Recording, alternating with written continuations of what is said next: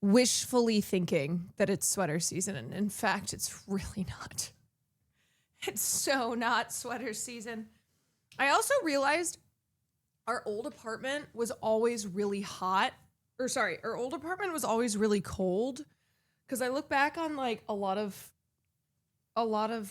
streams that I did there, and I'm always in like just the coats. Sometimes I'd be wearing coats. And this place is the opposite. It's always really hot. I do recommend Good Boy. Oh, is it out? Made you scared and emotional. Okay, don't tell us. Don't tell us, but does the dog die? But don't tell us. Theater adults are catching strays 12 minutes into a Caroline Kwan stream. Well, hold on a second. Let me take a look. Because I haven't looked at this video yet. It came across my timeline today, but I haven't actually watched it. Okay, so the caption is, New Hell on Earth just dropped.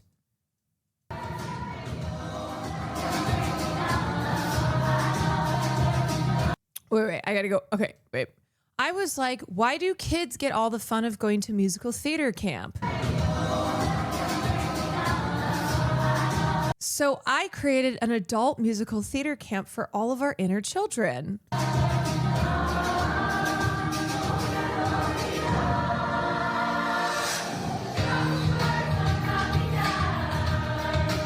Camp sold out. 40 grown-ups spent a weekend together singing, dancing, and letting loose with their new theater-loving friends.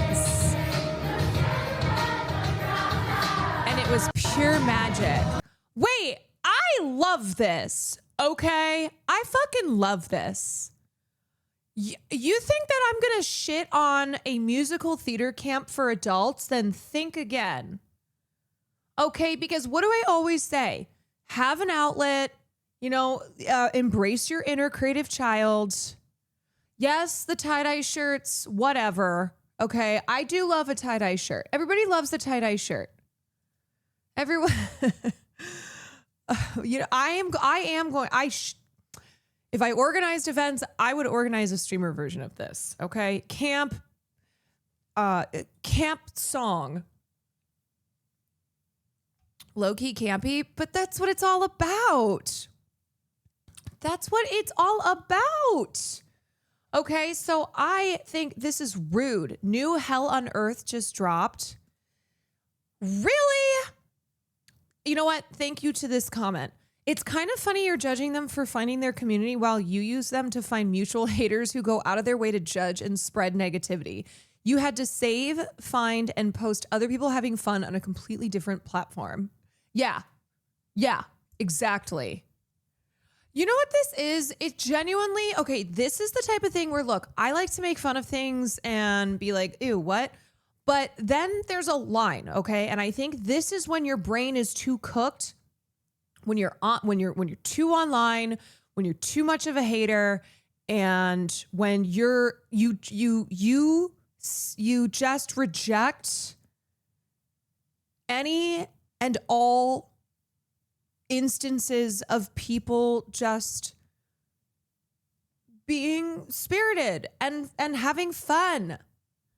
Why are Twitter baddies so mean? What happened to the concept of kindness? This is what I mean. And I'm not trying to be all like cheesy and what, you know, okay, I talk shit too, but it is the like lack of sincerity. That's what it is. It's people who are they are so broken down and so cynical and just, you know, it went from hating certain things to just being a hater of all things. Just a hater of all things. Like, really, right now with everything going on, this is new hell on earth? Really? This is what we're calling new hell on earth? Is adults who are doing musical theater camp? Come on. People are more afraid of being perceived as cringe than anything else. Yes, and I think that's what this is, okay? I think that this is the area of like, ooh, it's cringe, like, oh, look at how cringe they are. I would never do anything like this. I would certainly never embarrass myself in this way. I'm like, I don't think you would do anything. That's the problem. I think you would do nothing. And therefore, you will never be in a position for somebody on the internet to look at you then and go, oh, you're so cringe. Look at how like sincere you are. Look at how much fun you're having.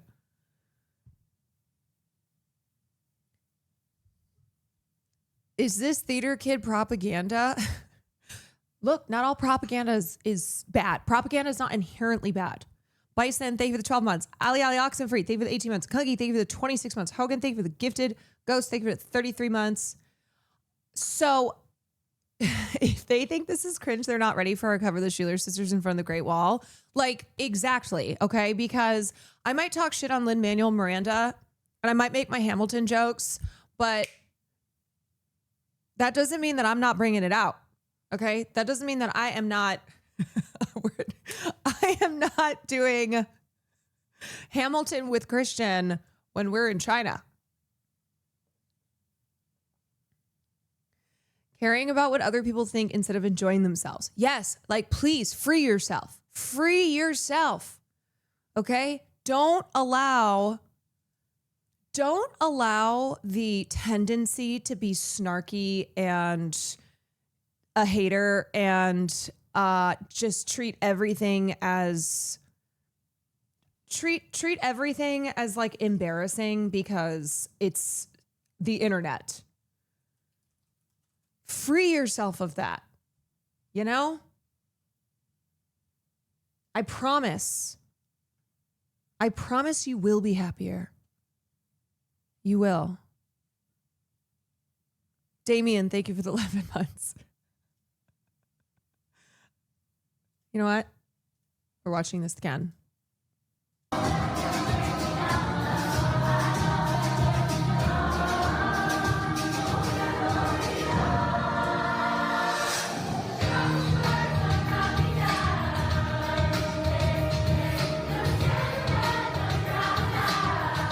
I'm not kidding you. If I could get my mom to do something like this, I would sign her up immediately.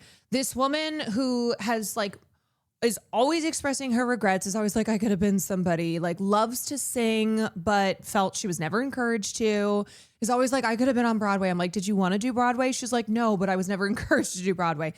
This is something that like my mother would benefit greatly from, you know, in this era of her life where she is kind of struggling with her kids all being grown up and being older. And she's always had a creative soul, and she needs an outlet for that.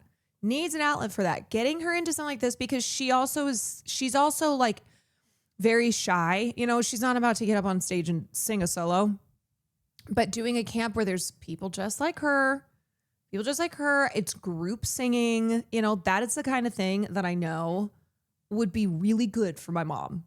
It'd be really good. And she'd be so excited about it.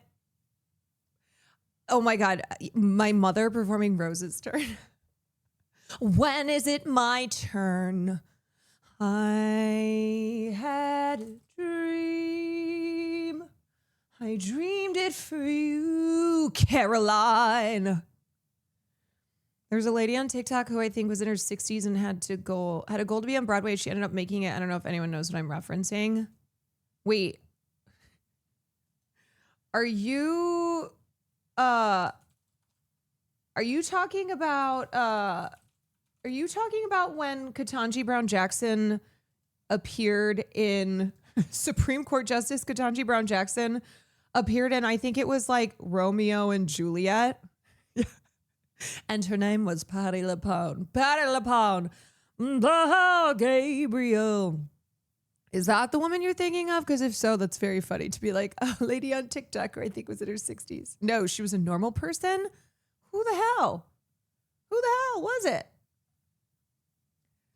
I had spine surgery a few weeks ago. Your students have been helping me a lot during recovery. Thanks for making this downtime a lot less boring. Oh, I hope you have a quick and good recovery. And thank you for the 8 months. I'll get the link. I need it. You guys know I'm not on TikTok, so I don't know these things unless they make it over to Twitter or other places where I am. Okay, but anyway, it's these same people that spend their lives oppressing themselves and take that self-hatred out on everyone around them. I just honestly, I'm going to be so for real too. I'm going to be so for real. Also, Sky, I already know what you're linking. I already know what you're linking. We will look at it. There's so much bad shit that's happening, and so many people who are promoting evil. And like, there's so much AI slop and just bullshit in every corner. So forgive me if a group of adults wearing tie-dye shirts learning musical theater songs at a camp is not going to have me being like, yeah, that's the new hell on earth that's just dropped. Because there are plenty of hells on earth. There are plenty of hells on earth and hells on earth that are constantly dropping. And so, no, this is not one of them. Theater adults are going to sing in public spaces or camps wearing tie-dye shirts. Which would you prefer? How about both? I support adult whimsy. I really do. One of my philosophies in life is that when you do not nourish your creative soul, because I do believe that everybody has that inner child. Everybody has that need for creativity. You know, most people aren't going to like pursue it professionally, and most people aren't going to be like, aren't going to be insane talents in the creative arts, but that doesn't mean that we don't all have that need. And so I think when you suppress that, when you're like, ew, cringe, oh, that's stupid, I do think I think you do a disservice to yourself. I think you do a disservice to yourself, and you do a disservice to others. I do. Gianmarco talked about on Stavi's podcast being in an acting class and doing an exercise restating characters Daniel Day-Lewis in my left foot for a day. That's amazing. Sig Fenmel, thank you for the 2 months. Minor Threat, thank you for the 25. Alyssa, thank you for the 10. Hogan, thank you for the gifted. But group singing in church and praising isn't literally the exact same thing as this. Oftentimes, like, get the fuck out. Let me say, I love singing so much. Like, I love being in a chorus. The only thing that I liked in church was getting to be a part of the church choral group. And we didn't just do church songs. We didn't just do Catholic songs. We would have rehearsal once a week. We put on shows. We did Godspell. We did stuff like that. But it was just the like, look, I hate the rest of this shit. I don't care about any of this stuff. But it was just getting to be a part of a group where at least once a week, I mean, on top of the other choral groups I was a part of, but like at least once a week I was getting to sing. And that was good for me. That was good for me. My theory is that a lot of super Christians just love singing. They're like, I don't even care what it is. I just love to sing. How great thou art. And the truth is, as much as I hated Catholic Mass, there were a lot of beautiful Catholic songs. Gorgeous. And like in the halls of our great church, how the sound, I mean, the acoustics were crazy. Just like gorgeous songs, really good choir. You're Catholic? I was raised Catholic. I'm not Catholic. I was raised Catholic, but I was saying that getting to be a part of the choir and sing was like the only thing that I liked. And the reason that I didn't want to just kill myself in the pews every single week when I was forced to go. There's that one girl who thought she was super religious. Then she went to a concert and realized she just liked live music. Yes, I remember her. She was like, wait, I think I just really love live music. Hold on. I thought I was really religious, and it turns out that I just love music. Some songs about Jesus absolutely go off, I'm afraid. That's what I'm saying, okay? I'm saying, like, some songs really slap. How Great Thou Art, full choir, gorgeous. Gorge. And then during Christmas was my favorite because we would always sing. We would always sing.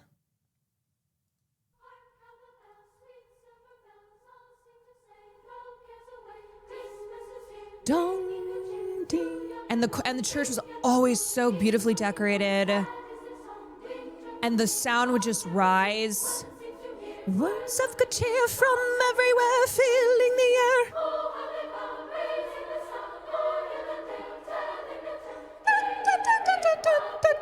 Ah, cheer, Christmas is here.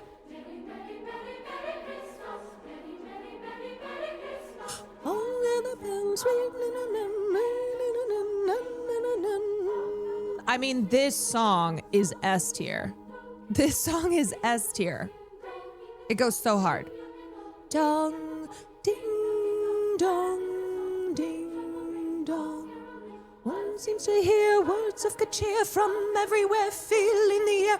Oh, how they sound raising. Even having to do the alto part, which was not as fun as soprano, it was still good. Merry, Merry Christmas, Merry, Merry, Merry, Merry Christmas. Yeah, see, you know what I'm talking about. The scene in Home Alone. Scene in Home Alone, chills, still chills. Like, you know who has one of the best all-time choirs is the Mormon Tabernacle. The Mormon Tabernacle Choir is one of the most prestigious and greatest choral groups. They go incredibly hard. They go incredibly hard. The Mormon Tabernacle. And they are, I mean, that is like top tier, very prestigious. Manong Hassan, thank you for the 27 months. Alex, thank you for the 3. Noon, thank you for the Prime. Maria, thank you for the 15 months. Jack, thank you for the 32 months. Okay, wait, where's that TikTok of the 60-year-old lady who made it to Broadway? I was looking at the way the blue lights were shining, bringing out the freedom in your eyes. Yeah, you know, that's what I was going for.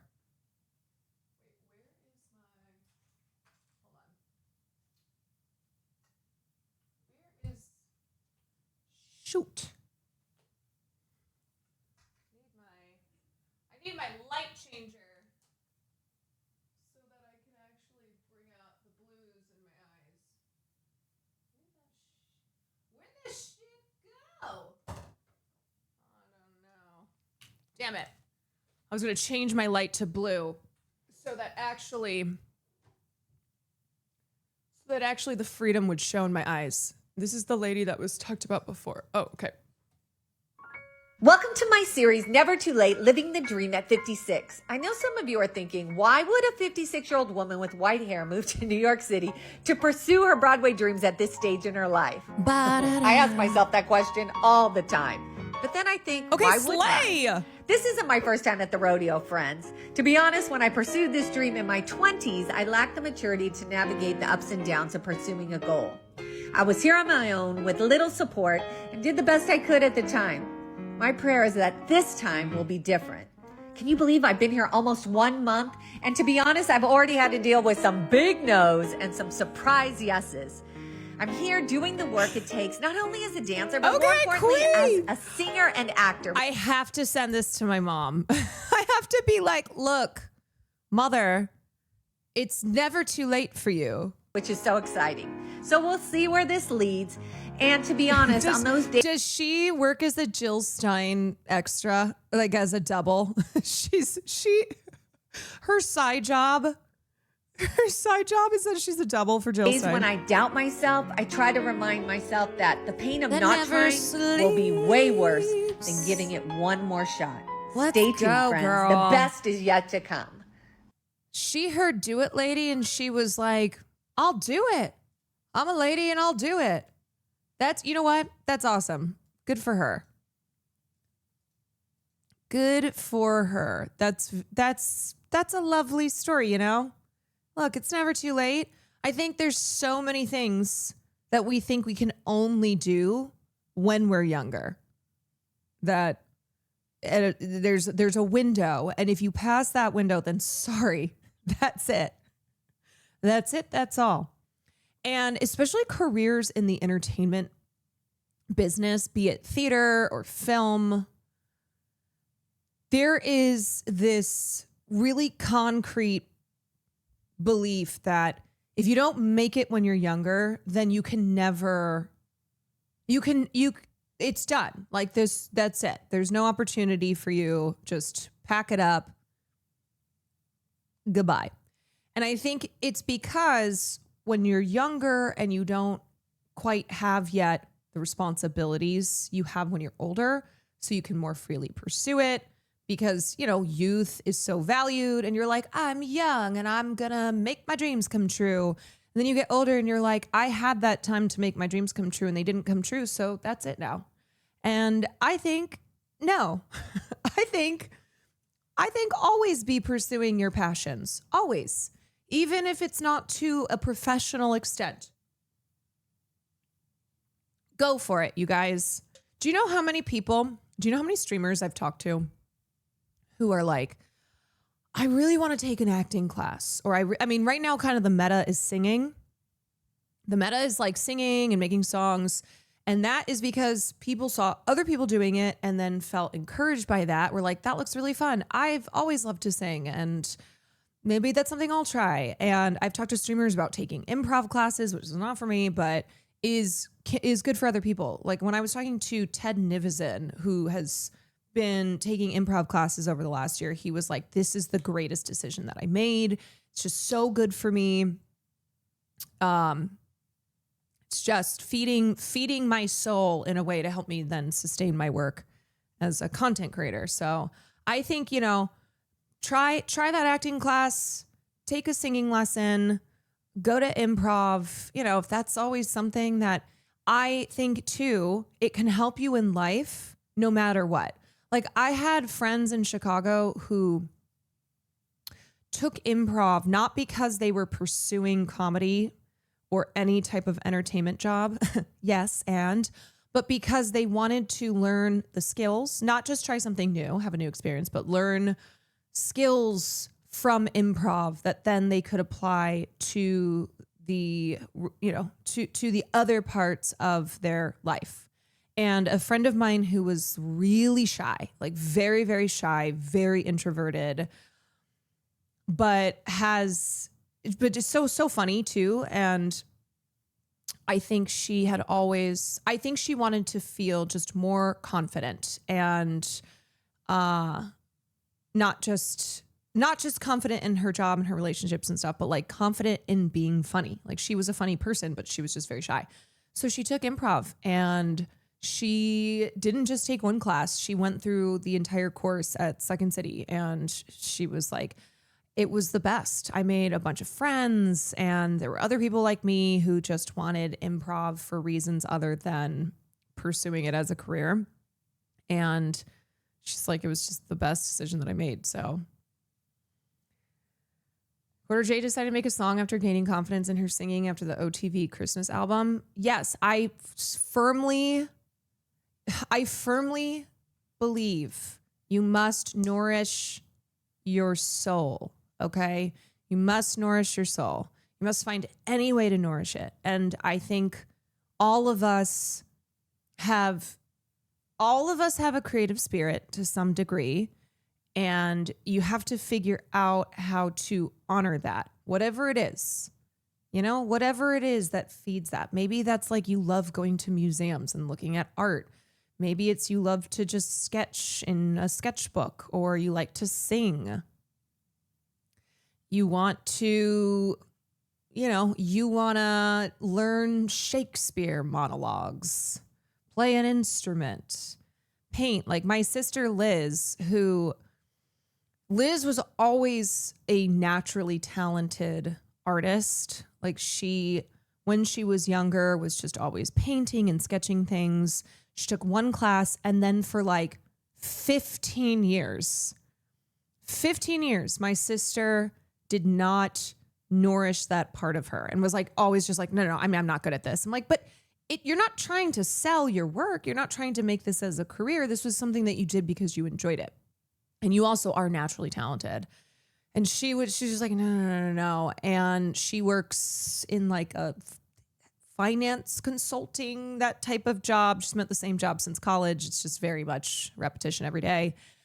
And finally, this past year, she signed up for an art course. She did. And she's been taking classes once a week. And she said that her teacher was surprised because it was supposed to be an intro class. She said her teacher was surprised that she was already way past what usually beginners would be at. And so her teacher's been throwing more and more stuff at her. But, you know, it's that kind of thing where it's like you think about it, you take the leap, right? You take the leap. And hobbies are so important. Hobbies are so important. And sometimes because of capitalism, your hobbies become commodified, and then you no longer actually have a hobby. It's now this is my job, and you can lose the joy from that as well. So I think just making sure you always have something for yourself, right? Making sure you always have something for yourself so you don't have to just look at everything as like, well, it's got to be a business. I can't just do this because if I'm not making money from it, if this isn't a business, then it's a waste of time. I'm 30. Is it too late to start streaming? How old was I when I started streaming? How old was Will when he started streaming?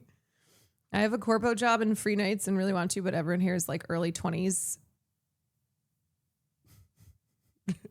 And everyone older seems like they've always been on here for years. Yeah. Mike was 35. Mike was even old. Yeah. There are people in their 30s. Okay. All right. You guys got jokes. Okay. You guys got jokes. I was 30 years old when I started streaming. Will was 30 when he started streaming.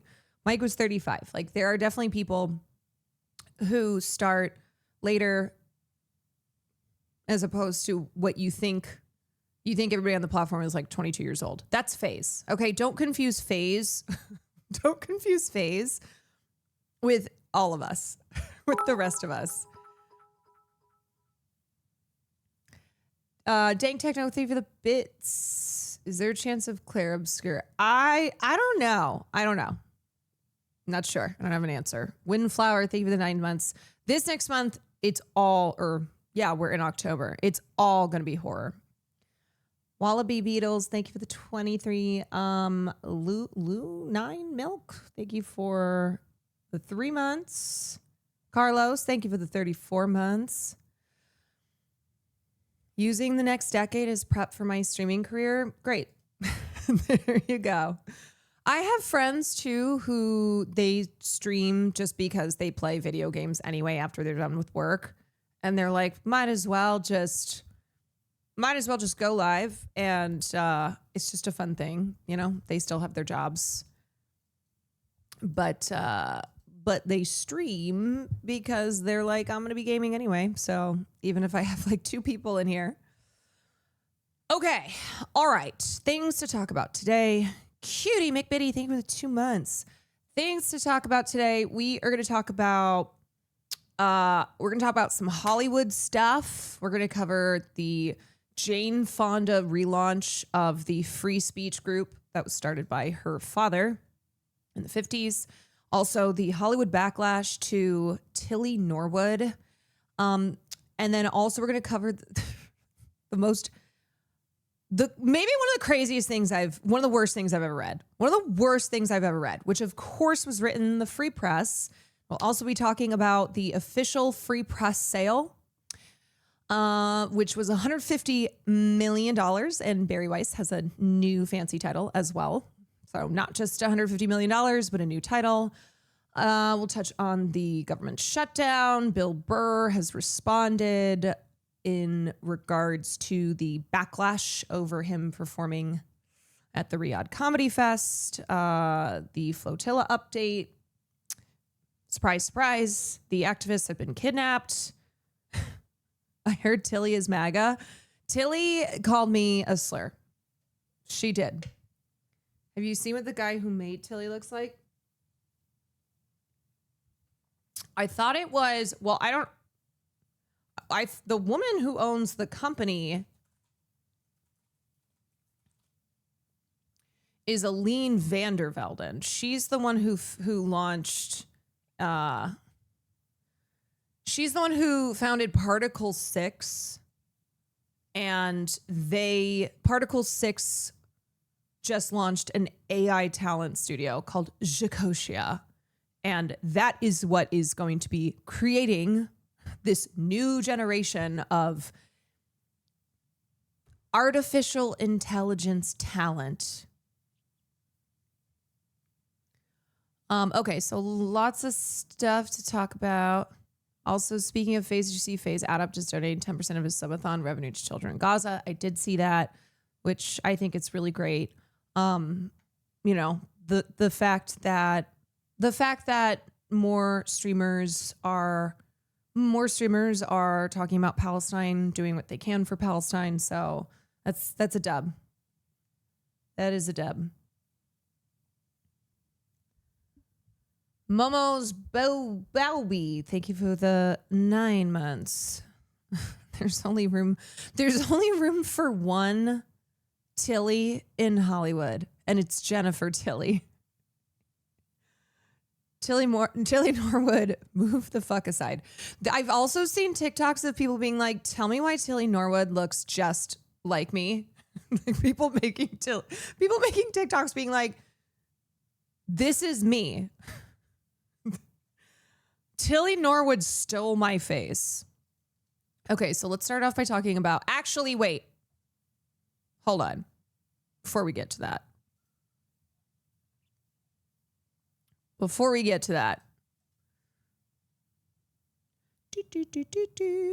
me find. I'm the most famous girl in this racist country singer. The line on the title track, Ego Death, where you say something like, I'm the most famous girl in this racist country singer. I'll be the biggest star at this racist country singer's bar. You want to name names? Could be a couple different. It could be a couple, but I'm always talking about Morgan Wallen. I don't give a shit.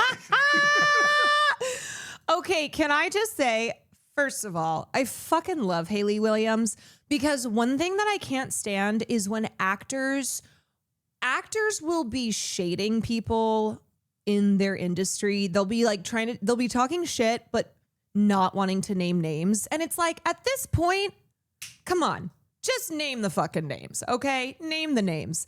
Hayley Williams is like, oh, I have no problem with that. It's always about Morgan Wallen. It's always about Morgan Wallen. That's who I'm always talking about. Okay, so just some context to this. In Hayley's latest solo album, Ego Death at a Bachelorette Party, she has a song. She has a song with the line, I'll be the biggest star at this racist country singer's bar. And she is talking about Morgan Wallen, obviously. I mean, well, not obviously. That could go for quite a few. But I think she has before called out Morgan Wallen. And I think, didn't we talk about that when we were listening to her album? I'm sure we were like, this has to be Morgan Wallen. Like, this has got to be. To quote Kendrick Lamar, fuck sneak dissing. If I catch flight, it's going to be direct. Thank you for sharing that doc last night. You're welcome. We thought it could be Jason Aldean. Yeah, I mean, I guess there is more than one racist country singer who has a bar. Who is Morgan Wallen? Okay, so Morgan Wallen is one of the biggest country stars, if not like the biggest male country star right now.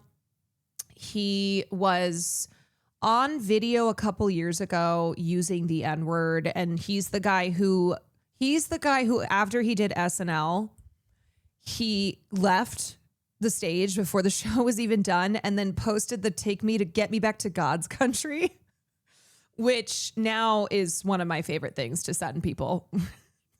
Like, if I'm somewhere where I don't want to be, I just send a friend that screenshot from a private jet, by the way, like a picture of the private jet that he's flying. He's leaving New York on, saying, "Take me back to, get me back to God's country," which is now my favorite thing to say. Like, get me back to God's country. And by that, I mean my couch. God's country being my couch. So yeah, that is Morgan Wallen, a very successful country singer who Haley Williams does not fuck with. He also like threw a chair off a bar roof, shit like that, just getting intoxicated in public and doing those kinds of things. Speaking of country stars, Nicole Kidman retires drag king persona Keith Urban.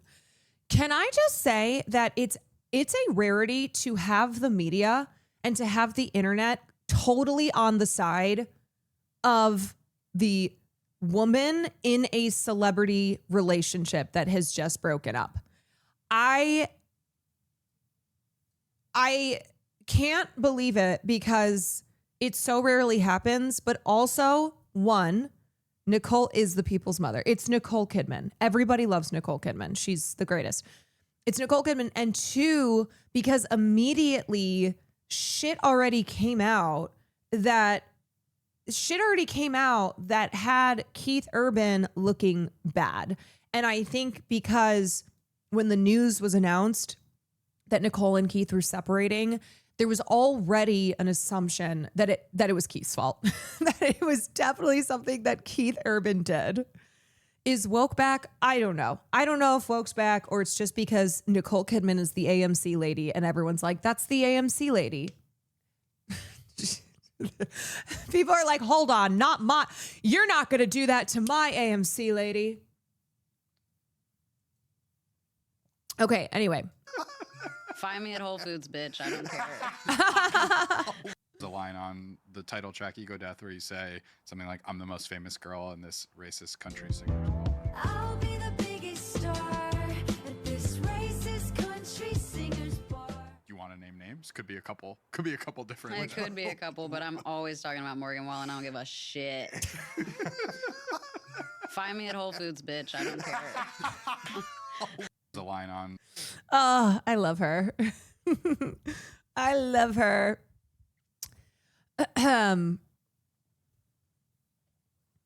So glad I can finally say Keith Urban was dead weight and not good enough for her. Yeah. You know what? This is the kind of energy that I am here for, okay? I am here for celebrities, just unless they're Nicki Minaj. All right, Nicki Minaj, somebody has to stop her. It's enough is enough. We are so far past it being enough. Nicki was on Twitter calling Cardi B's daughter a little girl. There's a child. Nicki was calling her a roach and a monkey. A 6-year-old child. Calling her, like saying she's ugly and calling her a roach and a monkey. Yeah, that's where Nicki is. That's where she's at. She just, I said this yesterday, but I think Nicki is like 2 steps away from reaching Kanye West territory. I just worry that if someone in her life does not get her, is she not already? The reason that I say like not fully Kanye West territory, because she hasn't reached the levels of like saying death con the Jews, you know? She has said really terrible things. But as far as like Kanye's just full on embracing being a Nazi, you know? Like putting a swastika on his shirt, expressing his love for Hitler, just doing that kind of shit. Huffing laughing gas.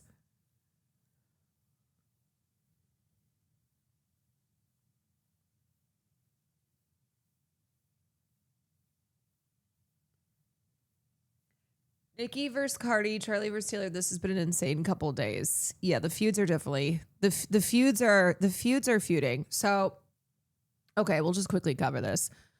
Oh, brother, Nicki Minaj and Cardi B are feuding again. It's gotten really ugly since Monday. The two women have been going back and forth. And what sucks is that if Nicki Minaj had not been so insecure and so jealous about other black female rappers, they could have teamed up. They could have teamed up and joined forces and put their power together. And instead, what this is internalized misogyny. This is, no, it can only be me. And it's like, girl, there is such... Men dominate this industry still. And there is so much misogyny and so much bullshit that female artists have to deal with, that black women have to deal with. Why could you not? Why did it have to be always a competition with the other female rappers? And the thing is, Cardi says some nasty stuff too, but I fear she's saying true things that you just shouldn't say. Yes. Yeah. Yeah. Okay, so they've been going back and forth, hurling insults, dragging each other's children into their beef. It's really spiraled out of control even for these two. And if you've only seen a few stray tweets pop up on your timeline, you might be confused about what is happening at all. Okay, so these two have disliked each other for years and years. The specific incident you might be thinking of is when their feud reportedly turned physical in September 2018 at the Harper's Bazaar Icons party during New York Fashion Week. After months of arguing about Minaj's verse on the Migo track Motorsport, things exploded at this party with Cardi allegedly throwing her shoe at Minaj. You probably remember the image of Cardi leaving the party with her head held high and a giant knot bulging out of her forehead. Suffice it to say, these two have not been on good terms since. So, what resuscitated this feud? From what I can tell, the mere fact of Cardi releasing her new album, Am I the Drama, is what set this whole thing off. Nicki has deleted a lot of her tweets. She also does that. Nicki tweets a bunch of shit and then will delete it. But she reportedly kicked things off by tweeting $4.99, which is the promotional price of Am I the Drama. And then Nicki tweaked the lyrics to Cardi's song Magnet and turned them into a diss. A, B, C, D, E, F, G, Nicki wrote, surgery to look like me, tell the rat and tell Jay-Z, Rico fraud and perjury. A, B, C, D, E, F, G, falling off the charts with a big belly, she continued, an apparent reference to Cardi's pregnancy. Running trains, barefoot, still smelly, still you could not outsell me. Like, girl, just stop. Just stop. Not everything has to fucking be about you. She did the same thing with Meg and Hiss. Yes, because it's just Nicki for years now has been like, I am number one, no matter what. It's me. I'm the only female rapper in town. All of you are just trying to be me. You're all like pathetic wannabes. You are in my shadow. And it's the way that she stays relevant. Honestly, the only times that Nicki Minaj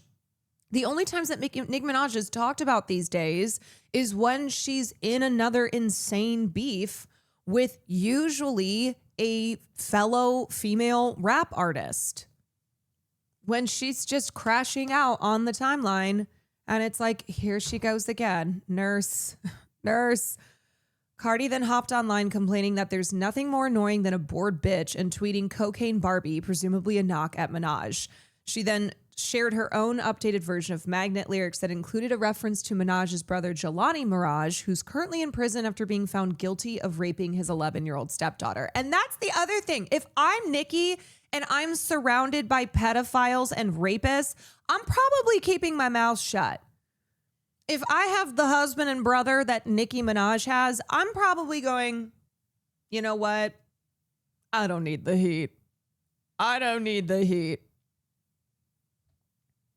Minaj continued her offensive, repeatedly calling Cardi Barney and sharing AI images of Cardi as the purple dinosaur. Eventually, Cardi told Nicki to act her age. Why do you keep bringing up my album? It's not the gag that you think it is, Cardi wrote. You've been in the game for like 16 years. You need to compare yourself to your peers that started around your time. Rihanna, Taylor Swift, Drake. Those are the numbers that you need to be competing with, and you can't because you're doing lower than all of them. I was in high school when you came out. What the fuck is you comparing yourself to me for? It's true. She's like, girl, times have changed. This is not the same industry as when you were coming up. What do they say about each other's kids? This is where things get really upsetting. On Monday, Minaj tweeted, raw dog and pregnant with the fourth babe, Barney B, BV, HPV, allegedly. This was the final straw for Cardi, who's currently pregnant with her fourth child. Her first was Stefan Diggs. She claimed that Minaj had to go to fertility doctors because she couldn't reproduce from all them perks scrambling your eggs. God. Not allegedly, Lord protect my babies. Minaj then wrote a lengthy post denying that she had fertility issues. Like it's got nasty. It's got nasty. That she had fertility issues and shaming Cardi for her pregnancies in language that I honestly cannot bring myself to type here. She then took a serious tack, admonishing Cardi for using infertility as a jab before pivoting to juvenile insults and calling Cardi's 7-year-old daughter Culture ugly. Can you imagine that you're 7 and an adult woman is calling you ugly because she's mad about your mom's album? They continued to trade truly awful insults about each other's children until Wednesday afternoon when things appeared to briefly have died down. Are Lotto and JT involved in this? No. In the middle of her tweets about Minaj, Cardi was also dealing with the fallout of a leaked phone call she allegedly had with Ice Spice's manager, James Roseman Jr. That's why there's a bunch of tweets where Cardi is talking about a guy named James. Why you want to act dumb? Cardi says in an alleged phone call, you don't know. I'm going to show y'all I'm not Lotto. I'm going to beat her the fuck up. I'm knock her the fuck out. Cardi later felt bad for bringing Lotto into things and posted an apology on Tuesday, adding that she would privately buy her a bag. As for JT, the City Girls rapper was actually going at it with Cardi's sister, Hennessy. Okay, so this is a whole other thing. JT had been insulting Cardi, prompting Hennessy to call her a gremlin-looking bitch dying for attention. If we go any deeper into this, we'll be here all day, but all you have to know it has nothing to do with Cardi and Nicki. What about Jay-Z? Well, Jay-Z has been the target of Minaj's ire for several months now, and it seems like she was just in the mood to get him in the mix. In the middle of her back and forth with Cardi, Minaj accused Jay of wearing a wig. If we're being honest, this is kind of the only silver lining of the beef, only because the image of Jay and the wig did make me laugh. Okay, that's pretty funny. Jay-Z, take off that fucking lace front. It's so stupid. It's dumb. Okay, where do things stand now? After a short break, the women picked things right back up on Wednesday. Minaj directed a post to Culture directly, who it bears repeating is 7 years old. Cardi then called Minaj I think she probably deleted this because she deleted. Dear Culture, nope, she didn't. Your mom is pregnant with another monkey. Also, I have to say, like, Nicki, you know the racist history of the word monkey being applied to Black people. Okay, so what the fuck? What the fuck? She's so fucking racist. She's just so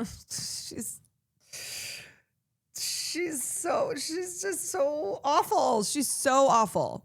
So awful. The gag is that she was jealous of a little baby boy simply because his hair was longer than all 4 of you bald monkeys put together. Jesus Christ. Calling Black kids monkeys. Really? Nicki? Really?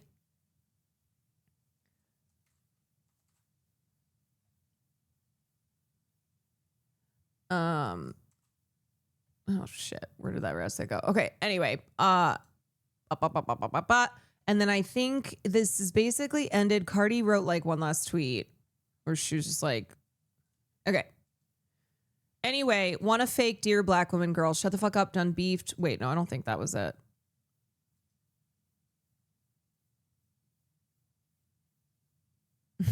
Dear Annika, Tanya, Mirage, this is my last time responding to you because this past Twitter now, I got to see you. But first, I'm going to tell you the truth. You said out your own mouth that the little girl in you haven't forgave your mother yet.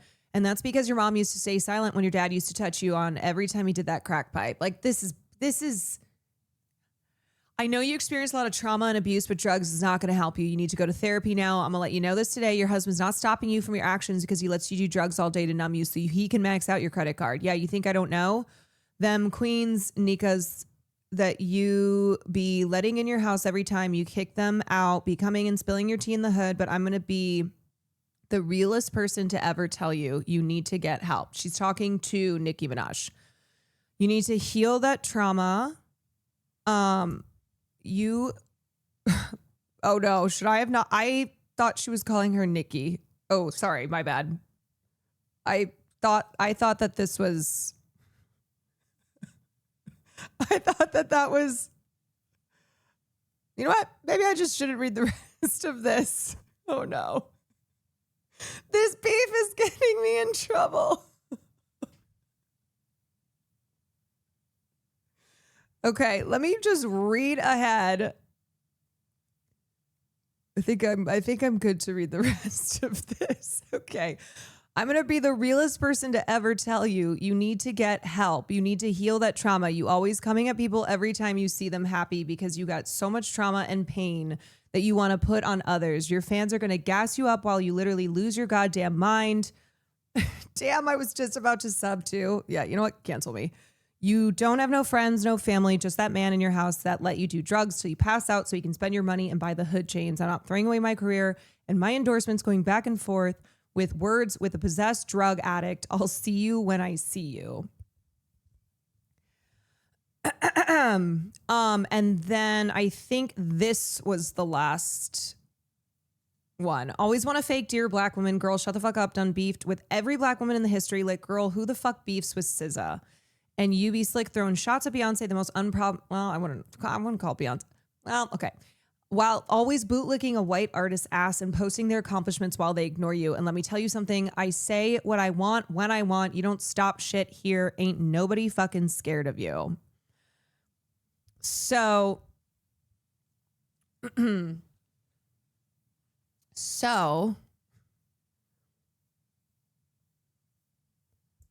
I hereby give you the pass. No. Nope.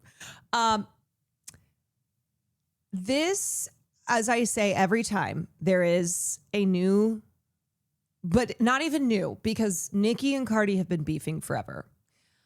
Nicki Minaj is haunted by the fact that she no longer has the relevancy that she once had, that she no longer dominates the way that she did.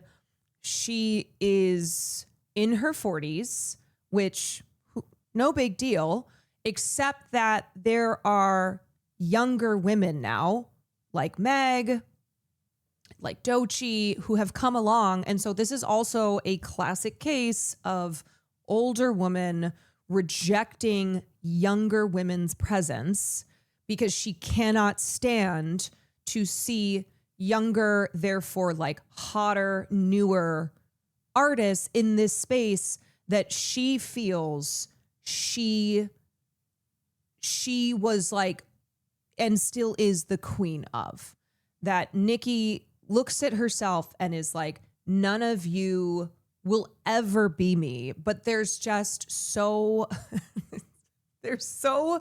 she is so warped. She's so warped by her jealousy. And so now the only times that you're hearing about Nicki is when she's going after a female rapper. Also Jay-Z. Gotta be for real. I'm not going to defend Jay-Z. I don't give a shit to defend Jay-Z.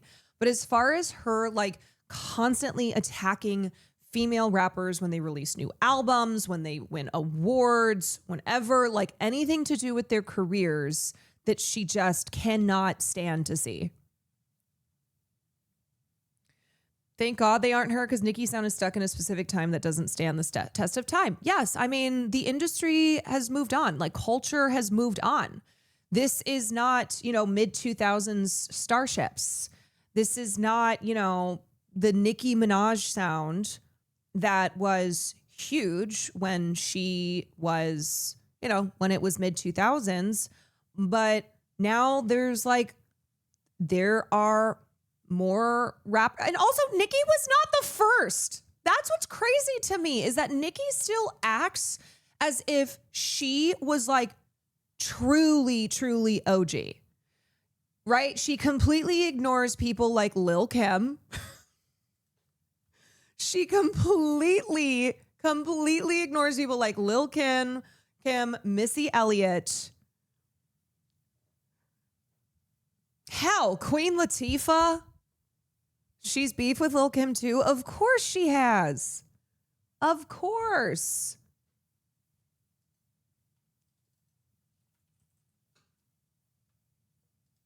Salt and pepper. I mean, that's the funniest thing about it, is like, well, the problem is Nicki rose during a female rapper drought, so she literally was the only one for years.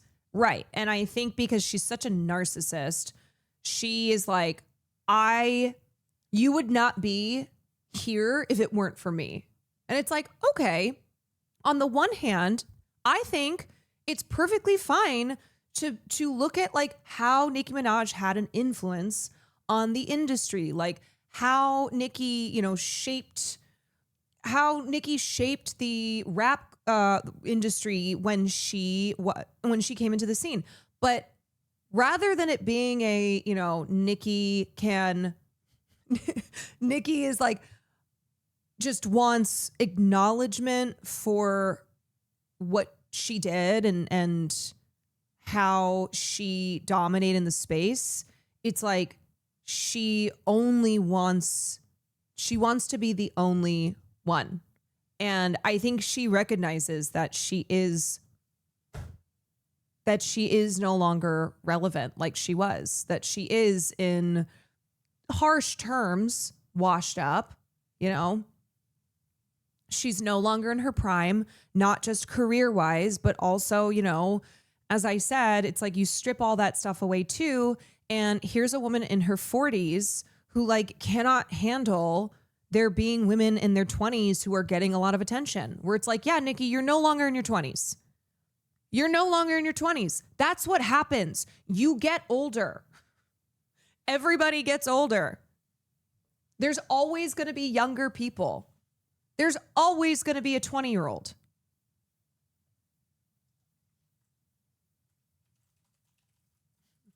Say it ain't so. Say it ain't so. Wait, really? Yeah, really. Anyway, that's kind of a summary of the latest Nicki Minaj and Cardi beef. And you know what's funny too, is that every time she's beefing with someone, it's always the person she's beefing with who's like, I'm done with this. All right, here's my last message to you, and then I'm done. SZA did the same thing, where SZA was like, I just want to talk about Mercury being in retrograde. Meg, same thing, where they're always like, you know what? You coked out, bitch. I'm not wasting my time on you anymore until you try to start this again some other day. Because she's exhausting. She just won't stop. And she just tries to, I think her strategy, aside from the coke, is just wearing people down. And then it always gets to this point that like lines are crossed, right? When you start talking about kids, when you start talking about children and saying things like calling them monkeys and roaches and calling them ugly, right? That's how fucked up that is, okay? That Nicki Minaj is calling a 7-year-old ugly and other terms that are racially offensive. Cardi also called and made fun of Nicki's son for allegedly being developmentally delayed, disabled. That's not cool either. Let me say, like, I don't think whenever there's a beef happening, I don't think that Cardi or whoever, or that Nicki, Jesus, that Cardi or whoever Nicki famously beefs with is always like 100% in the right. Granted, Nicki starts these beefs pretty much every time and is usually the one who takes it to that place. No, I know you're not on Nicki's side, but it is like this just gets nasty. And so it's, you just cross lines that no longer make it a beef between, no longer make it a beef that kind of qualifies as like, okay, let's keep this going.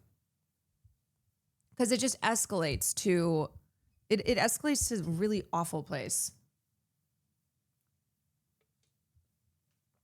I know no kids should ever be mentioned in whatever argument. They should be off limits.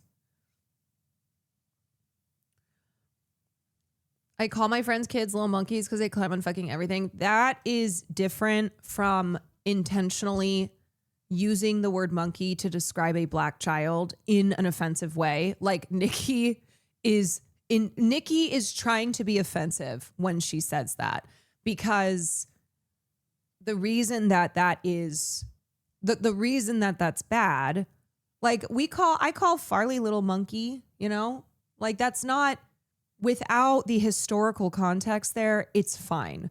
But when it comes to the racist history in this country towards black people and terms that have been used, especially with black children, you know, that is a very racialized term. And Nicki 1000% had offensive intent. Yeah, she wasn't describing and that's a good point too. It wasn't describing the actions of a child who's like climbing on something. It was describing the child in the child's appearance, and she just sucks. She just is awful. All right, you guys ready to see the worst thing that I read today? Lily Oraf, thank you for the Prime. Maddie, thank you for the 26 months. Clementine, thank you for the tier 1.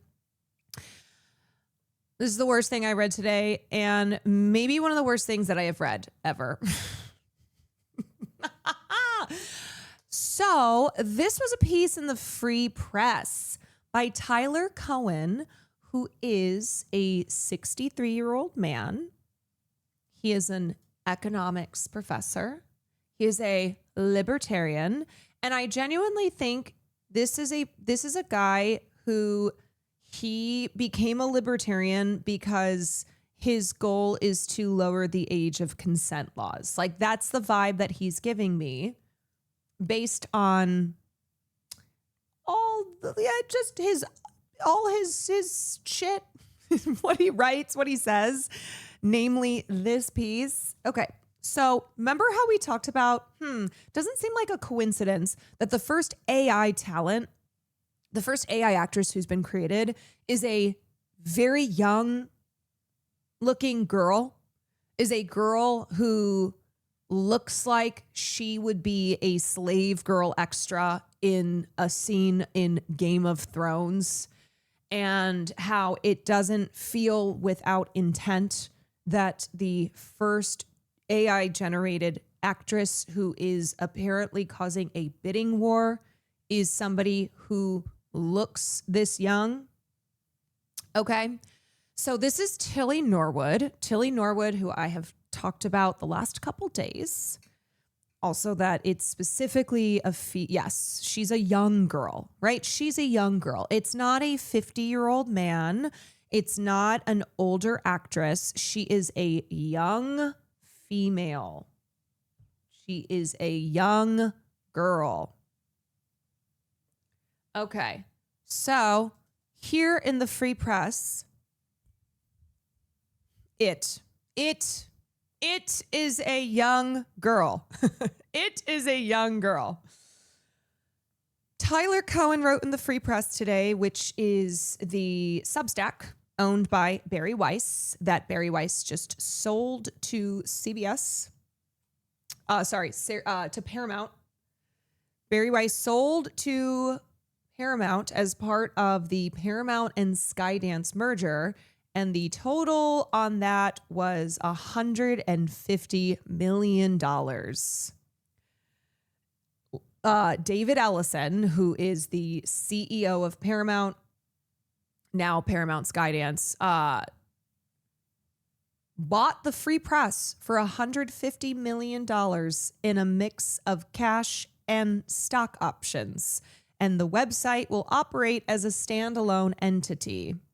And on top of that, Bari Weiss is going to be now the editor-in-chief of CBS News as part of this deal. So more on that in a second.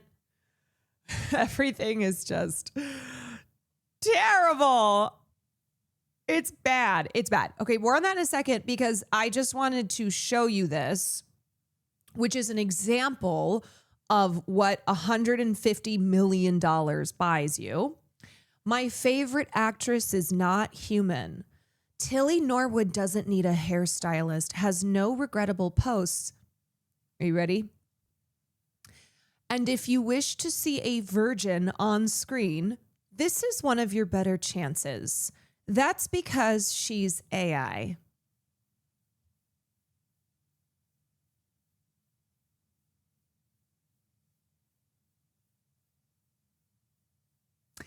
Insert the dokes looking suspiciously at Dexter when he's like, I know something's not fucking right with you. What? If you wish to see a virgin on screen, this is one of your better chances.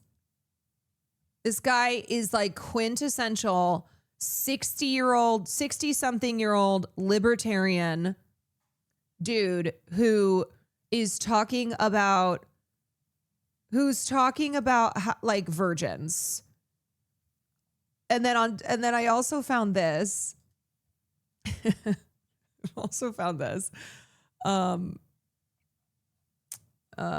Somebody or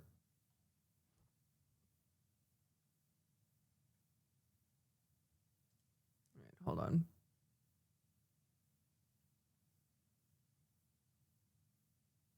Did I not save this? Let me see if I can find it. Wait.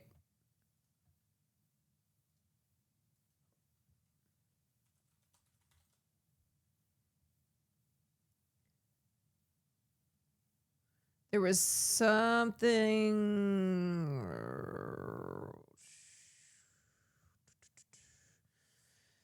There was like someone had posted on Twitter another time that Tyler Cohen is talking about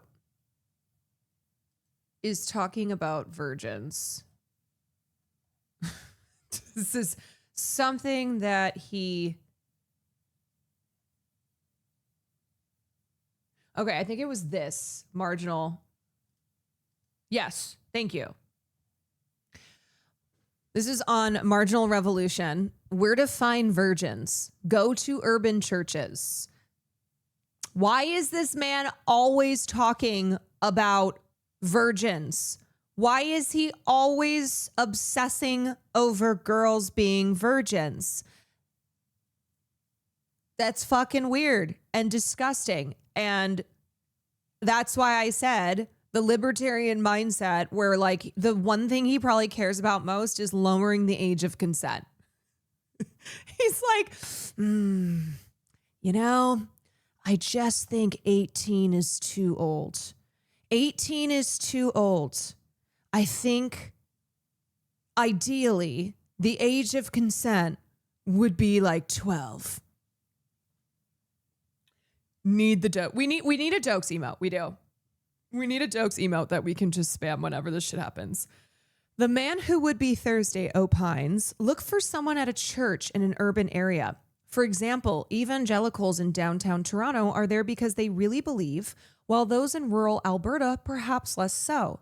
He also adds and explains why Find yourself a cute but not spectacular 22-year-old with a bachelor's degree. So remember how I often always say that whenever men are polled on what the ideal age of a woman is, it doesn't matter how old the men are.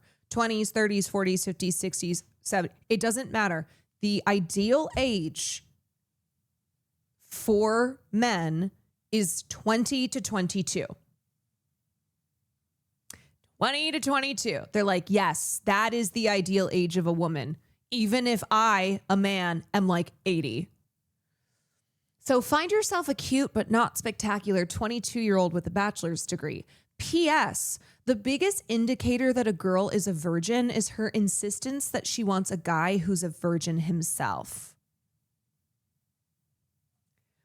Fucking gross, dude. Gross. And may I remind you what this man looks like? Okay? May I remind you that this is who's talking about virgins. This is who's placing a lot of emphasis on how great it is when young girls are virgins. So I can't remember who it was that tweeted, but it's like Tyler Cohen has only seen one movie and it was The 40-Year-Old Virgin. Ew, ew, ew, ew, ew. Also, just shave it, dude. Just shave it. He wants virgins so they have no reference for how bad the sex is. He's married. That's what's crazy. Tyler Cohen, he is married. His wife's name is Natasha. Yeah, he's fucking married.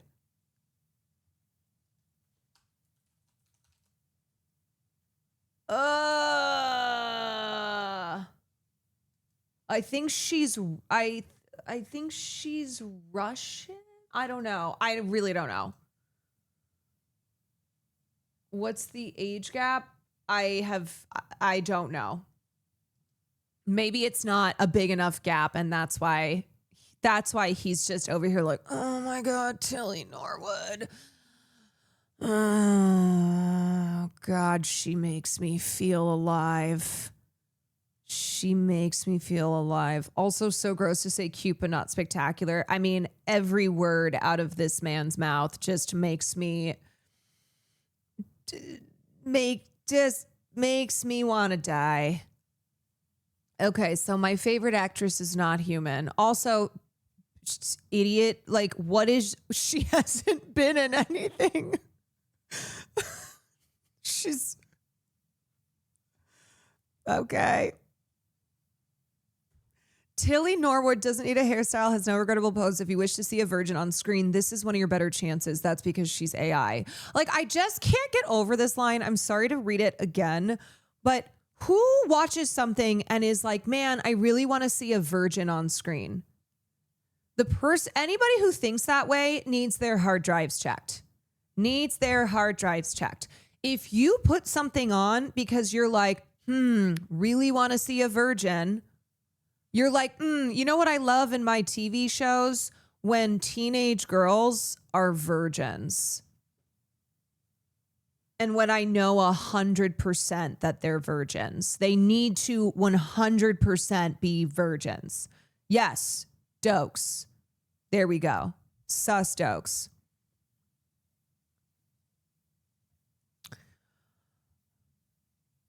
Okay. Tilly Norwood is the actress I most want to see on the big screen, or perhaps the little screen if she gets her own TV show. Do you know what this is too? And I said this when I first was covering Tilly Norwood. This to me feels like, you know what? We want to have a girl who looks 15 and put her in situations that are very sexual, but we don't have to, we don't want to have to worry about like laws and industry regulations and all of the boxes that we have to check. And so, you know what solves that? An AI actress, because she's not a human being. We don't have to worry about any of that stuff. We can just do anything that we want. Anything we want.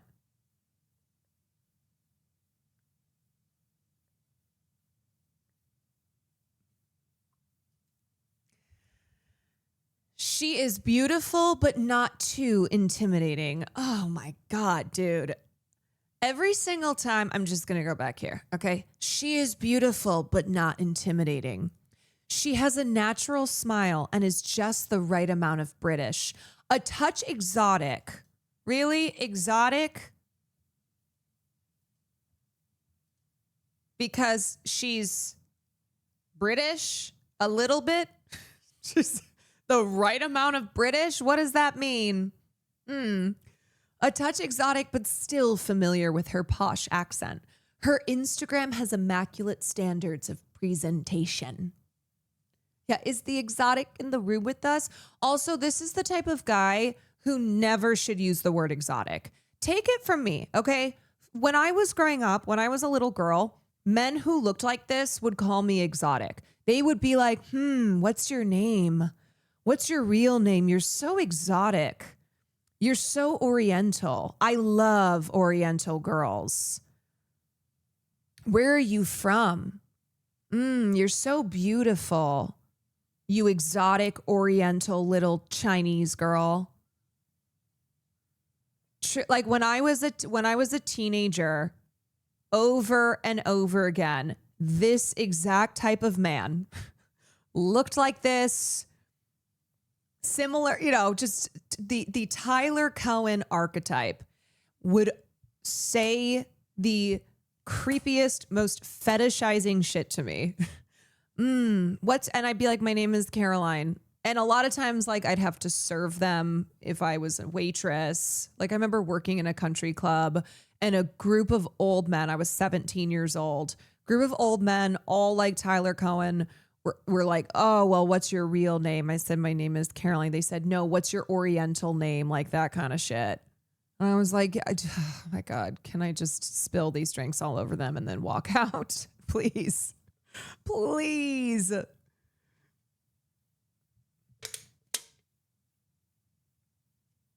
Oh God, I remember every write-up about Smallville back in the day had Kristen Crook referring to her exotic look.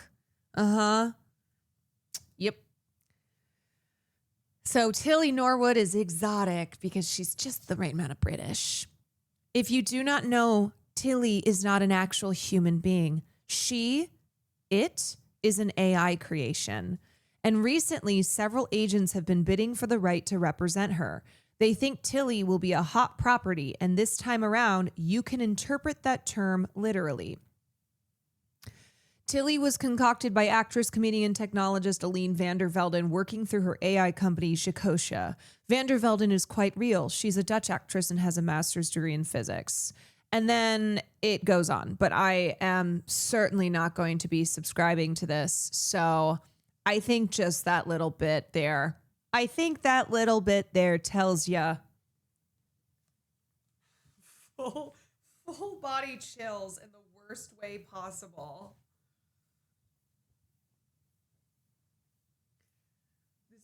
So many layers of gross here, a weird dehumanization of women. But here's the thing is like, we've already seen this happening. You'll see a post and it's like a post about how they are trying to recreate wombs and put them in robots. And men will be like, oh, ladies, it's so over for you. With the insinuation being that like, oh, we're going to fuck robots and impregnate them. So like, see ya. You'll have no purpose in this world. That kind of energy, like how AI, it's just we're here. Like we are here with this dehumanization, with this weird like this new fetishizing of AI, especially when you can create Tilly Norwoods, young virgins, and you know they're virgins because they're AI.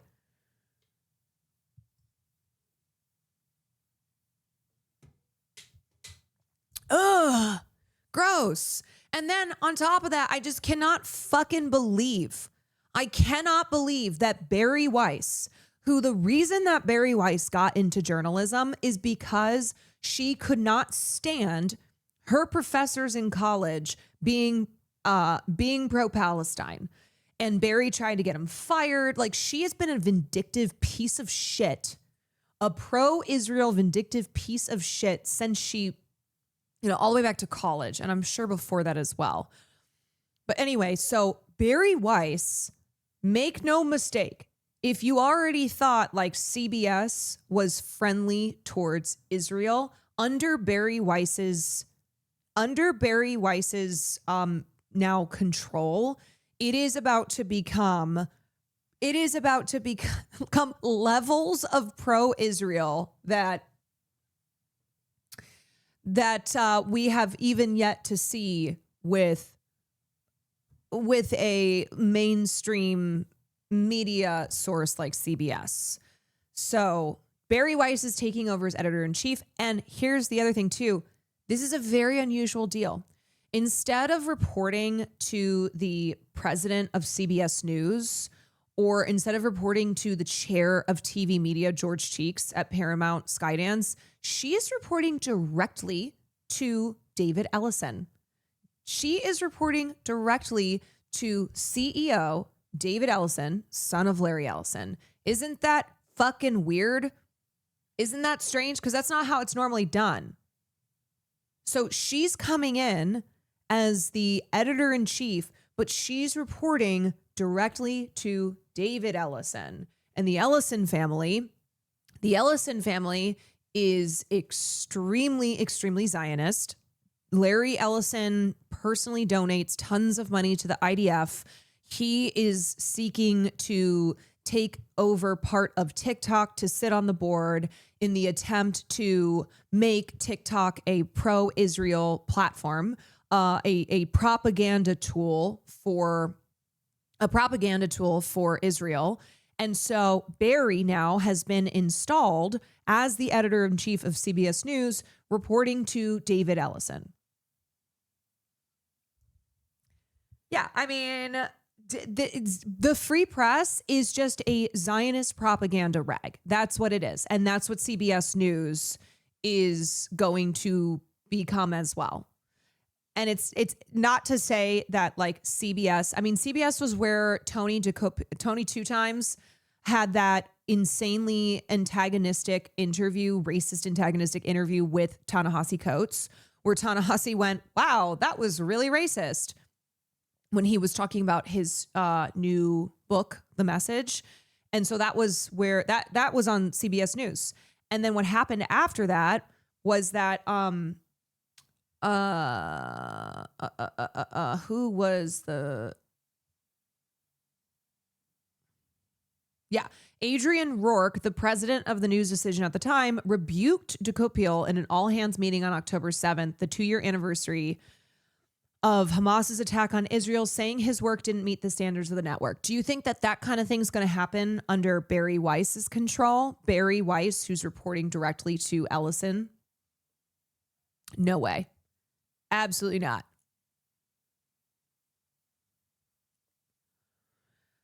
The free press is a joke. Okay. The free press is a fucking propaganda rag. It's not even like, it's one thing if the purchase is if the purchase is something that, yes, is still it's like unserious journalism, but extends beyond a Substack and extends beyond, like, Bari Weiss and the people who write pieces for the free press. It's not even good. Like, it's not even good propaganda. You know what I mean? Like, it's a lot of it is so juvenile. It's just a really unserious place over there. Easily #1 worst Nepo baby ever.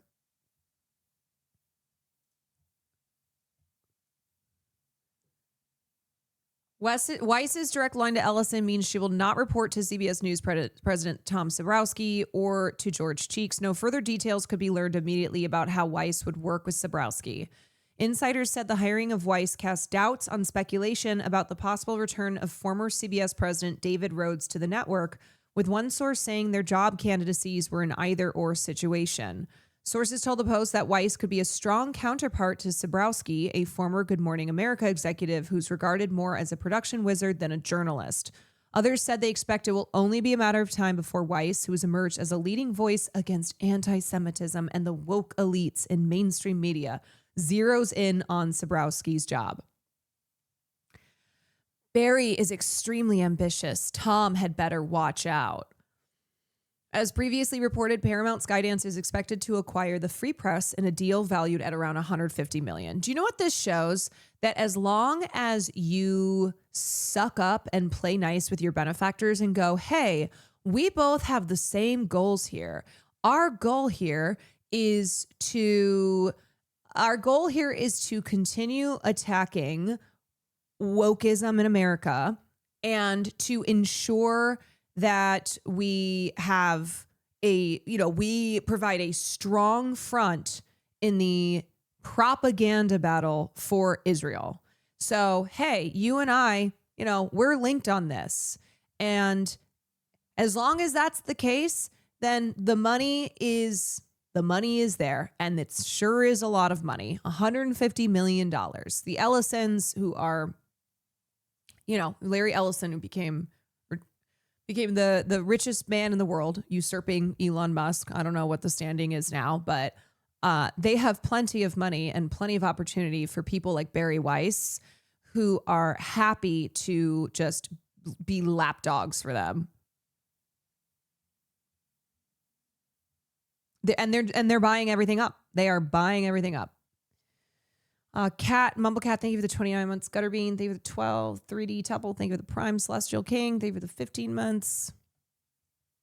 Others expect the new leadership structure to create a strain on the already dug-in culture at CBS at programs like 60 Minutes, which recently elevated longtime producer Tanya Simon to executive producer.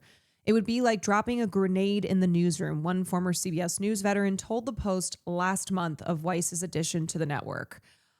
Oh, God. They are used to doing things their way, another source said of CBS News and 60 Minutes veteran staffers. News of a potential partnership has sparked anger at the news division, which has been under fire over its alleged left-leaning bias. Weiss has been closing in on a deal with Ellison for roughly a year, sources told the Post, but his overtures grabbed the attention of the media when the two were spotted in July at the Allen & Co. Summit, known as the Summer Camp for Billionaires in Sun Valley, Idaho. As previously reported, Ellison first approached Weiss about taking a top role at 60 Minutes as he looks to make major changes at the organization that will bring more conservative voices to the network. By the way, Bari Weiss, you want to talk about, it's like you want to scream about DEI, okay? People not having the experience, not being the right person for the job. Bari Weiss does not have any experience in regards to what her role as editor-in-chief of CBS will be. And yet it's totally fine because Bari is on the side. Bari is on the same side as those who are always screaming about how woke culture means that you have all these DEI hires, people who shouldn't be there and are only there because they're black or they're women or they're gay. She is so unqualified, completely unqualified, and yet keeps rising to the top, keeps going up, up, up.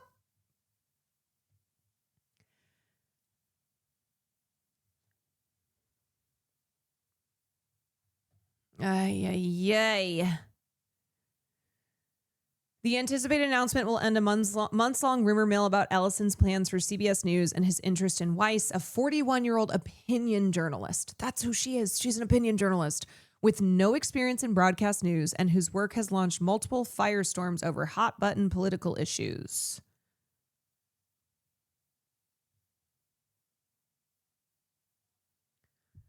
Ay, ay, ay. Y'all. Y'all, what are we gonna do?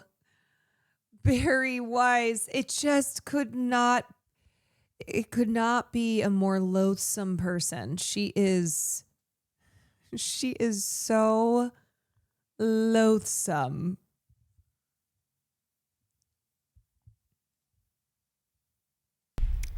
Okay.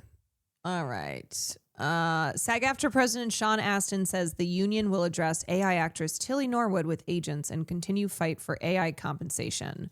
As AI performer Tilly Norwood continues to spark debate about the intersection of Hollywood and technology, the new president of the Actors... And by the way, guys, this is the beginning, okay? They are trying to test the waters here by introducing Tilly Norwood and trying to see the path forward, trying to create the path for having more and more AI generated actors and actresses, like performers in Hollywood. No, they are not going to stop. Sean Astin, who is the new president of the Actors Union, which, by the way, great because Fran Drescher had to go. So Sean Astin, Samwise Gamgee, is now the new president of SAG-AFTRA. He spoke to Variety about Tilly Norwood and said, I appreciate that this story has captured the imagination of people, but it's not the first shoe to drop. We had a 118-day strike fighting very hard to put AI provisions and protections in place. The teams at SAG-AFTRA have been in this fight for longer than people might realize. As technology continues to advance at light speed, we are going to meet the challenge. He also said that the matter will be addressed with the Association of Talent Agents. Our agreement with the ATA is important, and we look forward to a healthy, constructive conversation with agencies to make sure that we continue to help each other. We performers rely on our agents' judgment and their good work and their sincerity, and they rely on our talent and our marketability. The real issue at play is how our work is exhibited and what kinds of permissions and compensations we get for its use. When it comes to the synthetic star, Astin said that his union knows what this is and how to treat it, and that means leverage.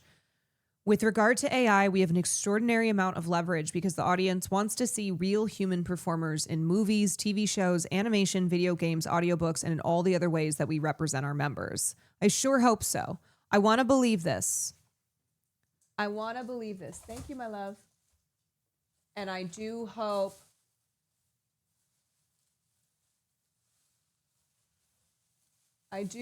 that it's the case. Hi, Far.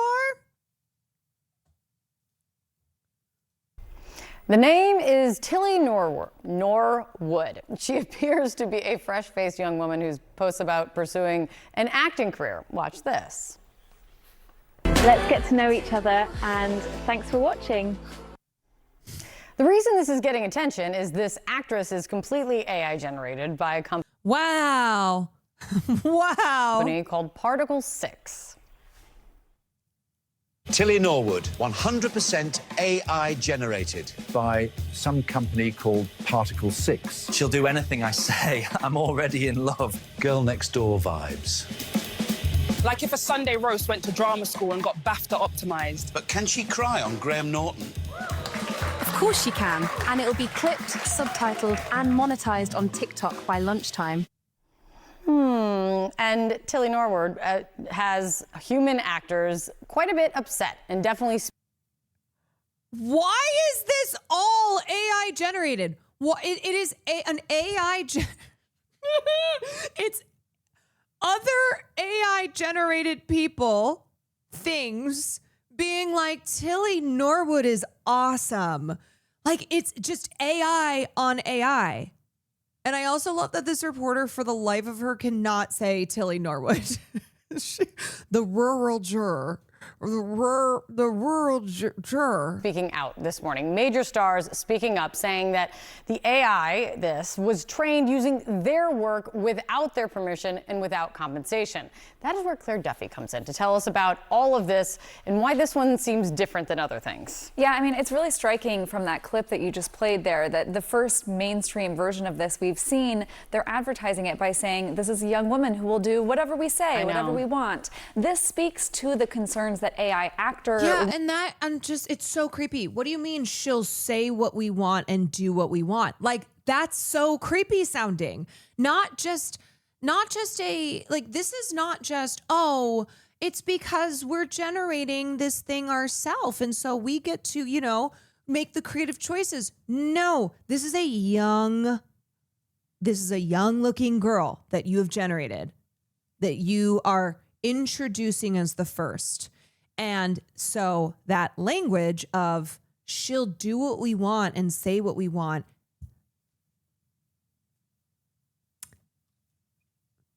Hit them with the dokes, okay? Hit them with the dokes. AI actors, human actors, as well as other creatives, writers, directors have been having that their work has been used to train these AI systems and that then those AI systems could go on to replace them. So this really has sparked backlash, in particular after there were reports that Hollywood talent agents have been looking to sign Tilly Norwood to shop out for acting gigs. We've seen a number of mainstream actors turning to this Instagram page to express their frustration. I just want to read some of these comments. Cameron Cooperthwaite says, this is incredibly thoughtless and frankly disturbing. I hope this backfires in every way humanly and, well, non-humanly possible. Mara Wilson says, you didn't make this. Hundreds of real workers, real photographers, camera operators, heck, even farmers made this. You took their work and pretended it was yours. And Sophie Turner says, that's exactly it. It tracks that the first thing Hollywood would do is make a girl that they have full control over. It makes perfect sense. Of course, the first AI generated actress. Do you think at some point they're going to make AI intimacy coordinators? Oh, no. This is to remove having intimacy coordinators. This is to remove any restrictions and guidelines and all of those really annoying those annoying restrictions and those jobs that we have to have. Simply, that we have to pay for. No thanks. We also are now seeing a statement from the Actors Union, SAG-AFTRA, which says SAG-AFTRA believes creativity is and should remain human-centered. The union is opposed to the replacement of human performers by synthetics. And they also say that they don't think that people want to see this AI-generated media. Now, the creator of this AI actress, Aline van der Velden, she's the founder of this company, Particle 6, she says this wasn't meant to replace human actors. She says, to those who have expressed anger over the creation of our AI character, Tilly Norwood, she is not a replacement for a human being, but a creative work, a piece of art, just as animation, puppetry, or CGI opened fresh possibilities without taking away from live acting. AI offers another way to imagine and build stories, but I have to imagine that's cold comfort to the actors who feel like this wouldn't exist without their work, and we're only going to see more and more of this as this and where that line improves. where that line is defined and when it is passed, if it is, of like live actors and very much created not live actors in replacing them. It's good to see you. Thank you so much. They should have done the Simone thing and pretended she was a real actress. Hello, quick PSA. After this video, you should check out these videos that I posted in the last 3 weeks. The algorithm has been very wonky lately, and so these videos are so close to hitting 100,000 views, but they haven't gotten there yet, and I would really like them to. So check them out after this. Thanks. How the internet fell out of love with Jamie Lee Curtis. You might see a familiar face. So much. How much you want to bet this will someday turn into the creeps putting out there that having a young AI woman will save actual young actresses from being sexually assaulted and creeped on? Oh, that argument's already being made. It's like, hey, this is good for this. This is actually, isn't this what you guys want? Like blah, blah, blah, blah. Where rather than just try and put an end to the exploitation, it's just exploitation in a different way. It's just a whole different set of issues.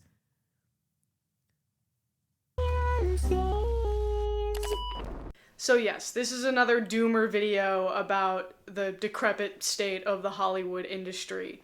But I want to start this story in an unexpected place.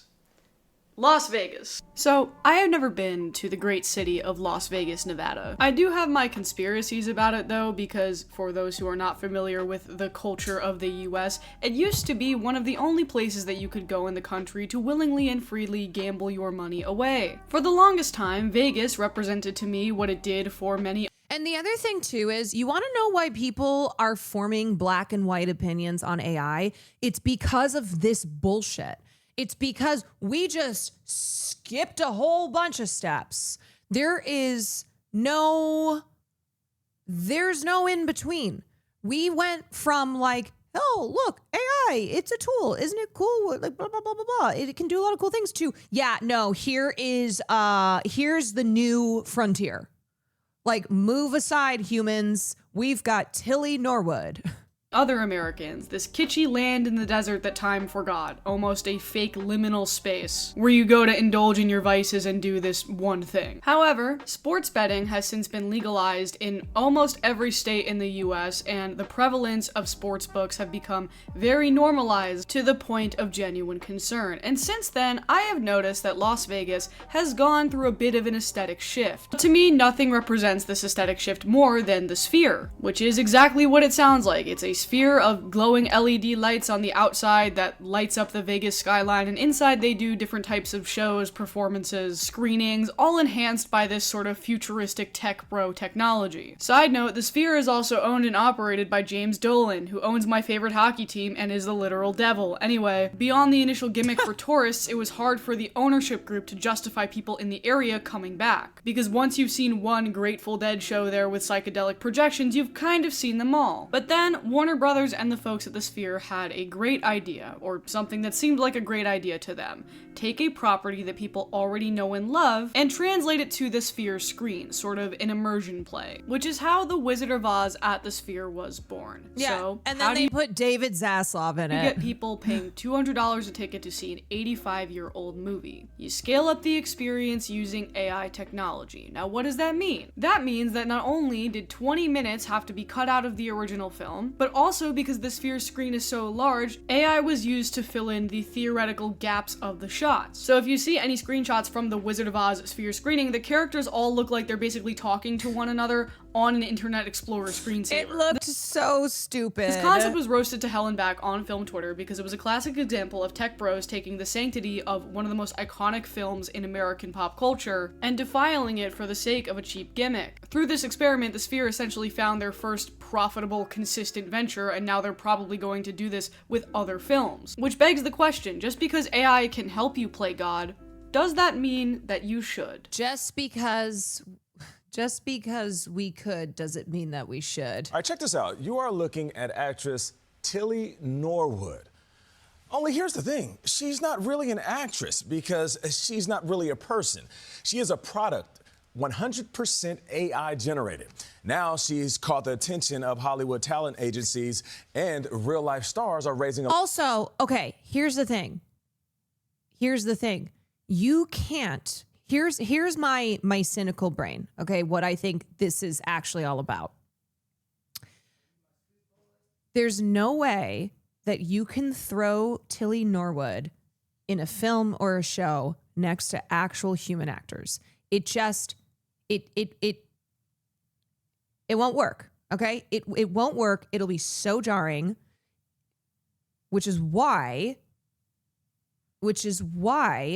I think the purpose is not, oh, Tilly Norwood is as an individual AI creation next to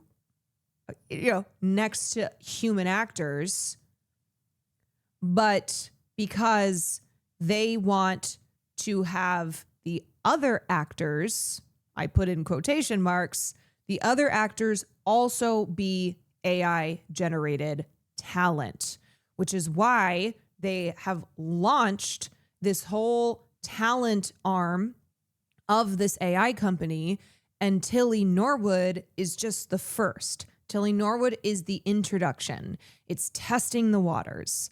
So they will just do a they'll just do a full AI cast.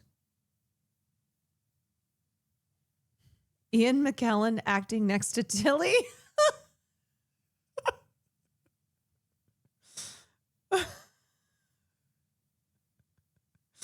I can't, can you fucking imagine? No, you can't.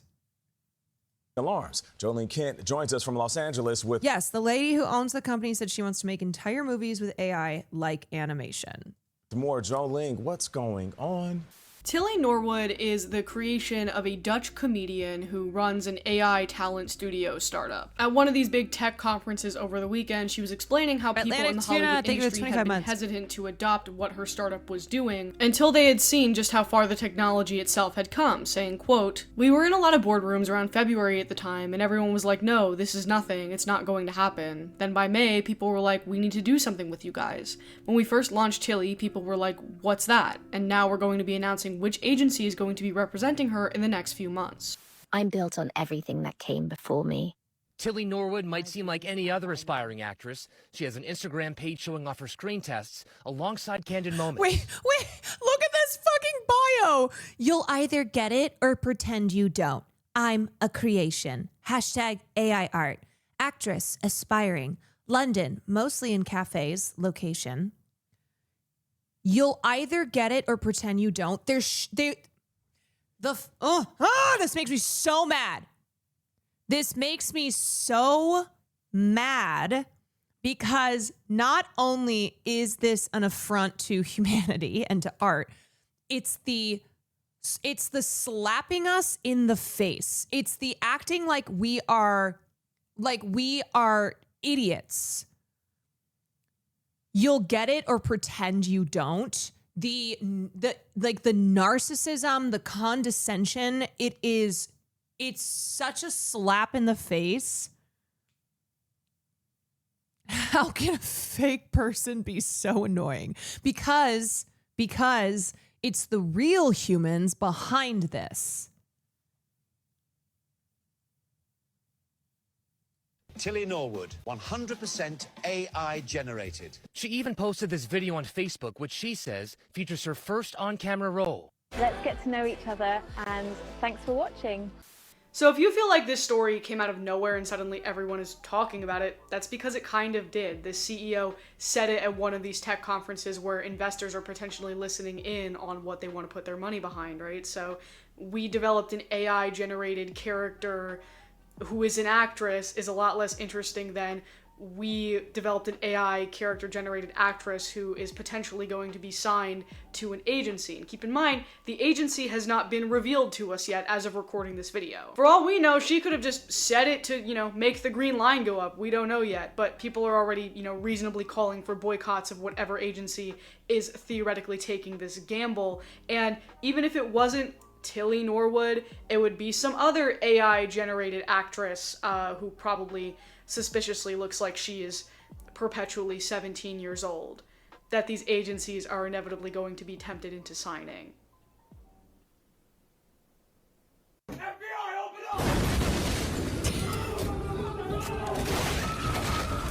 I guess a good place to start is mentioning the SAG-AFTRA statement. SAG-AFTRA is the union that went on strike back in 2023 on behalf of the actors working in Hollywood, and if you remember that whole thing, AI was a big part of that agreement because those working in the union did not want to have to contend with AI actors, stealing their jobs. SAG's statement reads, "To be clear, Tilly Norwood is not an actor. It's a character generated by a computer program that was trained on the work of countless professional performers without permission or compensation. It has no life experience to draw from, no emotion, and from what we've seen, audiences aren't interested in watching computer-generated content untethered from the human experience. It doesn't solve any problem. It creates the problem of using stolen performances to put actors out of work, jeopardizing performer livelihoods and devaluing human artistry." If you've been on Spotify recently, you might have seen a band called The Velvet Sundown on your feed.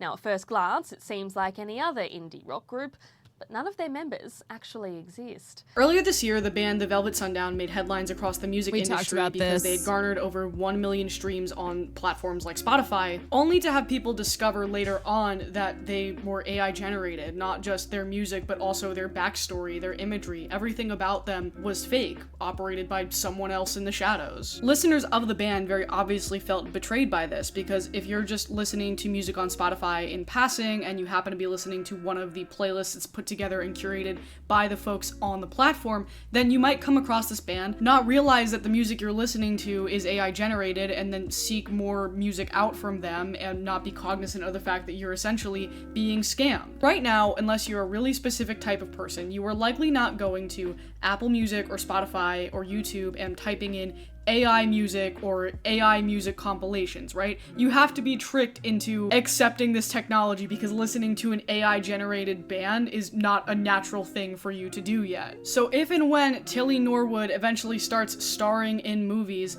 us chronically online folks will understand the danger and the harm in that and likely boycott whatever film that they happen to be in as a result. Not me they-theming the AI. I don't know. This is all uncharted territory. Yeah, and by the way, Spotify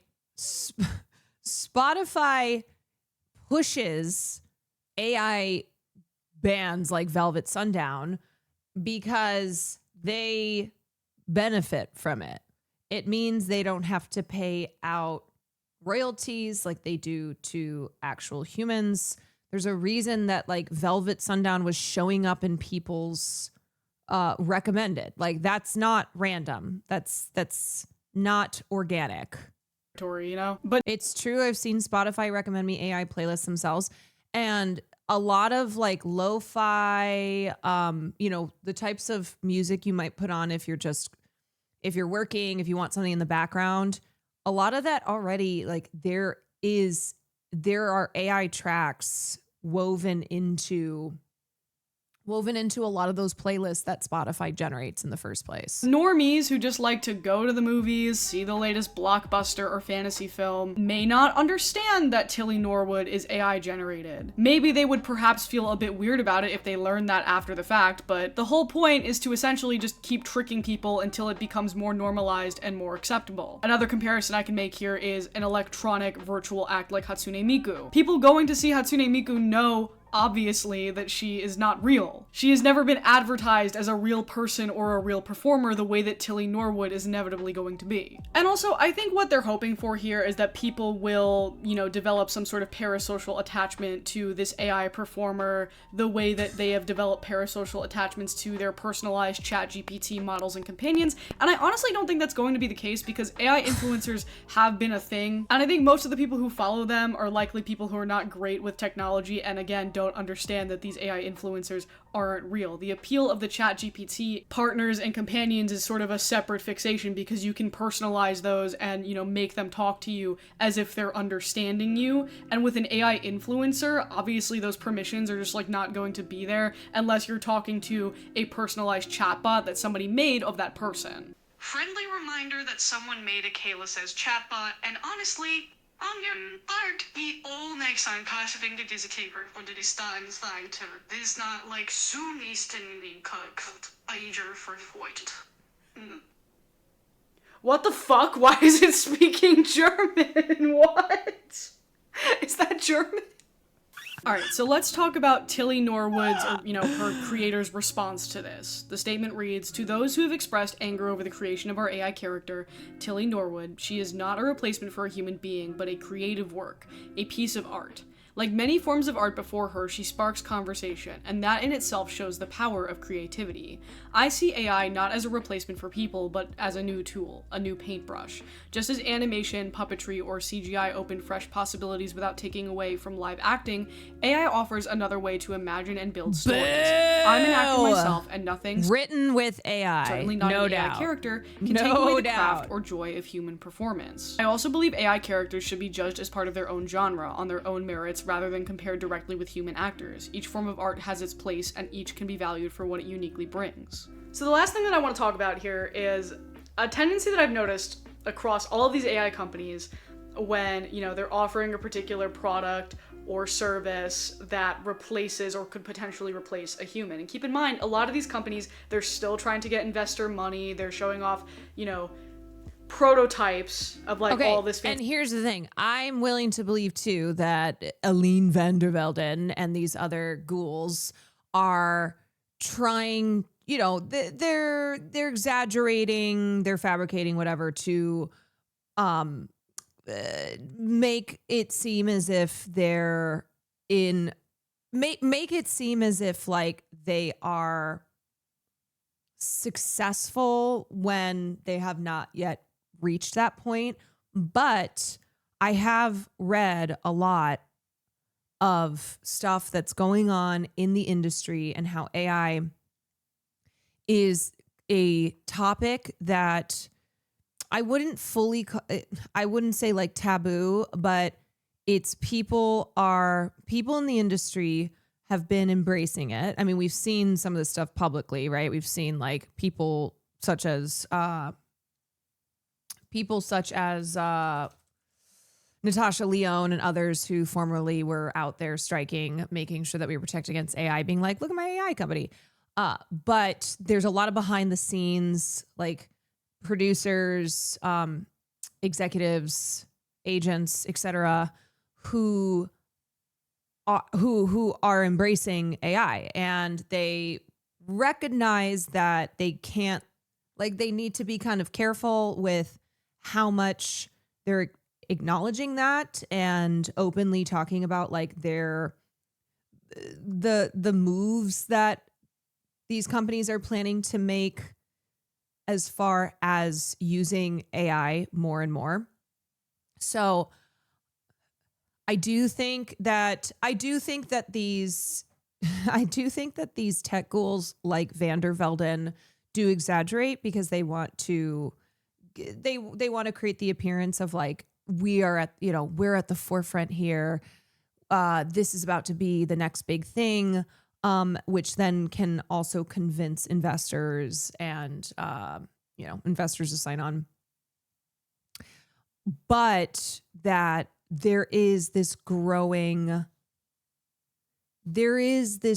sentiment in Hollywood that AI is the future, that this is going to be a way to save lots of money, to produce things more cheaply, and that, well, everyone else is going to be doing it, so why shouldn't we as well? We don't want to fall behind. It's always a PR lie when they say it's not meant to replace people. Of course. Technology, of course. What They'll it can always do without... they say that because they see the backlash. They see the backlash and they're like, "Ooh, okay, we gotta do a little bit of PR here and be like, no, it's just a tool. It's not going to replace you. We value human creations, but also like this is a new frontier and it's really exciting, and it's creativity all the same." Thinking through or publicly revealing the implications. It's not meant to replace you of those yet. Things. And so a lot of times they're like, well, we're starting a conversation. A conversation about what, girl? The thing I hate the most every time an AI company comes under fire or has some sort of backlash for some kind of stunt like this is that they all resort to the same buzzword speak about AI characters or AI generated images just being tools or a separate medium, that they're not meant to replace the equivalent of whatever the human expression is in that industry. Tilly Norwood has great genes. But my issue with this is they never explain what the AI character is supposed to be or represent, if not a literal replacement for an actor who could have taken that job. If there is an AI actor saying lines and performing stunts in a film, then it's a reasonable leap to assume that before that AI actor was hired for that job or licensed for that job, that previously, before this technology existed, a human would have been doing it. If you're here in New York City, you might have noticed some of these Friend AI ads scattered around the New York City subway system. According to the CEO of Friend AI, this is the most expensive subway system campaign in the city's history. The CEO reportedly So spent over gross. $1 million to put these ads everywhere. And if you're unfamiliar with what Friend AI is, it's an AI necklace, basically. It's an AI piece of wearable technology that listens to your conversations and makes recommendations and gives advice based on what it has recorded. There are a lot of implications here that people don't like, mainly the fact that it's being branded. Wait, I know that girl.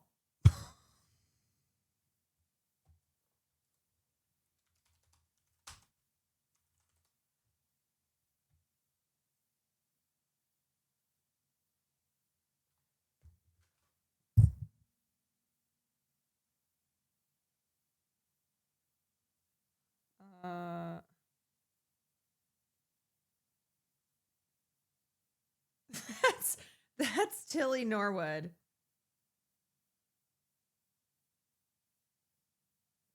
That's so crazy.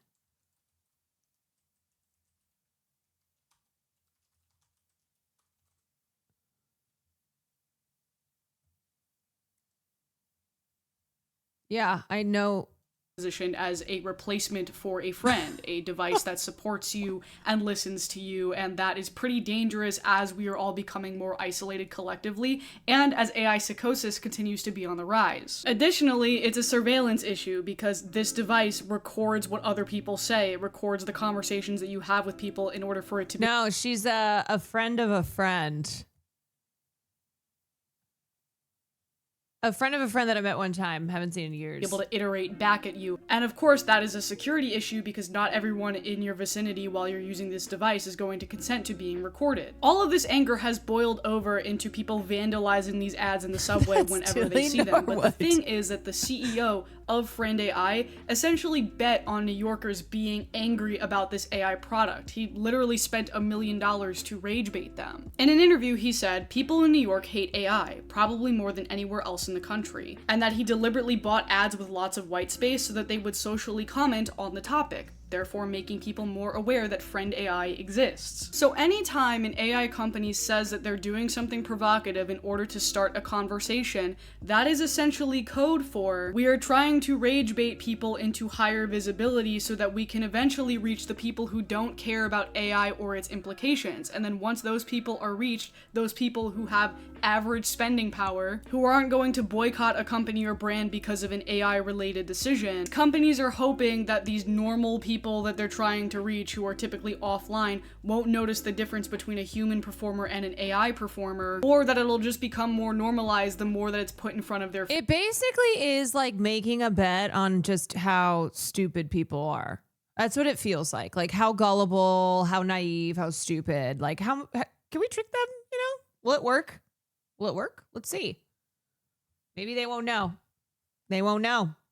Only one way to find out. No, I haven't watched the Taylor Lorenz video on AI Slop yet. People kind of don't care about it anymore, and the AI enjoyers or the AI ambivalent consumers become the majority and drown out the vocal AI minority. Unfortunately, there is no solution here because it's what these studios want. They just don't want to come out and say that it's what they want yet because it's still taboo and controversial. I guess the best thing we can do collectively is spread rumors about Tilly Norwood so she gets canceled before she ever has a chance to have a career. And then years from now, I'll be on stream and people will suggest to me to do a How the Internet Fell Out of Love with Tilly Norwood video, and I'll say, I was there in the trenches when nobody liked her in the first place.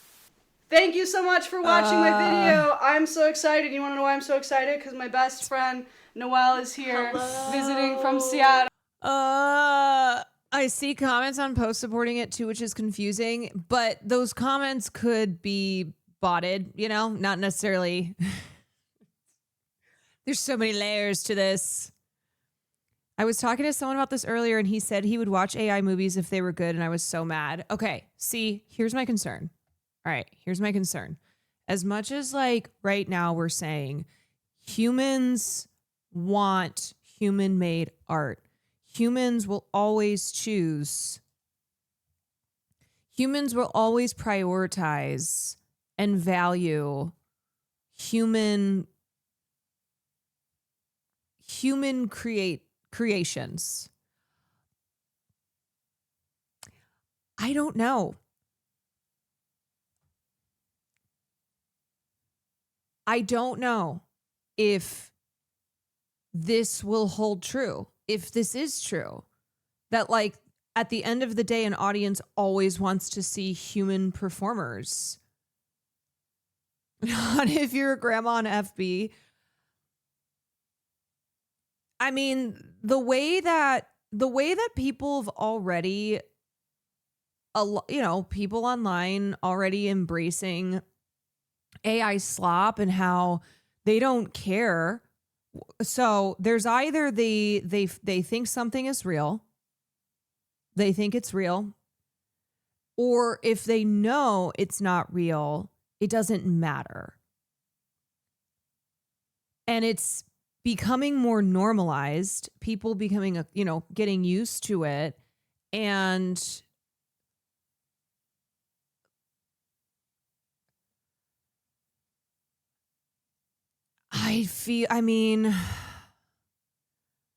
some people literally go by if they watched it and liked it and don't care about the work behind it. It's exclusively about the product for a lot of people. Yeah, and maybe there will be also the sentiment that because it's not real, it's cool. Like, isn't it crazy that this is where we're at with technology? That this is how advanced tech has become. So the fact that it's not real being impressive to people.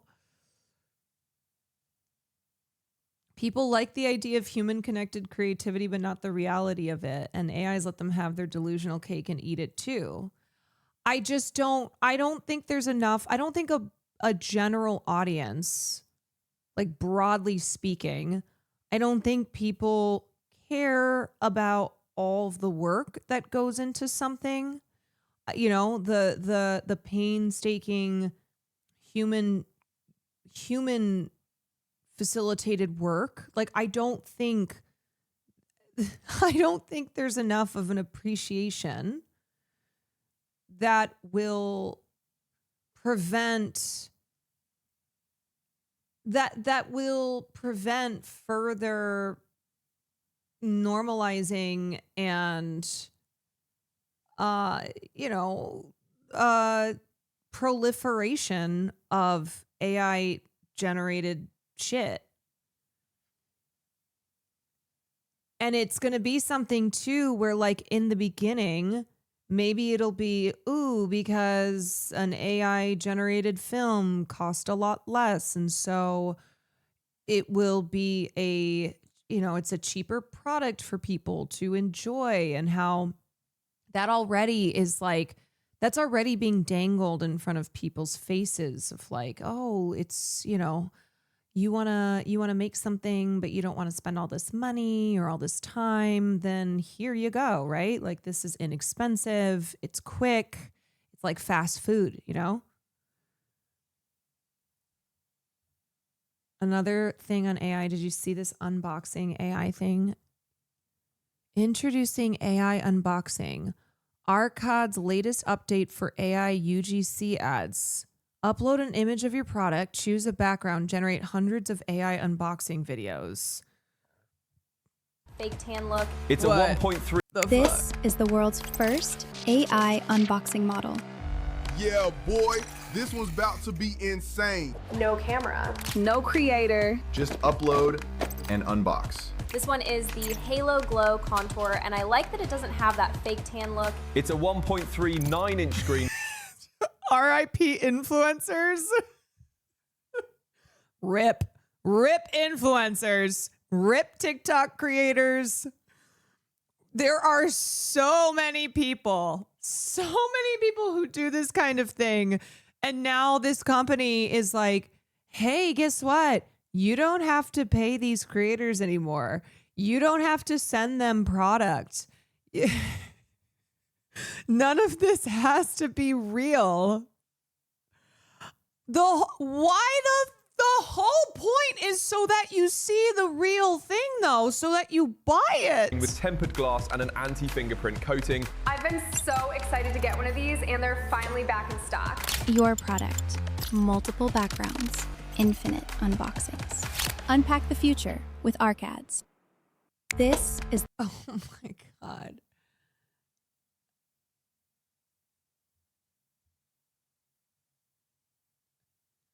People are already getting desensitized to it from the vertical microdramas and how big they are and how they're all basically written by AI. Only a matter of time till verticals use AI actors too. First, they came for the influencers, and I did not speak up because I am not an influencer.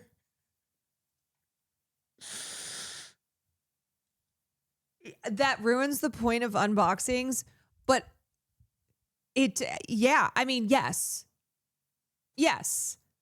It ruins the point of unboxings because the whole point of an unboxing is that you're seeing somebody unbox a product and react to it and use it and be like, ooh, this is great. And so then it influences you to get that product.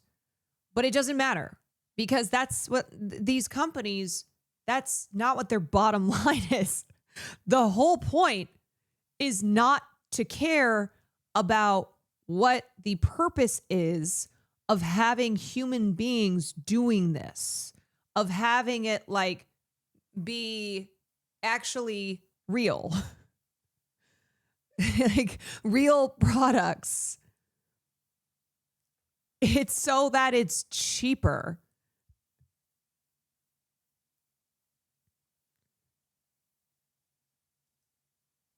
What's next for human evolution? AI robots. Oh boy. Oof. Go boy. Robots aren't as smart as humans. Sure, you can code them so they can learn stuff, but they're not as smart. Let's say put a shot in your mouth. What if? What if? Please do not use robots. If you have your house, yeah, sure, but not in real life. Robots can be dangerous. Smart. How do you feel about robots? I'm not a fan. I don't think it's appropriate. I think that we should all, right now, today, say enough. We're stopping this. We have enough with robots. What we have already, fine. We'll keep that. No more. No more robots. That's what I think. Hopefully the kids are all right. Hopefully. I think a big also the fact that these videos are in the first person POV is so funny. The whole point of an influencer doing an unboxing is that they're on camera opening an actual product. I know. But the point is that it's beside the point. The point is that it is the antithesis to what the point is. Picture this. It's 2026. Influencers have joined the trenches of picket fencing by rebelling in TikTok dances. Y'all, you know what's crazy is like we talk about AI a lot. And yet there's still so much that I still haven't even seen, that I'm not even aware of, I'm like, damn, I didn't even know that was going on. The White House is one of the most prolific distributors of AI. Yeah, and that's the other thing is like, we have the fucking White House account on Twitter constantly posting AI slop. Like this is the timeline that we are in. It's so stupid. It's just stupid ass slop. This is what we're battling. This is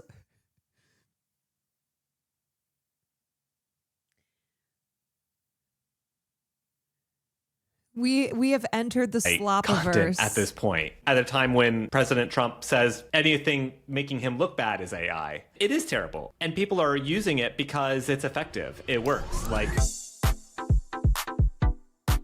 as AI continues to eat the internet, it feels like more and more every single The thing is, AI slop is only the tip of the iceberg. There's so much more sinister and innovative shape. Yeah, I mean, you consider how AI is being used in war, in committing genocide, like these cyber the cyber warfare front utilizing this technology to surveil and kill people. Platform is becoming completely overrun with slop. There's YouTube slop, Instagram Reels slop all over TikTok, LinkedIn, X, and elsewhere. But who's behind this deluge of deranged and often extremely surreal content? Drew Harwell is a journalist at the Washington Post, and he's been digging into the slop economy. Today, we're going to talk about the mad rush of creators using AI video generation tools to flood the internet with slop, how they're making money, what the future of content looks like in a slop-dominated world, and whether or not we've reached peak slop. Hi, Drew. Welcome to my podcast. Hey, Taylor. Thanks for having me. So I want to talk about slop today with you because you wrote this great story, and I feel like you're also a fellow slop connoisseur.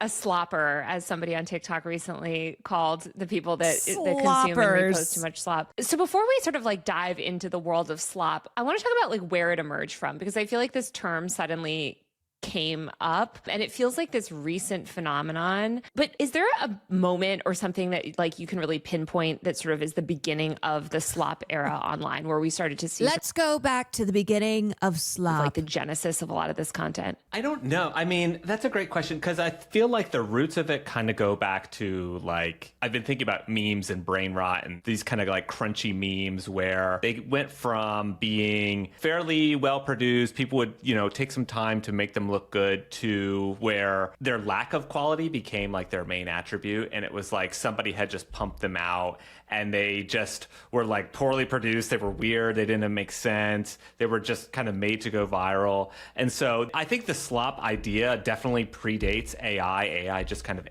industrialized them. It's clearly a social platform thing. Like, it's clearly slop only exists in a place where people can share it widely, thoughtlessly, and it can go viral. I really like what you said actually about slop predating AI, because I am with you. I think we both probably worked in media during the Facebook video era. And I think about some of the content that even I produced back then of like just extremely, extremely low quality video that was aimed at like feeding this algorithmic desire for content.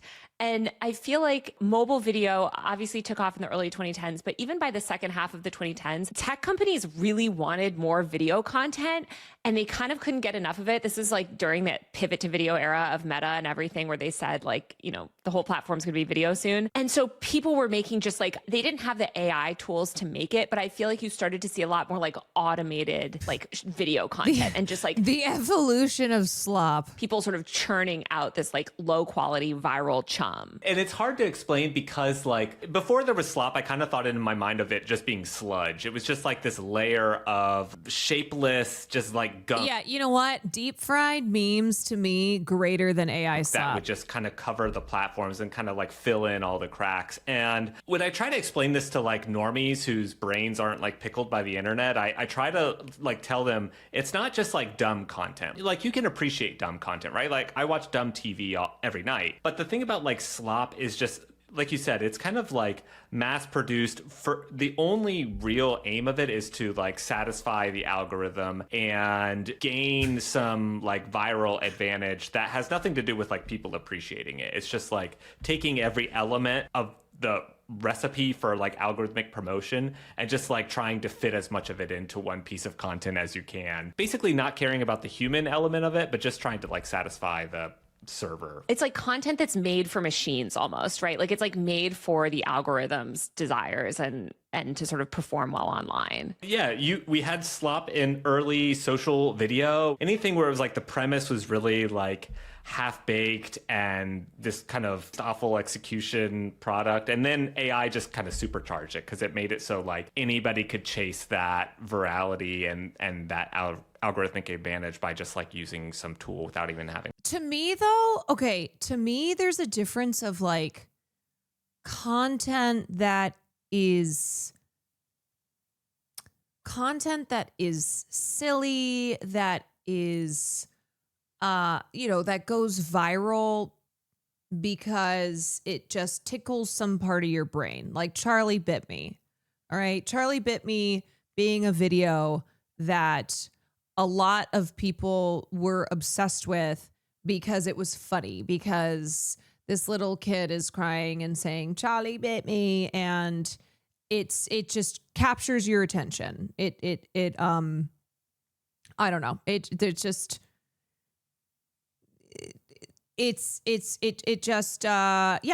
that. It just gets your attention because it's entertainment and because it's silly. Versus like AI slop, I look at and I go, what the fuck is this? Why is there a bulldog drinking a beer, but also because it's not real? Like, this is different than a video that would be posted where it's actually someone's bulldog who like jumped onto the table and drank their beer. We'd be like, haha, that's funny. Oh, dogs doing stupid things. But it's that it's so random and bizarre, and knowing that it's not actually real, that it's been generated, that it means nothing. Like, it's just completely soulless. It's completely soulless. You're like,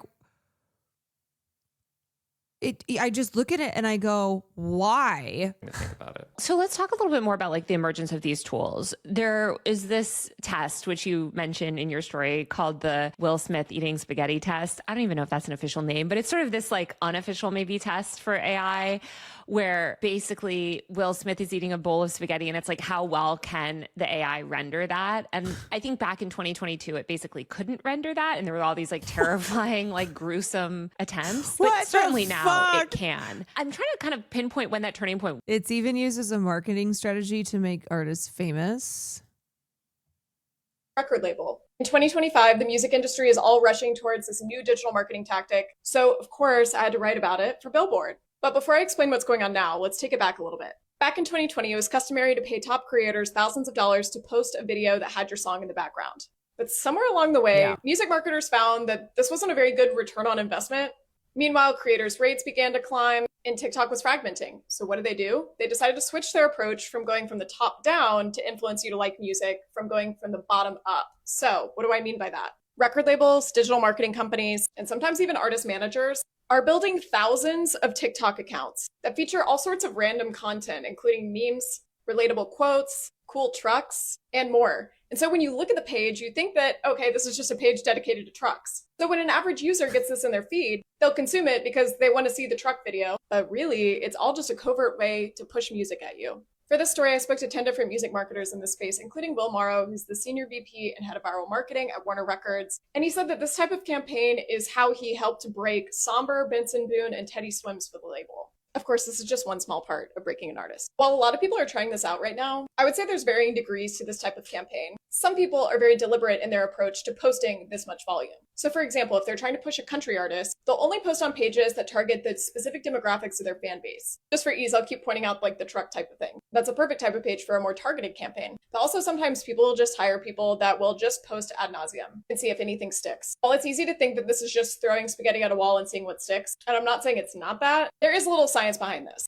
There's a psychological phenomenon called the mere exposure effect, which basically states that the more times that you're exposed to something, the more likely you are to say that you like it. So maybe posting at this insane volume is actually quite helpful. The summer I turned pretty. If you're wondering what kind of volume we're talking, according to Joe Lim, the founder of FLOTILLA, which is a big player in this space, he has a fleet of 20,000 different social media accounts that are under his control. And he estimates that he posts about 5,000 to 15,000 videos a day. Oh I my know what you're thinking. God. AI has to be involved here, right? Yes. Not for all of the people that run these kind of campaigns, but definitely for some.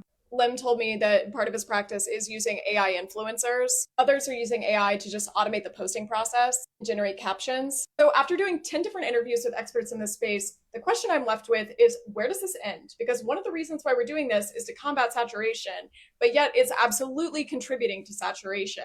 And AI is only going to speed that up. Do we just keep posting into oblivion, or is there a point where this doesn't work? If you want to learn more, head to billboard.com. This story also went out as part of my newsletter, Machine Learnings, which got cut off at the top. But Yeah, it's this is dead a internet. free Billboard newsletter all about music and tech. If that interests you, sign up for free at the link in my bio.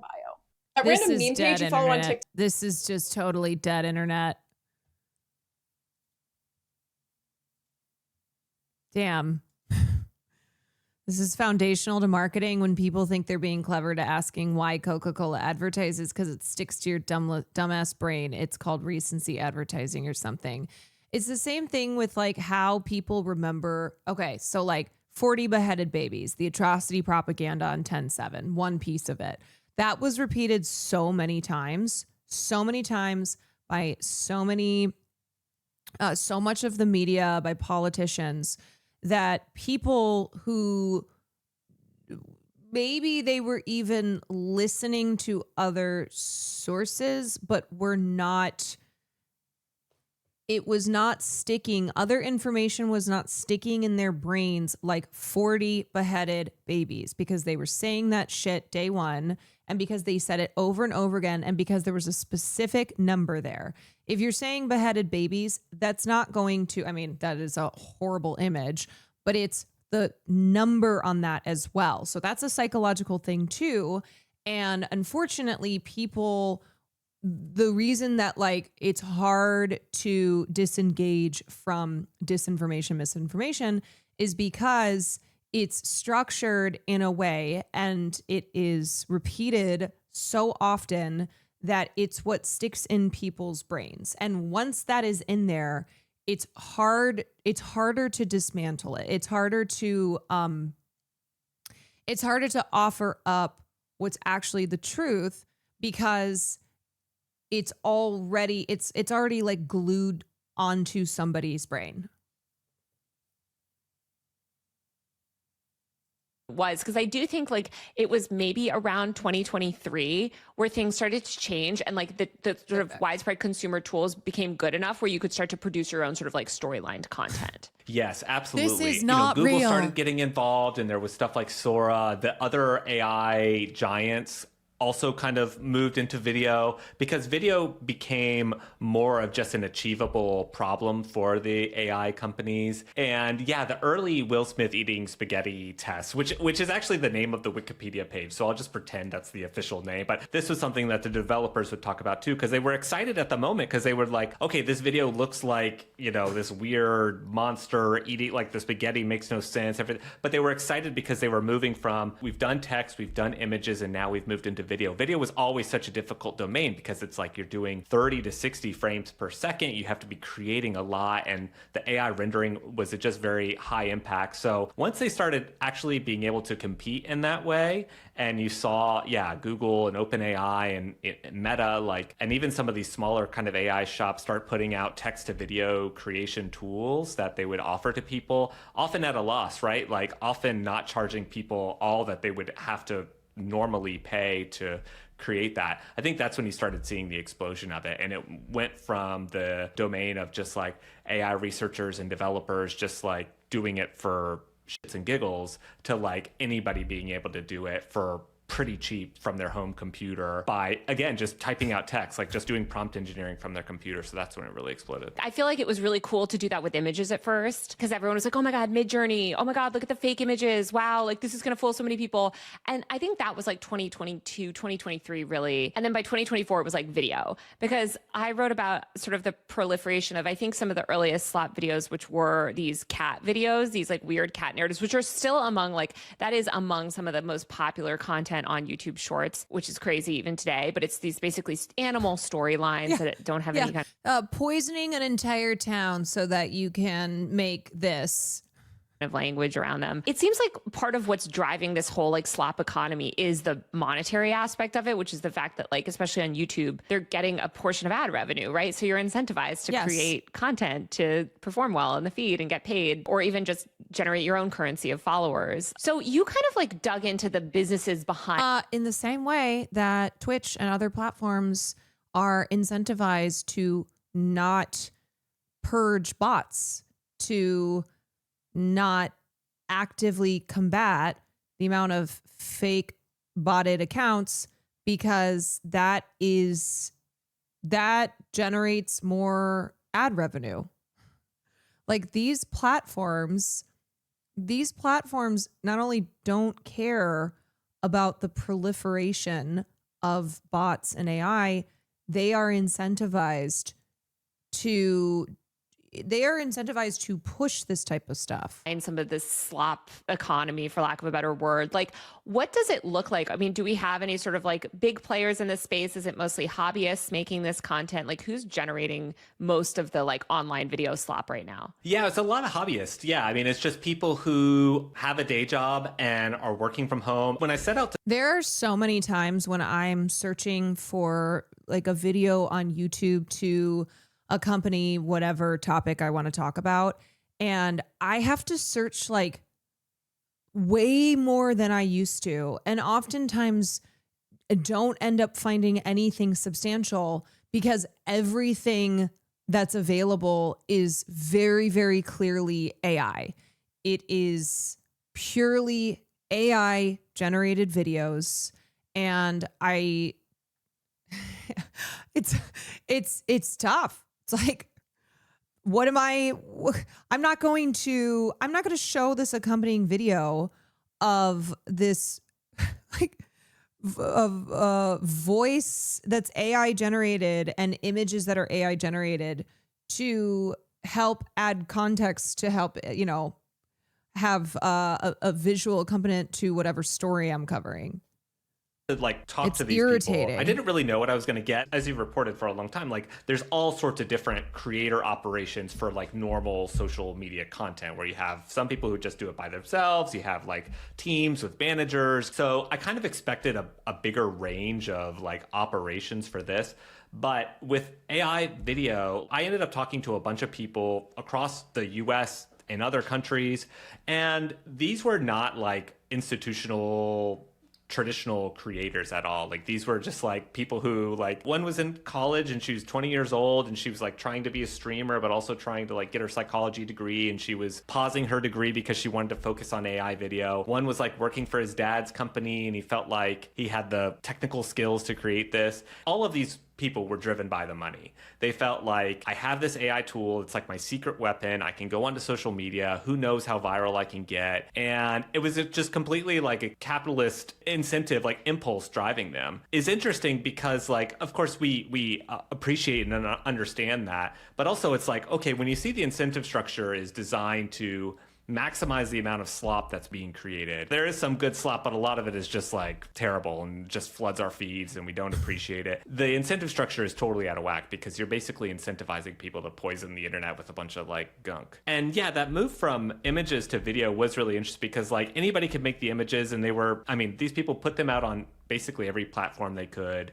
They started creating workflows for themselves that like, one of the creators I talked to, one of his steps for making these AI videos became he would tell it to create his little like logo of like an infinity sign in every video because he started worrying about people ripping off his videos and putting them on their own channel. So he's like, okay, I need to watermark these. So it just became like this business overnight for these people. And you started seeing these operations, really lean into just like completely weird role-playing things. So here's the thing too, when there is so much AI generated shit on the internet, how can you expect people to then not have AI brain, which is thinking then that everything is AI, right? We talk about this a lot where there's either people fall for something that's AI, they don't know it's AI, or they think everything's AI, where it's almost kind of this paranoia. It's this inability to, because you maybe don't want to feel like you're being fooled, or because it's a way to like dismiss the reality of something. And so you just think that like you just start to see and hear AI in everything. And so now people are having to go, hey, look at this art that I made. Also, I did not AI generate this. Like I made this myself. There's the disclaimer. There's the disclaimer. Thinking CGI is AI. That were just very low level Cocomelon style animations just because they thought it would like go globally viral, and they didn't care about the quality of it. It was just all about like, how can I make the most money off YouTube Shorts? It's interesting that it is mostly hobby. Like the Eamon video. Yes, I saw people accusing Eamon's video of being AI. And I think one, because they wanted to, they wanted to insult the creator and dismiss the content of the video. but also because people have AI brain now. They do. Whenever I write a long tweet on Twitter, I always have people in the comments being like, haha, yeah, ChatGPT. Like, why don't you try thinking for yourself? Why don't you try writing for yourself?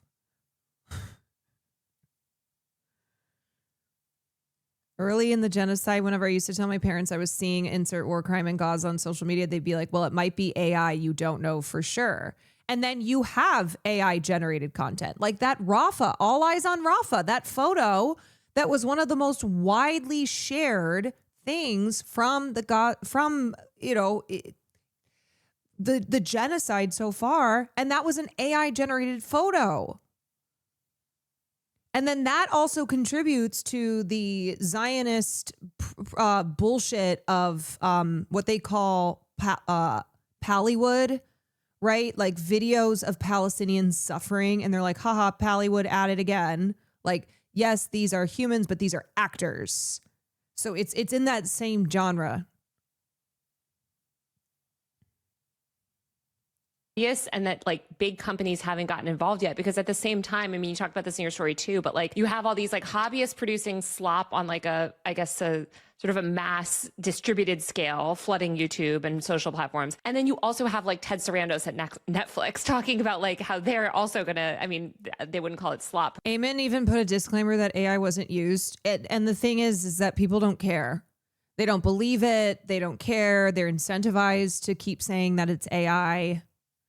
Probably, but like all of actual Hollywood is also leaning so hard into AI and like AI generated videos. Then you also have, I think OpenAI is going to release their first ever actually AI generated movie called Critters. It seems like there's like this high and low aspect to slop, but there's not really that like operational slop media company yet. Yeah, and maybe that'll change, because one of the things that makes slop so appealing is it's cheap. And if you're a big movie studio and you want to save money on these pesky humans who demand salaries, and you feel like you can turn to the AI for something that maybe is not as perfect as they would make it, but like is good enough, you're going to do that. And I think we're seeing more studios do this. And you remember, because we reported on this during the Hollywood strikes, this was a big thing that producers, animators, creators were getting really worried about, was AI is going to be taking our job is kind of the superficial way of saying it, but it's like they're going to be taking components of our jobs gradually until we're going to be less needed. And yeah, you saw this with Netflix, where they had this movie, they needed to like blow up a building, and instead of getting animators to do it and having it look good, they basically just used AI to do it. And Ted Sarandos said, yeah, like it looked great. For them, it's just a couple of seconds on film, and so these kind of questions of integrity or whatever, so they went for it. So I think we're going to see a lot more of this, because these studios want to save money, and AI is a great money saver for them. Well, so far the studios have not entered into like, I would say the most common genre of slop, which is brain rot slop. I kind of want to dive into the different types of slop and kind of what they should say about the internet. And I feel like the brain rot slop, it sort of is what mainstreamed slop and AI content. Like, I mean, the cat videos are certainly brain rot, but also there's all these interesting like narratives and characters, like brain rot characters that are just AI slop characters essentially that have become popular. I wrote about the Tim Cheese versus Simon Claw, like that whole lore. But if you follow a lot of these like news aggregator pages that post fan updates about these slop storylines, like it seems like there's this whole like cinematic universe emerging of slop characters. I mean, I guess the Italian brain rot, like tralaleo tralala type stuff was also in that realm. These are words that shouldn't exist. What I've seen happening, especially on TikTok, is people will make an AI slop character that does really well. There were these videos where Bigfoot was talking into like a selfie camera while narrating and running away from people, and they used AI to make it. It was very popular for whoever made it, and then everybody started copying it because it only takes 5 seconds to type that into your AI, and so people started making copycat accounts. You couldn't tell who was the original, and people started iterating on that concept and making Bigfoot run in different places, say different things. So you have these mini storylines developing off any single thing that goes viral, which is classic meme culture. But when anybody can do it and when you can make money off of it, that is where it becomes really interesting. So you have that. And then on TikTok, I've seen a lot of fake influencers where they just create a fake person who will be doing get ready with me content, sneaking out of the house, classic genres that are popular on the platform. The AI influencer thing drives me a little bit crazy because I feel like it's something that is so incredibly hyped by the media, but I don't see a lot of these accounts getting traction yet, where like they are actually quite literally, it's usually a young, pretty woman, right? Where they're I like, do think the key word on a lot of this is yet. Trying to like replicate like a lifestyle influencer, I guess, but make it AI. It's like Lil Michaela, but like, you know, AI version basically. And I kind of wonder how much that is the future. Like, I'm sure there'll be some like that, but to me, like, because there's not a lot of like storylines attached to those creators and it mostly is just about like lifestyle product stuff, which is sort of most people want from humans, I just wonder how much like traction those types of AI influencers will ultimately get. I really doubt any of these genres are the future because they are made stale so quickly. And the slop creators I talked to were the first people to say that. They were like, we are going to make ourselves obsolete almost immediately because the reason you watch an influencer is you care about that person. Right. You want to see what they do. You like their vibe. With these AI influencers, there's nothing there. You see the video and you're interested for a half second until you find out that it's not real. And then you move on. So these people were basically just glomming onto what they thought was trendy and they thought that could get them somewhere else. But I agree. The core of what people are interested in on social media has not changed and AI has not We should all get off the internet. changed that. They do want storylines. They want something that will compel them beyond just the superficial look of the AI. But there's no reason why they can't use AI to kind of create those longer narratives that they feel like they can drive. I mean, that's going to be the question. Can they actually transform this from something where they can make a quick buck, but it doesn't last, to an actual legitimate business? Yeah, I do think they're like increasingly developing kind of storylines and IP. And maybe it's very like crowdsourced IP, which is going to be a nightmare if they ever try to like take one of these things and make it into something. But I don't know if you saw that account. It's on Instagram, might be on TikTok too, of the baby being interviewed. And she goes on trips with her Aunt Linda. It's like, I'm a baby and I was just born. I can't even begin to describe it. This content is so bizarre. And like, you know, I clicked on that account and I clicked on it right when it launched and it had, you know, the first video went viral, but I was like, we'll see where it goes. It's been sort of like developing this storyline about this baby. It has 80,000 followers and people are making these sort of side, like you said, it's very meme culture, kind of like collaborative storytelling. And I could see something like that eventually getting enough traction to like be interesting to like a streamer where they develop a show around it or getting a manager or whatever. Like that feels kind of similar, honestly, to like 1.0 like influencer culture where you had like that baby has more followers than I do on TikTok. Doug the Pug or whatever, or like these stuffed animals where people would create these Instagram. Doug the Pug was my roommate's friend's pug. When they were in college together is when Doug the Pug started. Just a funny little connection there. But so she had this pug and Doug was so silly. I didn't know Doug the Pug, but my roommate knew Doug the Pug because she was friends with, I don't even remember the girl who's had Doug and started this. But yeah, it was just like this funny thing. It was like, oh, I have this really silly pug and maybe I'll start making videos of Doug the Pug. Accounts around like 7 degrees separate. We can call it, what would that be? 2 degrees. Certain physical animals and sort of telling a storyline about it, but it was all made up, you know? I guess aside from like the fictional content, another big genre of slop that I see all the time, especially on YouTube, is educational slop and like history slop and basically the whole like faceless channel type stuff. I'm curious if you've talked to any creators that were sort of making anything like that. Yes, and I've seen that, and there is a big movement for fake history slop where they can take content that other people had created, like actual history creator, researcher types, and just use the AI to spit out a bunch of text that they can use, and then using that as the backbone for a video where they, basically just generate a bunch of content. That worked because people did it in a human way before and created a template. And now they're kind of getting more into that. And we actually saw this on Reddit, where they would have these fake history communities, and they kind of just did it on a lark, like just for fun. But now you've started seeing people do it more where they don't announce that it's all BS and the facts are wrong. And a lot of these genres just purely seem to exist because of the novelty. Like, they're just counting on people swiping onto it and not understanding what they're seeing. Bro, I mean, this is the shit that they're going to try to be cranking on TikTok with the takeover with the takeover of American TikTok.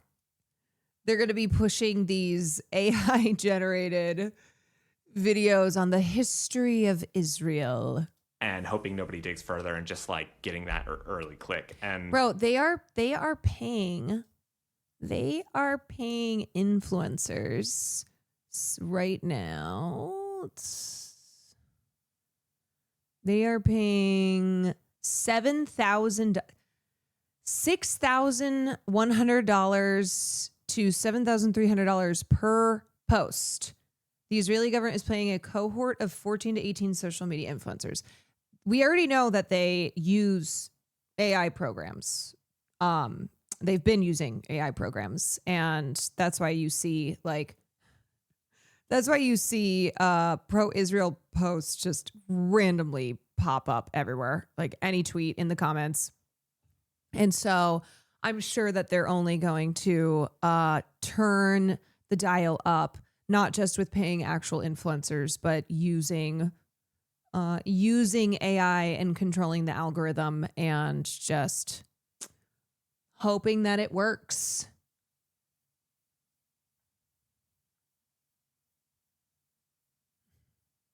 Bridge Partners, the firm organizing the social media influencer cohort, is being paid $900,000 through November for the work. The campaign is titled Esther Project.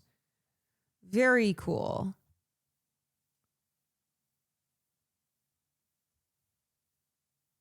obviously that's problematic because, you're poisoning the well of. The way you remove all the steam of AI content creations by removing IP rights of it immediately goes into public domain. Flexico with Claudia is doing this. The funniest thing to me is people getting mad that someone has stolen their AI, their AI creation. They're like, you plagiarized. It's like, really? Like history content that people actually want to learn about maybe in the future. But again, they just see like money being made from this. Do you mean fake history, like conspiracy theories? Well, there was like a line of fake history where people would invent a fake earthquake that hit Seattle in 1982. And they would just invent like a giant catastrophe or like a roller coaster exploded. Or some of it's fake history, some of it's just fake news, I guess we would say. But it's just like complete spectacle, horrifies you, it shocks you, and they say that they have the full story. But again, they're just kind of like preying on people who don't know that it's fake. I think like one of the most corrosive and toxic ways that slop is affecting our media ecosystem is by polluting people's information environment. And I'm thinking of this kind of highly politicized slop that we're seeing, especially in the wake of the Charlie Kirk shooting, or there was this big far-right rally in the UK where somebody created a slop video pretending to interview like LGBTQ people protesting, also talking about Charlie Kirk. And these videos seem to be so heavily engaged with people. Let's see what the Trantifa counter protesters have to say. People above the age of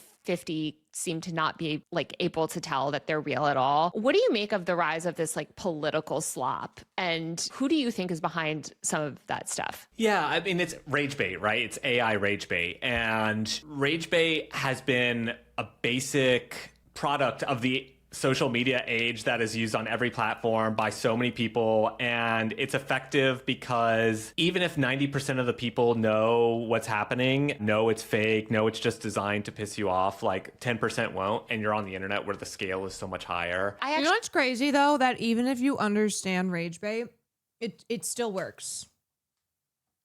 It still works. It enrages you. That's what sucks. It works.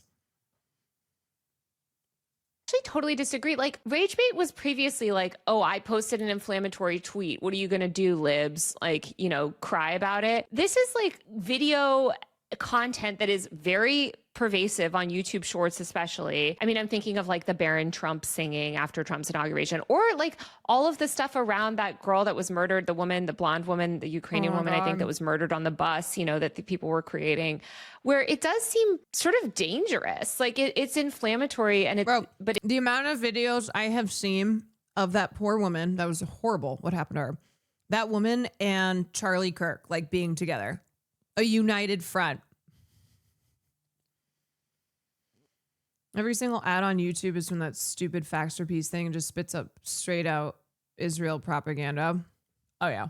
It seems like it has the ability to generate rage in a much worse way because it's so kind of like emotional and real to people. It's supercharged. I mean, what they're trying to do is maximize their spread by pissing off as many people as possible. And it's not rage bait in the traditional sense, and thank you for 3 months. Really based off something. It's like we're going to invent a character for you to be mad at, and then we're going to monitor. But the thing is, these characters have already been invented. They are playing on people's predispositions. They are playing on media narratives that have already been crafted. The blue-haired SJW warrior, right? That is a figure. That is a figure in our culture that has already been talked about at length, been mocked, been held up as the epitome of like what's wrong with the left. And then the blue-haired SJW just became broadly woke. And so this isn't even just purely inventing something for then people to get mad at. This is playing on what people have already been conditioned to be angry about. Right? Like these archetypes. Oh, here's this person with a piercing in their nose, short hair, rainbow flag. Like I know who that person is. So even if someone goes, well, I know this is an AI video, but this person exists. Like that's the thinking as well. So they might fall for it completely and think that this is an actual person, and because that fits their worldview, or they know it's AI, but they're like, I'm enraged all the same because I know that this type of person actually exists. Ties your anger at that. And it works because if you watch this video of the fake UK counter protesters saying all of this stuff, and they have blue hair and they're just like signature liberals saying all this stuff that angers you, if you agree that those people are terrible, you're going to share it to say, hey, we're validated, like people on my side, we were right, these people are terrible. As someone said, it's a synecdoche, a simplified representation of all the right's resentments. Yeah. Where AI just is a tool, to further take advantage of those resentments and to make a visual image out of what has already been conjured for years now as like everything that is wrong with American society. Well, even though they're all fake. And if you watch it and you know that it's BS, you might still end up sharing it because you want people to see what these people are doing to attack your side. And it works because it just agitates everybody. Beyond this video, I mean, I saw this for even some of the slop people I talked to, where if you made a racist joke or a sexist joke or a joke that was homophobic, they would get a bigger spread for their content because they would just tap into people's emotions and get people pissed off. And when you're pissed off, you're engaging with the platform more. You're sharing the content. I guess to me, it seems like it's more insidious than just rage because, I mean, even like, for instance, that viral Tim Waltz AI video where he's wearing some crazy shirt and Joe Rogan fell for it, of course, because again, somehow no one over the age of 50 can like detect very obvious AI. I don't understand it. No hate to like the elder people, but it's weird. The elder people? That, it seems like there are political motives, and it also seems like the right tends to embrace it at a scale that the left certainly doesn't. And obviously that's because a lot of the people on the left are critical of AI and the right is embracing it. But like, you know, conservatives, especially in the wake of Charlie Kirk's killing, like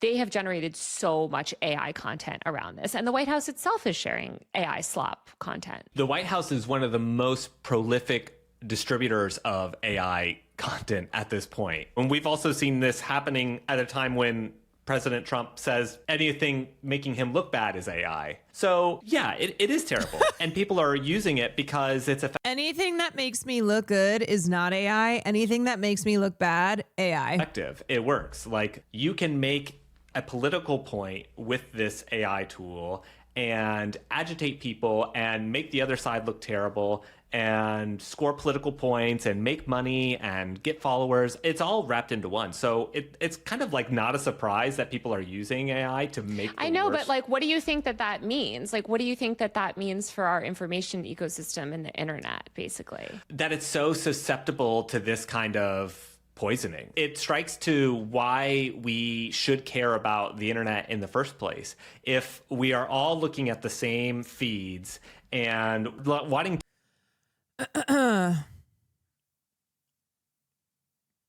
the future is bright. Oh God, Homeland is just putting out the most fascist shit. I mean, at least these are real clips, you know, versus what they do a lot of.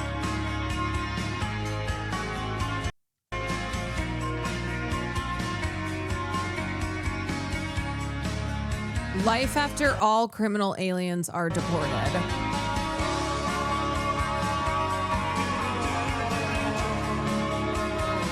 Criminal aliens.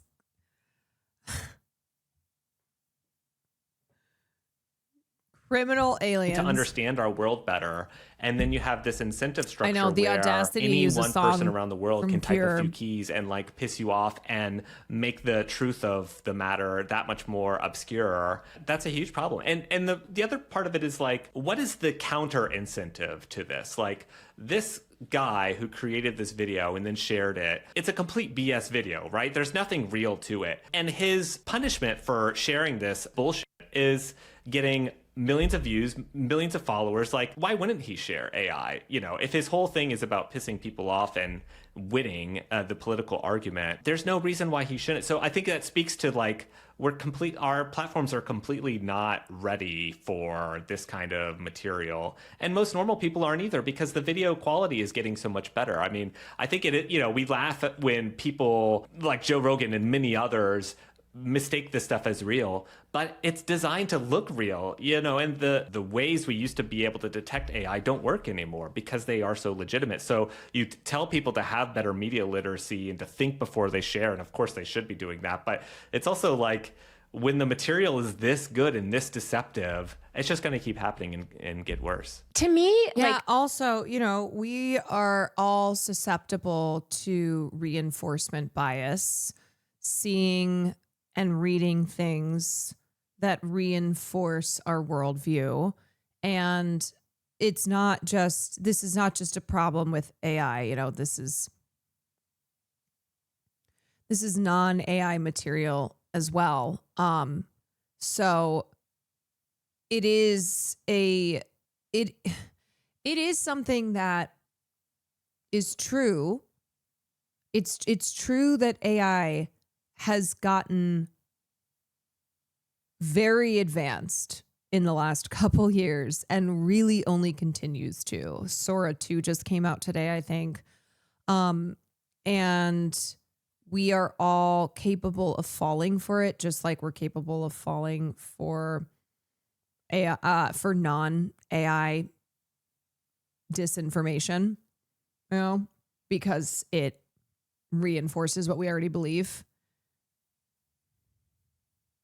I think the response to everything that you just said, a lot of people's response to it is like, okay, well, that's why we need to ban it. That's why we need to ban AI. That's why we need to ban social media, like da da da da. And I think that that is so wrong, obviously, but I do think it makes a very strong case for why we shouldn't have such a profit-driven internet and like why I think allowing anybody to profit off solely just like engagement and views culture is like really dangerous and bad. Because I think like, I mean, you said you spoke to these people that are essentially just hobbyists, which is great. Like we want everybody to be able to come online and build a platform and monetize and make their own media company. I do think that that's like broadly a good thing.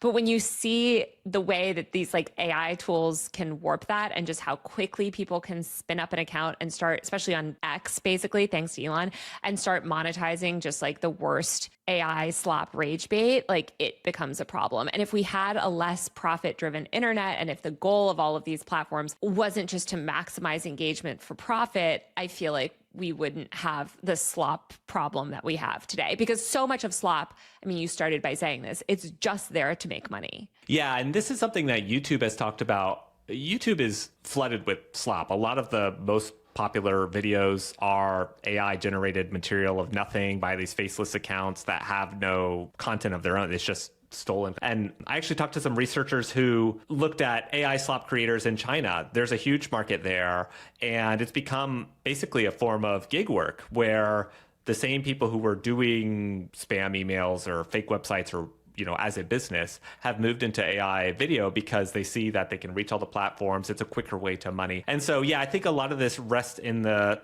central clearinghouse of the platforms. So I think the platforms need to disincentivize this material from just going viral and rewarding it. And like you said, find a better metric to evaluate content on rather than just pure raw virality, because the original sin of social media is when you set a metric and aim people at it to be rewarded, they're just going to maximize and optimize for that material. So if you reward people on views, they're going to do whatever they can to get views, including making racist AI videos that fool people, including Joe Rogan. I want a feed that is a human feed, which sounds so corny. But like, I mean, YouTube talked about rewarding channels that are just like human made. And I know, like, listen, I use AI tools to edit my own videos. So, I'm not saying like everything has to be 100% manually edited, no AI. But even if I could just make sure that I had a feed that was like just human content, where I know that it's like a human being behind it, like a verified human feed, I wish I could honestly have that for like all my social channels, because it's so hard. And it's so hard to separate like the actual human content from this like faceless slop garbage. And I think we will have that. I think the market is going to be there for people saying, I'm sick of seeing this stuff, because again, it really has a low shelf life. And I think whoever creates that human feed and rewards that will profit off of it. Because my main piece of copium taking away from looking at a lot of AI slop, and I think this is probably the case for anybody else who's been looking at a lot of AI content, is it really ups the value for human content. Like the more AI stupid videos that I watch, the more I'm like, my God, I would do anything to watch just like a human being talk just normally. Give me road work. I sure hope it does. 5 minutes. And in some ways, I think that's fantastic. Like it's reminding us what we actually like from the pieces of art and media that we see out there. And I think there is a value to, I want to see somebody actually take time to make something and pour some energy and sweat and effort into it and make something unique, not just assemble all of these different parts into a marketable commodity so they can get more TikTok views. Yeah, having to have a disclaimer in the way that you do with an advertisement, something like that. I always think about this kind of media as like a sine wave, and right now the wave is like up to AI, and I think there will be a backlash as we start to just have a hangover from it and just overdose on it. The more people who do it, the more content that just gets churned out at industrial pace, we're just going to reject it. And I think the humans will win. Maybe we're at peak slop, or we're reaching peak slop soon. The creators I talked to felt like we were reaching peak slop, which was fascinating to me because it's like, that's their business now. And maybe slop will just look different. But yeah, well, the one I talked to really, he struck me because he said, when we have basically every form of media at our fingertips and can watch anything and see anything in any permutation, like, will any of it be enjoyable to us anymore? Like, will we find any of it entertaining? Or will we just completely reject it and go take a walk and just like be away from it? And it's kind of, for him to say that, it's the reason he can pay for his rent, basically. I think we're all going to be having that realization, because does it really serve us? Does it bring us joy, or is it just the thing that's on our feed? Drew, thank you so much for chatting with me today. Yeah, thanks for having me. Does it spark joy? If not, it's time to get rid of it. If it does not spark joy, if it does not spark joy, then it has to go. And if it's an AI slap video and it sparks joy, then you have got to reconsider the things that spark joy for you. Please. That was great. Okay, I've had a couple people recommend watching that. I love Taylor videos. Somebody said, what is her algorithm? I mean, she writes about all this stuff, so she also seeks it out. But yeah, I can't imagine what her algo looks like. She has a new album right now? Oh, Taylor Swift has a new album right now. Yeah. I have to say on like the shady line, apparently the drama with Charlie XCX. Charlie throws a lot of shade as well. So I don't think that she is somebody who's not deserving of having shade thrown at her. But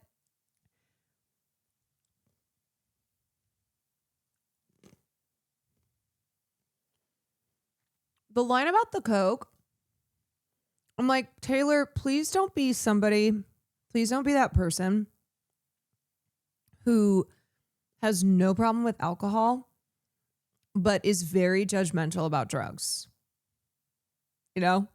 Please don't be like my friends in college. And I don't mean drugs when it's like an issue with drugs. I mean, please don't be that person.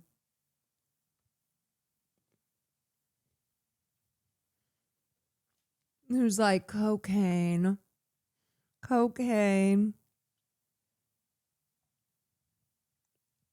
Okay, next story we're going to talk about is, we talk about drugs. Jane Fonda and 500 plus stars join Hollywood group defending free speech. So, in the 50s, obviously we've been making a lot of parallels to what has been going on today with what was happening in the 50s during the McCarthy era. And during the McCarthy era, when they were rooting out communism, and one place that was heavily targeted by McCarthy era policies was Hollywood. And the House Un-American Committees, or the House Un-American Committee, led by Senator Joseph McCarthy, accused a lot of entertainment figures. Speed Razor, thank you for the 10 gifted subs. Thank you. So Joseph McCarthy accused a lot of entertainment figures of being communist sympathizers, and it derailed a lot of people's careers. It led to people being blacklisted for the remainder of some people's lives. And it also created a chilling effect in Hollywood. And they had people like Elia Kazan. There's the delayed notification. Figures in the industry like Elia Kazan, who is Zoe Kazan's grandfather. He snitched. He was somebody who he turned on his friends and his peers, and he ratted people out and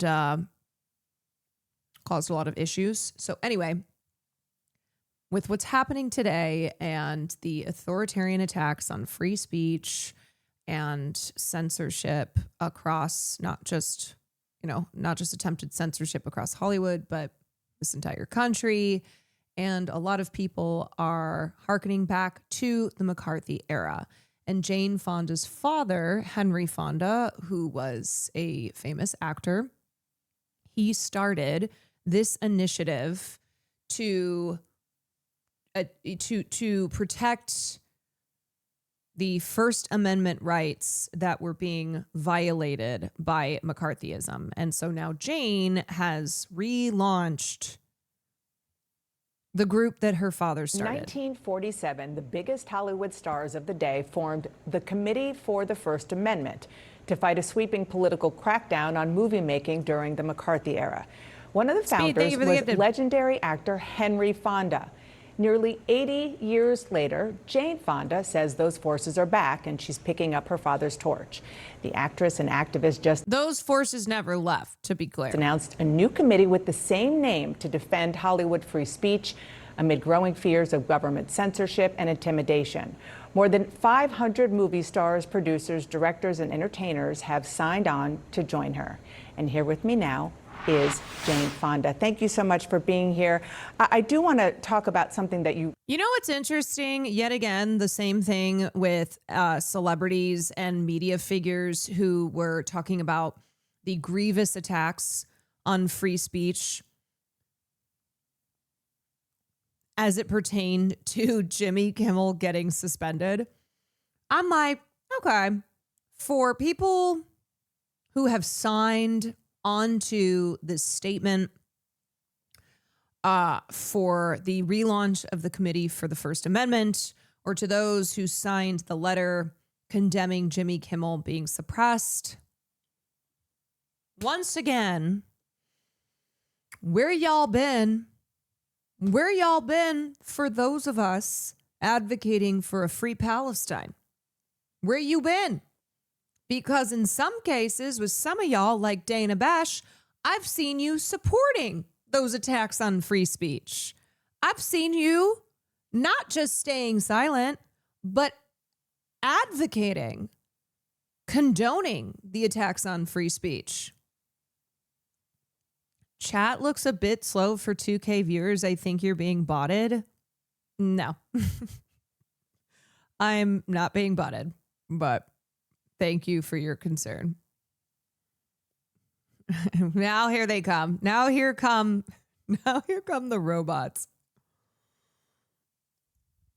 Bro, we just AFK, little bro.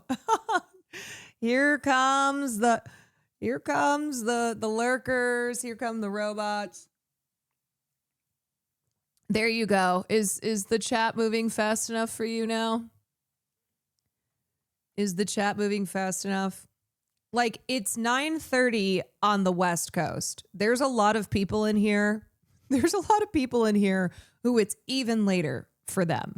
And I'm talking about, I'm doing news. Sometimes people just want to sit there and listen to it.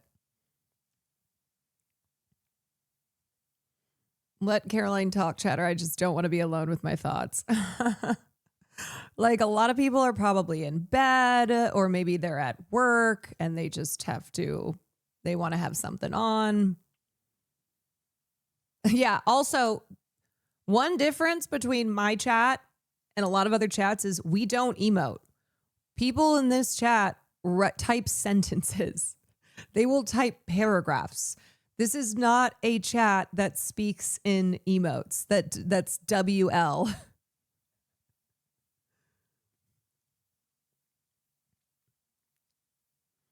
Okay, anyway, as I was saying, it's just really telling where the priorities are here for media people like Dana Bash, for celebrities like Aaron Sorkin, who have signed on to this, and yet where the fuck has he been talking about the attacks on not just the people of Palestine, of course, but on specifically in the United States of America, advocates for Palestine. Like, it's just ridiculous at this point. It's so ridiculous. It's so ridiculous to see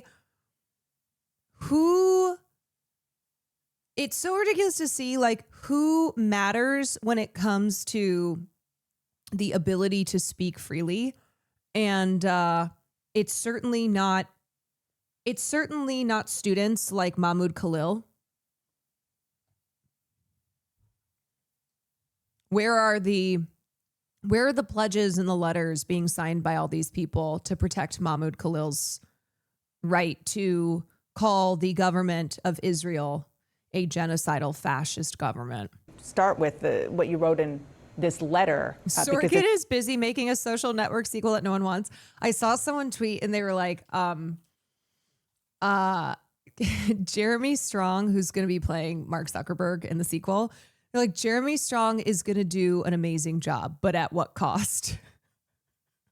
But at what cost? It's really striking. You wrote, I'm 87 years old. I've seen war, repression, protest, and backlash. I've been celebrated and I've been branded an enemy of the state. But I can tell you this is the most frightening moment of my life. That's pretty chilling. This is a very chilling time. You know, we've faced attempts at autocracy before in the 20s and 30s, and you've cited the example of McCarthyism. There was Jim Crow. This is different. And we should all be very scared. And the key is solidarity. And so that's why I thought to resurrect the spirit of the committee that was started in the 50s and included my father within the entertainment industry. This is contained within, we want to work cross-sectorally with other people because obviously a lot of other people are affected by what's happening. But our statement is when they come for one of us, they come from all of us. We're going to stand, I thought of this last night. We're going to engage in creative, non-violent, non-cooperation, CNN. We'll take it. Good, I knew you would. You have been in the political crosshairs of presidents before. One was Richard Nixon. I know you've heard this, but I want our viewers to hear something that Nixon said. It came from the Nixon tapes, September 1971. What in the world? I haven't recovered from learning Jane's fun as a massive Zionist. So Jane, I know recently Jane has called out the genocide in Gaza, I'm pretty sure, and was a celebrity who was calling for a ceasefire and all that shit. I think this was back in the 70s.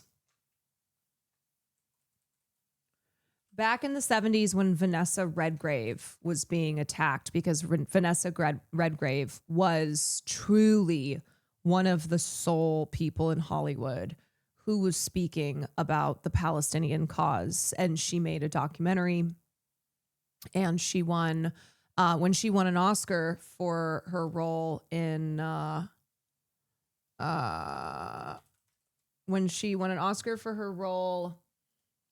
Julia, which she co-starred with Jane Fonda in, and she got up on stage and she gave that speech and she called she used the term Zionist hoodlums, and it just caused this enormous reaction. Jane Fonda did not support her at that time, as most celebrities didn't. But I think Jane has come around a bit. I think Jane is someone who has been known for a long time as one of the activist celebrities. She has been active since the Vietnam War era when she was protesting, and her nickname Hanoi Jane. And she's always been someone who consistently has fought for progressive values and is anti-war. And so I think her not being her not aligning her other work with her views on Israel and Palestine was jarring to people. But I do think she has gotten better on the issue.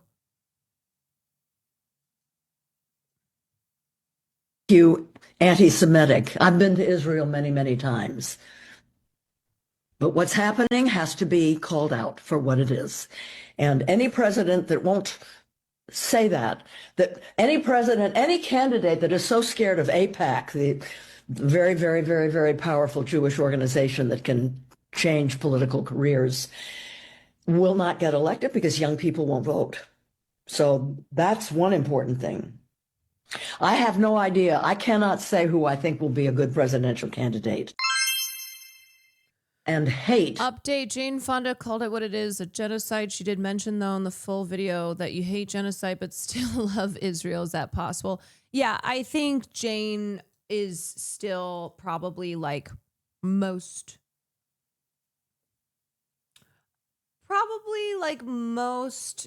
celebrities of her era, people who have a fondness towards Israel.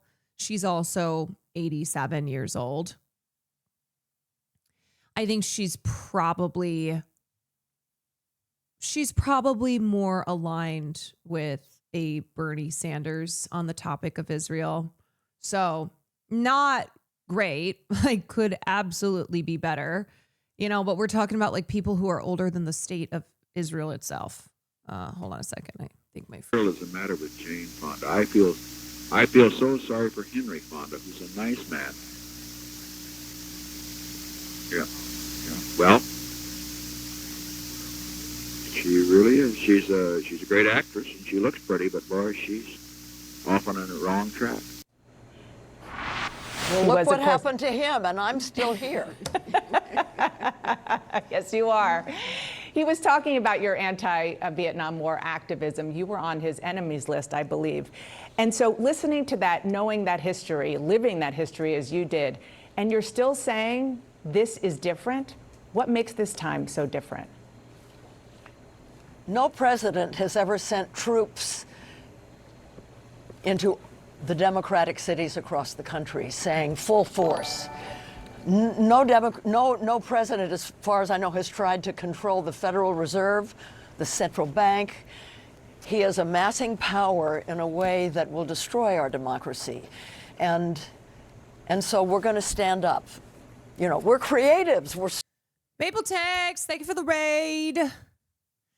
Hope y'all having a good evening, good day, wherever you are.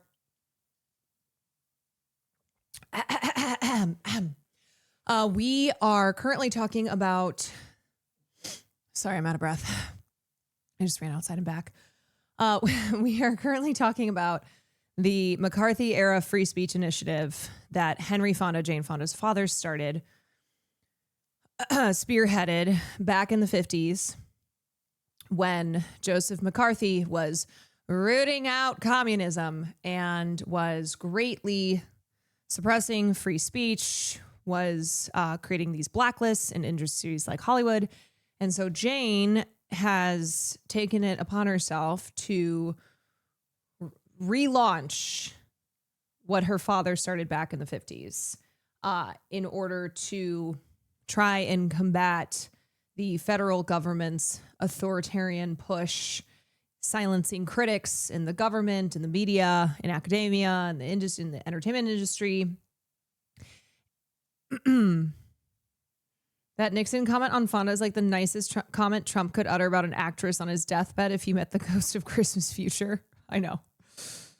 We took some time out to watch a lovely story about the Yes Theory guys taking a 102-year-old lady on an adventure. Oh, that is lovely.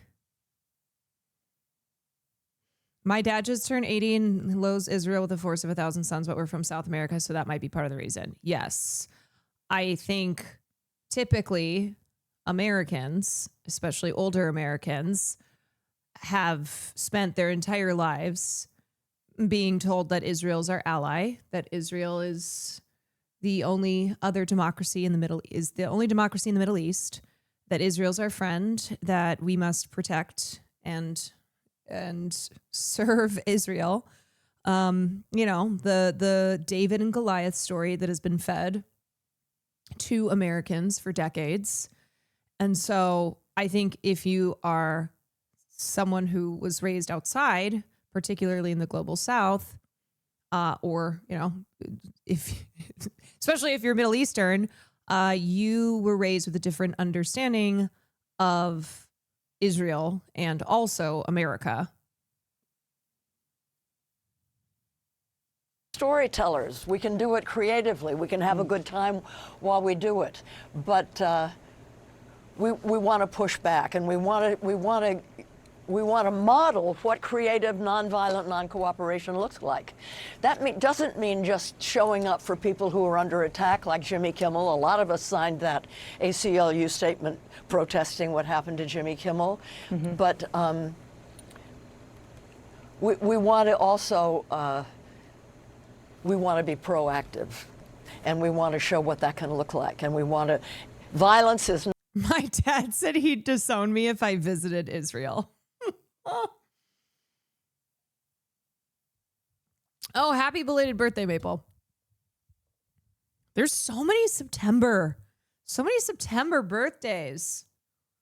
I guess if you subtract 9 months, it makes sense. The reason that a lot of celebrities are shook up right now. And to be fair, Jane Fonda, as I said, is a celebrity who is normally like one of the cool celebs who's been an activist, an anti-war activist for decades. Not great on Israel and Palestine, but like a lot of older Americans, that's about how it goes. But for a lot of these other celebrities who have said nothing on Palestine, or not even just nothing, but have supported Israel, it's because it's one of their own. It's because it's Jimmy Kimmel. Jimmy Kimmel, who is a wealthy, white, liberal, who works in the entertainment industry. And so this now feels like it's in their backyard. They didn't give a shit when it happened to Melissa Barrera. They didn't care when it happened to Susan Sarandon. They didn't care when it happened to their colleagues who were censored, who were punished for their advocacy around Palestine. But Jimmy Kimmel is like, he's like establishment lib. And he is being attacked by Donald Trump. Donald Trump is who went after and continues to go after Jimmy Kimmel. And a lot of liberals in Hollywood very much have the mentality of like the bad things happen under Trump, not under Democrats. So even though under Joe Biden, we saw the bipartisan attempts to get rid of TikTok, we saw the beginning of the genocide and 15 months of it. We saw students, academics, just everyday people in this country being punished for their speech. Liberals in Hollywood, that doesn't register with them. They don't look at that and see that as an attack. But because Donald Trump is in office and because Donald Trump is going after people like Jimmy Kimmel, that is what's activating them. And to be fair, as I said, I also was like, this is bad. Jimmy Kimmel being silenced, these milquetoast liberals being seen as political dissidents, as a threat to the Trump administration. That's where we're at. That's the point that we're at. And Trump is just so like egregious, overtly egregious in the language he uses and how vindictive he is and how much he tries to get away with. We will not tolerate violence. We don't want any of that, but we want to move forward with love, with unity, with solidarity, and we want to encourage everybody else and all the other sectors of this country to do the same. You know, we don't want to be a pillar of support to this regime that's forming. You have obviously been politically active for a very long time.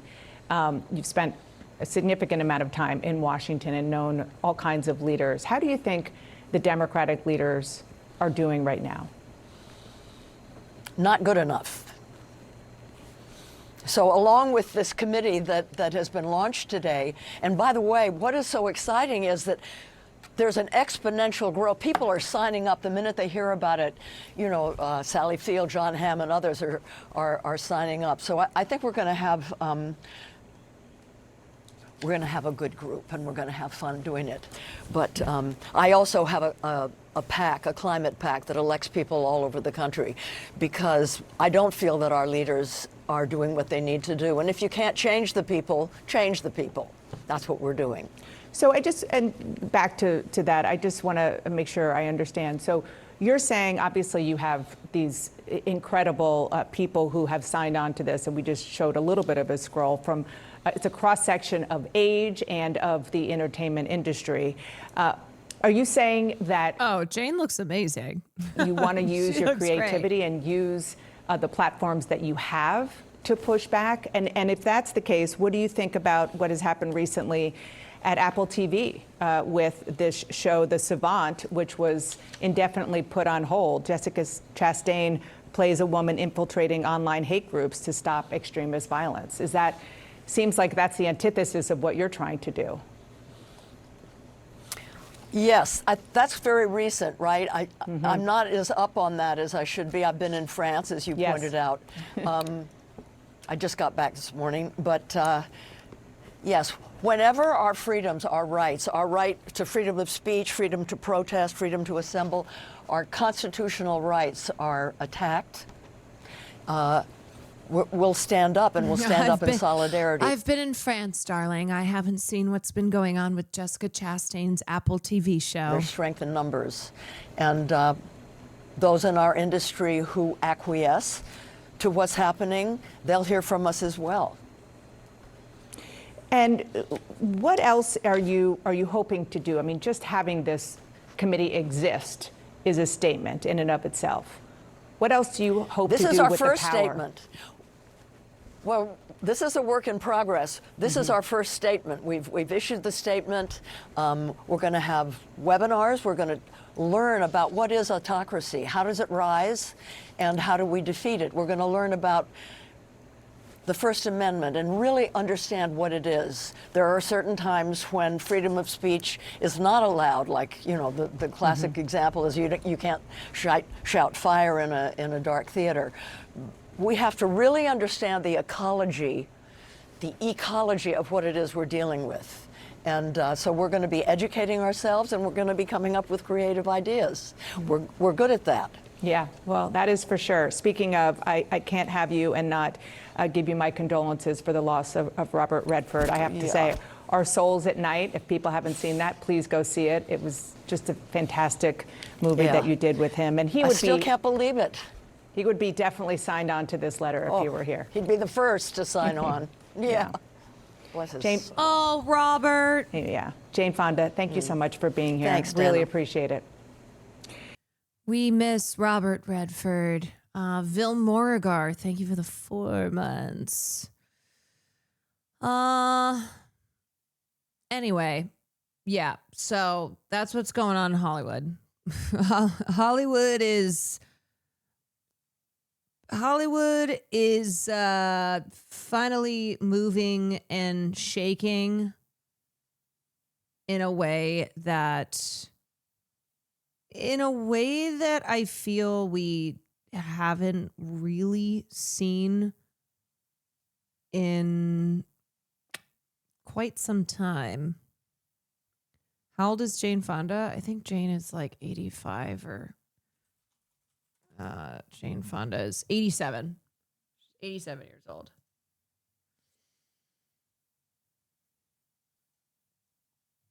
I know, she looks so good. Hey everybody, Hollywood actors are kind of out of touch. Well, it's that to me, there was overall this lack of enthusiasm the second time that Trump got elected, lack of enthusiasm in opposing Trump, because he came in and made it very clear, like, retribution is the name of the game the second time around. And we kind of saw more celebrities be quite MAGA coded. It almost felt like it was safer for them to either explicitly be Trump supporters, or at least be more MAGA coded than they were before. Like there was just this, there was like this weird thing where the first time he was president, it was like it was like the same four people in Hollywood, you know, John Voight, those types of peeps who were like Donald Trump.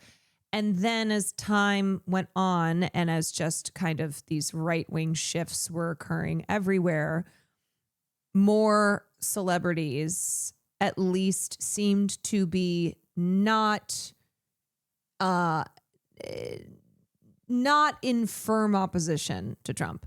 And then also the last couple of years with Israel and Palestine, how that has certainly been a fight in the industry, and one that more and more celebrities have shifted away from Israel and towards Palestine. What? Yes. Yes. It's on the table. You're welcome.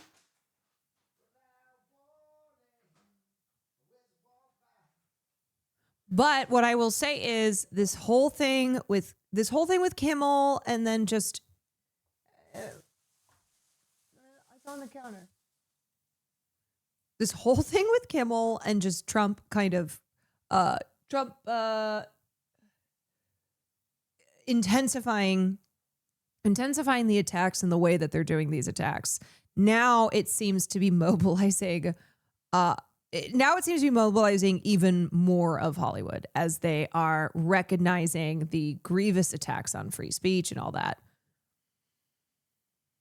But yes, like ultimately Hollywood is comprised of,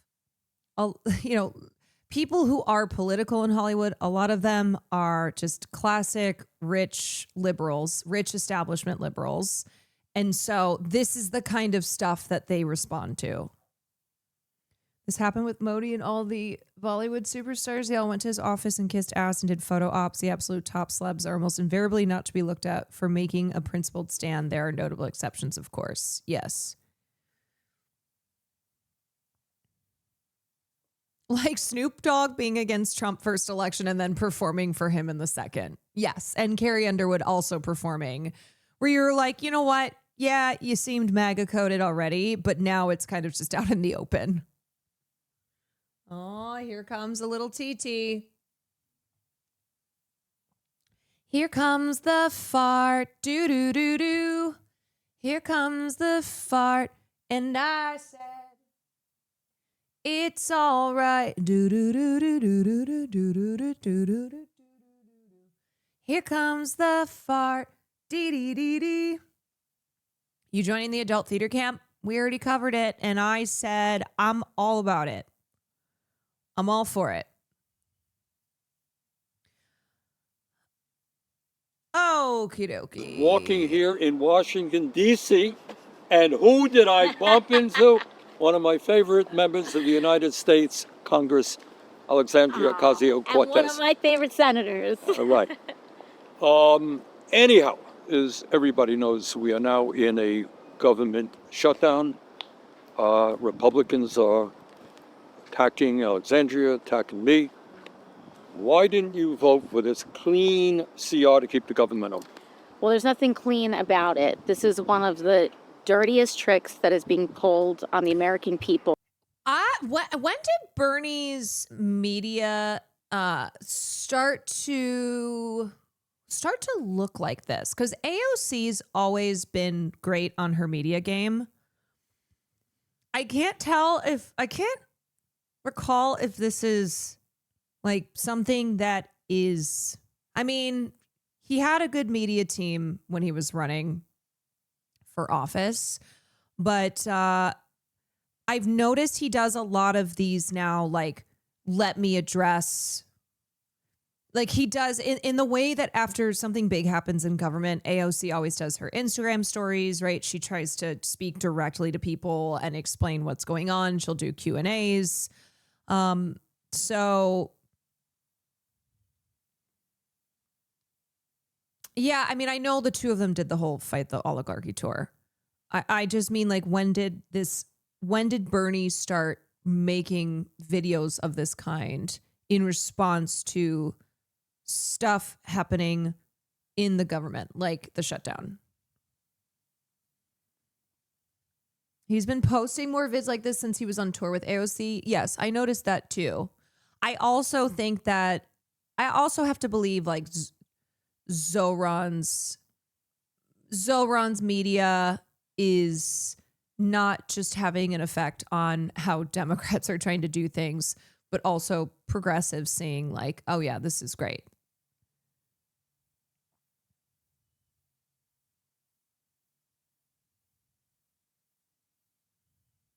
Right now, starting today, October 1st, and throughout the rest of the month, Americans across this country are going to start getting notifications that their insurance premiums are up to doubling. We're talking about... Say that again. Your monthly insurance premiums are going to double for millions of people across the country. At a time when we are already paying, by far, the highest prices in the world for healthcare at a time when people can't afford it right now. So what happens?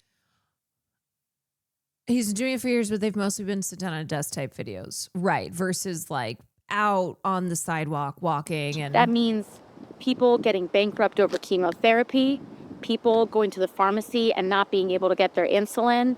And frankly, it means a lot of Americans are going to be in danger. And Republicans want us to rubber stamp that. So what are we going to say to that, Bernie? Well, I'll tell you, it's not only be in danger. Let's be clear. And it doesn't make me happy to have to say this, but there have been studies out there that when you combine doubling premiums for the ACA and then throwing 15 million people off of Medicaid and the ACA, the result is, according to studies at Yale and the University of Pennsylvania, 50,000 low-income, working-class Americans will die every single. It's crazy because Republicans, yes, obviously they lie, but to have them so blatantly lying and saying that the reason that the Democrats are responsible for the shutdown because the Democrats are pushing to make sure that illegal aliens get health care money. Like, it is so fucked how it is just blatant lying, and how a lot of the people who will benefit from what Democrats are fighting for in terms of extending the subsidies via the ACA, trying to keep people from getting kicked off of Medicaid. There's a lot of people in red states, in rural areas, MAGA voters, who they will benefit from this. And yet they don't understand what's going on here because they believe in the first place that illegal aliens get all of these benefits, are just getting paid directly from Democrats. And they believe that this is why the government has shut down. When in fact, like, rural hospitals closing, which is a byproduct of these Republican policies, this is disastrous, and it is what it's what the attempts here to negotiate over the budget in order to extend the ACA's health insurance subsidies and reverse the Medicaid cuts, like, in order to protect people, including those who live in red states. All right? If you don't have the money to go to a doctor and you're sick, you die. And that's what we're looking at. That's why the scapegoating of immigrants is so effective, because Republicans will do this shit and then they'll dangle what they have. They've spent years crafting these effective narratives around the invasion of aliens, around how the reason that your groceries are expensive, the reason that Your health care is expensive. The reason that your life is hard is because so many people are crossing the border and they're taking all your benefits and they're sucking up all the resources. And so that has, that's a narrative that the right has been pushing for a long time now. And so they get up there and say, here's the reason that the government shut down. The government shut down because Democrats are trying to make sure that these immigrants get health care and you don't. Like, it is a death cult. It is. This clean bill is about. And so Republicans want us to rubber stamp that. And we're saying no. We need to stand up for the American people. We need to stand up for our healthcare system. And if they want our votes, they need to make sure that we're protecting every American and making sure that we can do what we can to continue to make healthcare accessible, affordable, as we work to make it a human right for all. Right. So let me just back that up. Remember, right now, our healthcare system is broken. Right now, we're the only major country on earth not to guarantee healthcare to all people. And these guys want to make it even worse. We're not going to let that happen. No, we're not. Thank you. Onward. It's depressing watching Republicans on Medicaid point the gun right at their jaws as they vote away their health care because they're so uninformed. Some states may have funding for undocumented migrants, but that is purely state level. But federally, they don't get health insurance. Yeah, and even go on the White House's website, and it says right there, they don't get access to social services. They don't get Social Security. The one losing their benefits is you. Yes. But if you distract people with this thing that is very effective and is easy for people to believe and therefore blame for all of their ills and wills, blame for all of their ills that they are experiencing, then you can continue to pillage and strip the few benefits, the few resources that people have, right from under them. And it is really sad. It is really sad because there are also people who vote for this stuff that truly can't believe these are policies, these are spending bills that will hurt them because they're like, well, I voted for this though, right? I mean, when you see those videos from MAGA people who are like, dear Mr. Trump, please, I voted for you. I didn't think that this was going to hurt me. I thought that I didn't know leopards would eat my face. But also this just comes from being greatly misinformed. This completely cuts funding for hospitals and medical complexes on reservations. It's also a known fact that folks living on reservations are much more likely to develop diabetes and heart disease along with other chronic health conditions. Yeah, I mean, our healthcare system is already so bad and it costs people a lot of money to afford their premiums, and the few breaks that they can get in the form of ACA subsidies, and to be losing those, right? To be losing like these meager fixes to a system that is so thoroughly broken. It's really bad. Dang, Techno. Thank you for the 5 gifted subs. Government shutdown. Let me explain the stakes and how we got here. The Trump regime, along with Republicans, wanted to fund the government with a continuing resolution that would have kept existing funding levels the same. But if Democrats had accepted that deal, they would have effectively given approval to all of the terrible and wildly unpopular policies that Trump has pushed through since retaking office. That includes his funding cuts to public broadcasting, and foreign aid programs. Yeah, and I think the question you have to keep asking people who voted for this or who continue to support it is, has your life improved? Genuinely. Are your groceries cheaper? Are your bills more affordable? Do you have access to health care? Has your life improved? Because Trump and his cronies are doing a lot of things and are making it seem as if they have already greatly improved people's lives. So has your life improved? Is it any easier?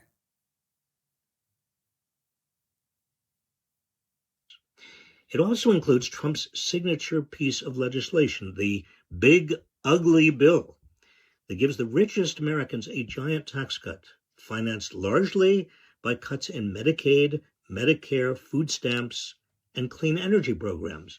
That Big Ugly Bill passed the Senate last July because it required only 51 Republican votes in a special rule called reconciliation. This time, Republicans needed Democratic votes to avoid a shutdown and to continue those big, ugly policies. They couldn't do it with just 51 votes. They needed more votes than that. Democrats, therefore, became such. Do you know what's such bullshit? That federal workers who get laid off, federal workers who are furloughed, right? Who, when the government shuts down, and they are deemed non-essential, they cannot go to work and they're not paid. It's unpaid leave. And yet members of Congress still get paid. It's bullshit. It's bullshit that the very people who are responsible for this stuff are still getting paid no matter what. Important to them. Why the hell would any Democrat go along with that? Oh, ICE is getting paid because ICE is so essential. Very, very essential. Must always have ICE. Must ensure that we have our, our border funding. Can't, people protecting the border. I've lived through government shutdowns. Under normal circumstances, I understand why compromises are made to keep the government running. I have been in favor of keeping the government running, but our government is not running right now. It's effectively been shut down for months as Trump has destroyed checks and balances, usurped the power of the purse from Congress, and unleashed an authoritarian nightmare throughout the country. Democrats cannot cave into this shutdown. They must not operate as if what Trump is doing right now is normal, because it's not normal. In the short term, Democrats have to use their leverage to restore funding to vital programs that millions of Americans rely on, like Medicaid and the Affordable Care Act. And in the long term, they've got to paint a bigger picture for the American people about the devastating realities of Trump's regime. This is an opportunity for Democrats to fight back, not capitulate. Please, if you agree, share this video. Yeah, and there's a lot going on here. It's Trump's authoritarianism. It is Democratic voters feeling like Democrats have not been doing enough to oppose Trump, to resist Trump. They are in polls, gauging like how Democrats are doing. They are just getting less and less favorability. And so I think this is not just about disputes over healthcare policy and trying to make sure that the subsidies don't run out and that the Medicaid cuts are reversed. But also, I think this has to be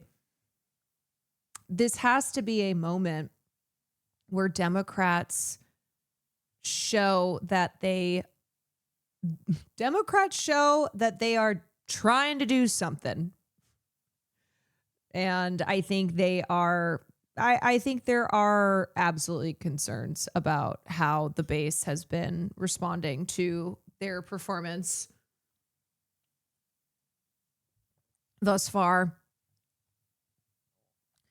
Feel like it's too late for most liberals to wake to what's happening. It's going to take too much time to show them what they already know.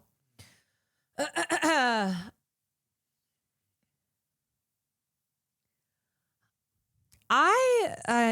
don't know. I don't know how it's hard to get people. It's hard to get people to really understand the forces in their lives that are causing them pain. How do you convince people in rural areas who vote for Trump, who vote for Republicans, that they are voting for these policies that are taking the taking their healthcare, as unsubstantial as it may be to begin with, but at least it's something, like taking it away, showing them who in fact has power and is using that power to enact these policies that are just making your life harder. Like it is something that doesn't happen overnight, and like showing and convincing people that they're looking in the wrong direction.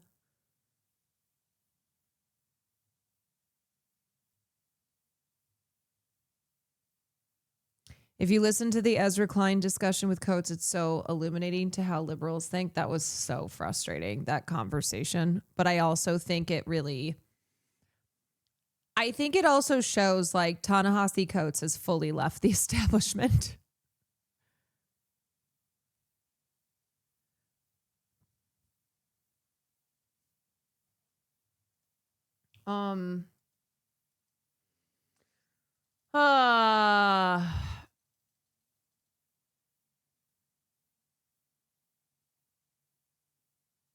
Yeah, it really is the fear mongering. Fear is such a powerful tool. It is. And people fear what they don't know. They fear what doesn't look like them,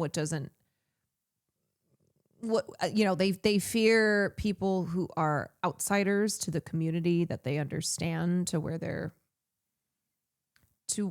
they are from, how they are raised, and that fear is the mind killer. It is. Because people are right to feel afraid. They're right to feel afraid of like, how am I going to afford my bills? How am I going to keep paying my rent? How am I going to afford my groceries? All that. Feel afraid of like how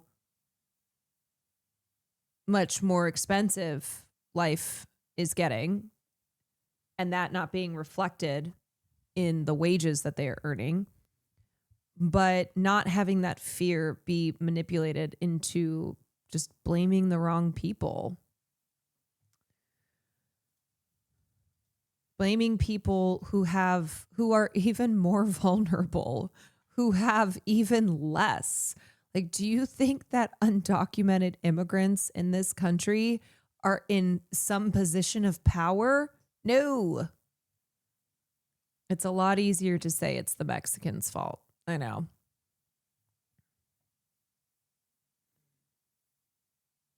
The Globes just announced who's eligible for their fuck-ass podcast award. It's so grim. 2020 48 Hours Armchair Expert with Dax Shepard, Call Her Daddy, Candace, Crime Junkie, Dateline NBC, Good Hang with Amy Poehler, Morbid, Mr. Ballin Podcast, Pardon My Take, Pod Save America, Rotten Mango, Sean Ryan Show, Smartless, Stuff You Should Know, The Ben Shapiro Show, The Bill Simmons Podcast, The Daily, The Joe Rogan Experience, The Megyn Kelly Show, The Mel Robbins Podcast, The Tucker Carlson Show, This Past Weekend with Theo Vaughn, Up First. Wow, I can't believe Fear and is not on this list. I can't believe Fear and is not eligible.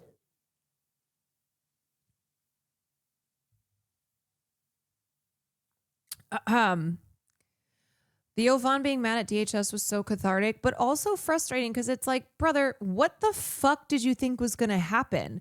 You voted for somebody. You voted for somebody who made it very clear what he was going to do regarding the border and regarding immigrants. And, you know, you look at the rallies and it's like deportation, mass deportation signs everywhere. So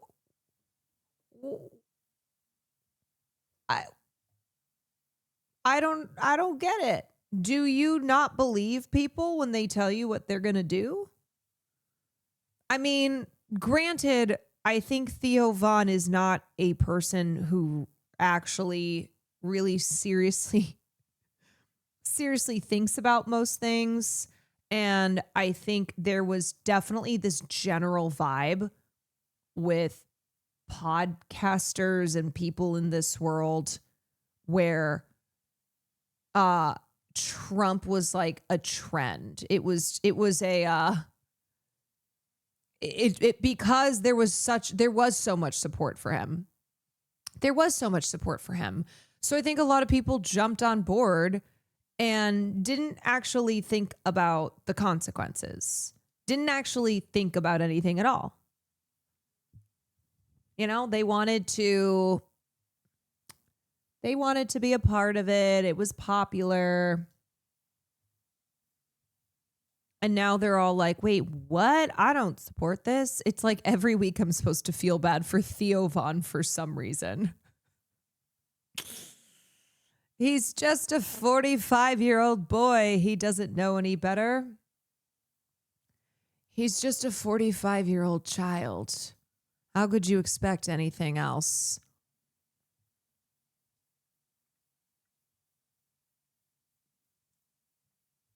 I don't know, man. It's like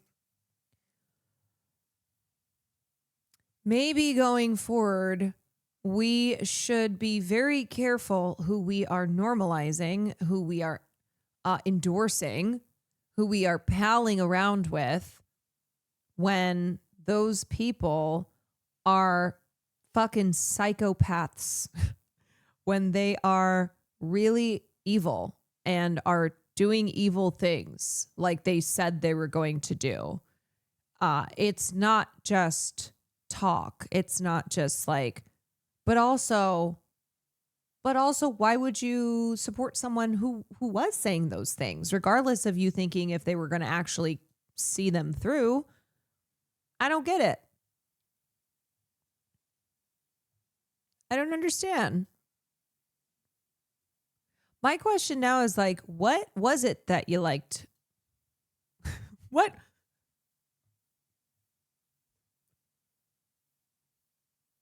Maybe because Donald Trump kept being like, I'm going to bring free speech back, and these people pretend as if that's their most important issue.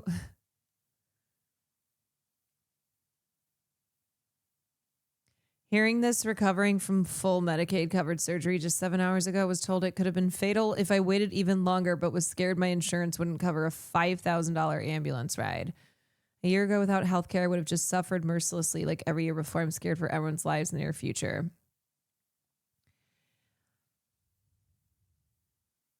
Healthcare is an issue that affects everybody. Everybody. It's why the response to Brian Thompson's shooting was across the political spectrum, one where people went, I am not going to shed tears for this man, where they related, you know, they were sharing personal stories. It became not about Brian Thompson, an individual being killed. It was about the healthcare industry at large and how much harm it causes and how violent the healthcare system is. And so that is something that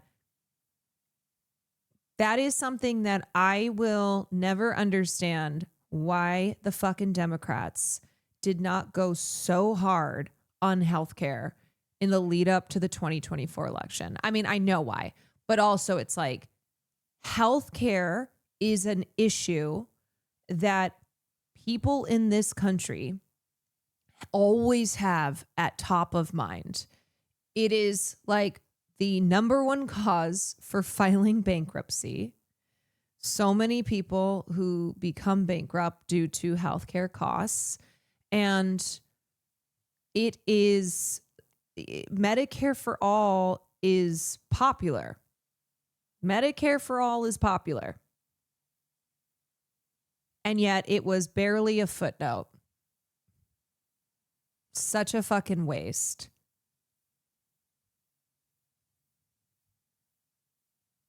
Do you think one day we will have Medicare for all? I do. I don't know when, but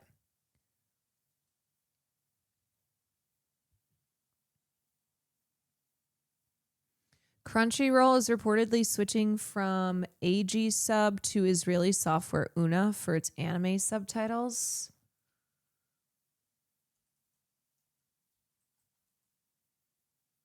They're switching. So it's not even like they were utilizing this software in the first place. Una is currently used by Netflix, Warner Brothers, and many other large media companies as well. Like, why? Why? The world needs more Zorons, earnest communicators to go out there to regular folks and address their concerns. Yeah, I do. I believe that as well. I believe that as well. That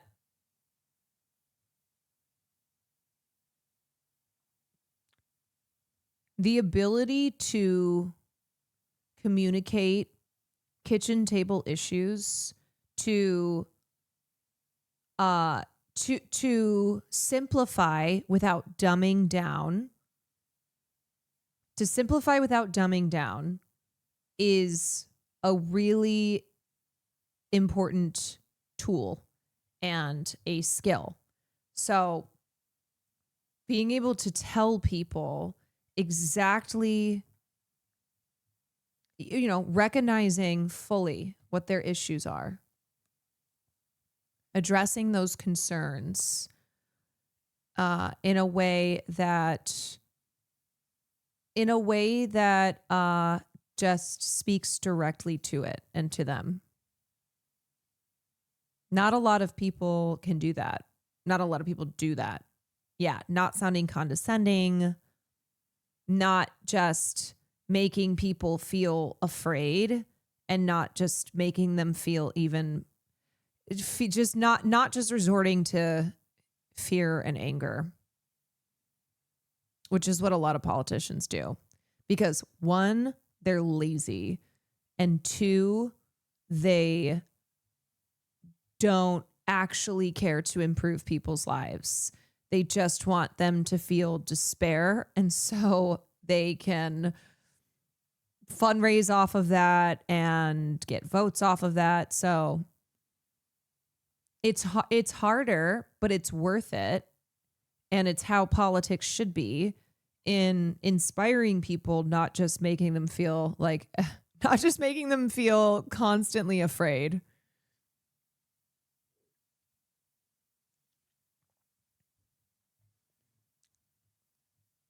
There's Kayla Nicole Shade in one of Taylor's new songs. I was wondering if she was going to say anything yet. I guess she did. Okay, it is 10 o'clock. I've been streaming for over 4 hours. I'm going to play some Silent Hill F before the end of the night. It's October Horror Gaming.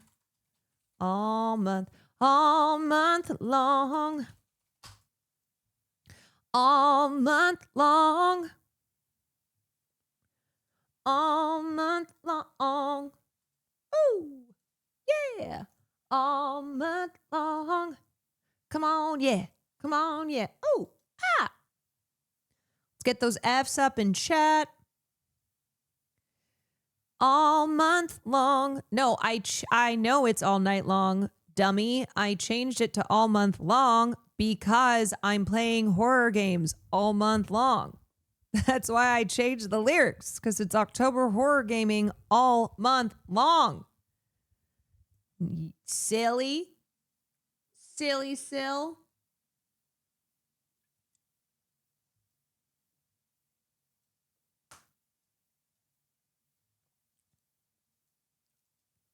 Okay, because that's what we're doing all October. We are doing scary gaming. Horror games. You do realize Obama deported more people? Oh, yes, I do. And I've talked about that. Yes, deporter in chief, Drone Obama. Don't fool yourself that Democrats don't deport. No. I've never fooled myself. Well, at least since I became a leftist. No, I'm well aware. Drone Obama, deporter in chief. Yeah, one thing that the Dems were more effective at was deporting people, because they didn't make the spectacle and do the explicit racism in the way that Trump does.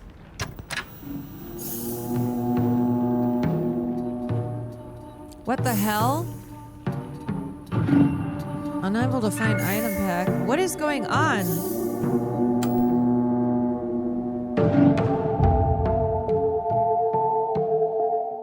Wait, what's... Okay, that would have been so crazy if I had to redo this all over again. That would have been nuts. I would have gone. I would have lost my mind. Wait, why don't have... Wait, where's the bunny costume? Wait, why... I don't understand. I thought that was just like making stuff up. No, where's my bunny costume? Say it ain't so!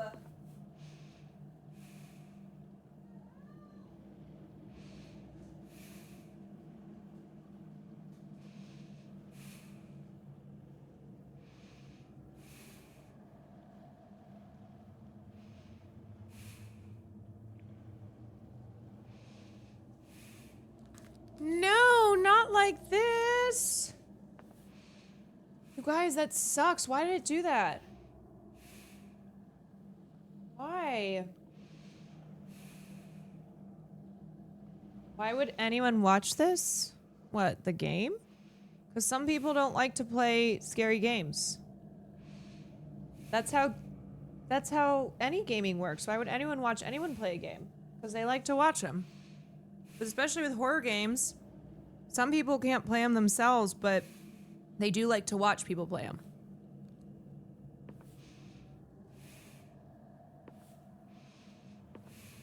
Okay, that sucks butt. This just doesn't feel the same without the bunny ears.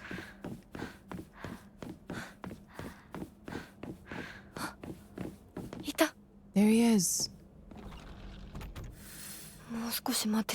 Yeah, why can't he wait? Why does he never wait? He always just takes off and is like, hey, are you okay?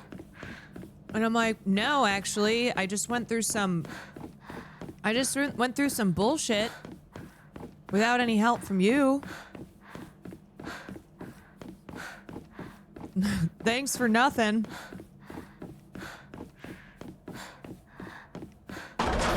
Oh! Now what was that? Hello? Oh, what's in this room? Anything?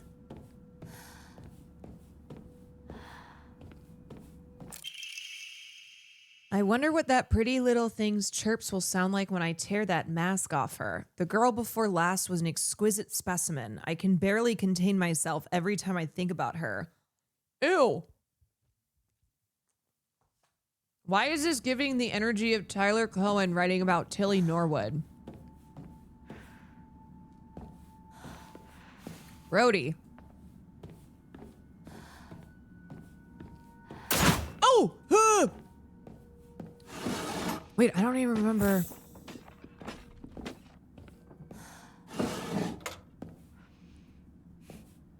There's definitely something in this room.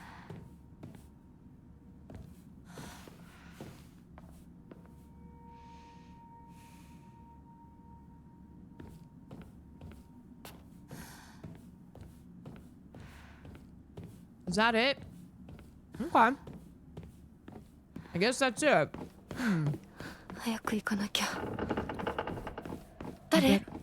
Hello? Who's there? I know I better hurry, but I also have to make sure I keep looting.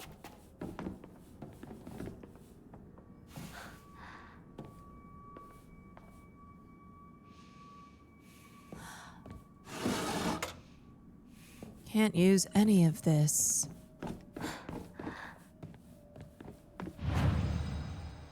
Okay, great. Let me offer up some chocolate. Cause you gotta have faith. I only have 280 faith. Oh, it sucks. I swear there are less save places on this than the last Silent Hill game.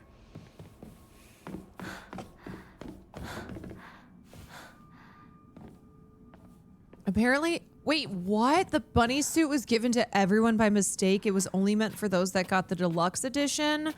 Okay, well that is the company's mistake, and they should not take it away just because they fucked up. Give us the bunny suit. Did somebody snitch?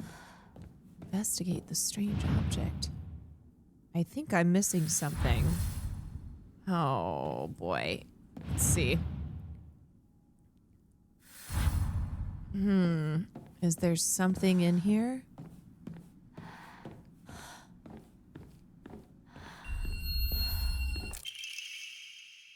Ancient note. These are valuable relics hidden away in the old storage room. They must be kept under lock and key. The last girl slipped in while I wasn't looking. It took a long time to find her.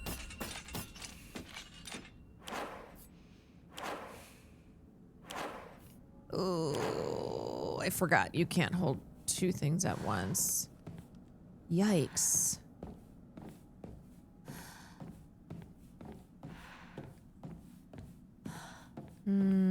Well, where is the... Oh, where's the stupid storage? Dude, I can't believe they took the bunny costume away. That's so stupid. Okay, did I already go that way? Can't remember. Did I go this way? It's gotta be... This is a standalone story? Oh, Silent Hill F? Or this part that I'm in right now? Am I missing something? What's in here? Come on. It's gotta be... What's what? Sometimes it gives you... Sometimes it gives you things and you're like,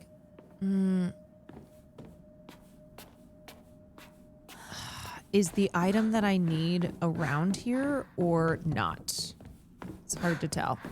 See, like right here, I don't know what that is. Maybe check the map. Search for the missing object part. Like, is it outside? I don't know. It's hard to tell.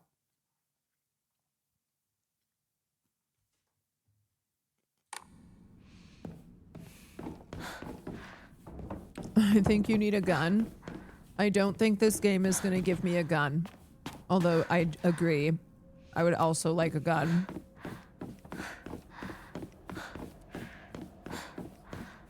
You know? Like, should I search the surrounding area? I don't know. So I went that way. Is it over here?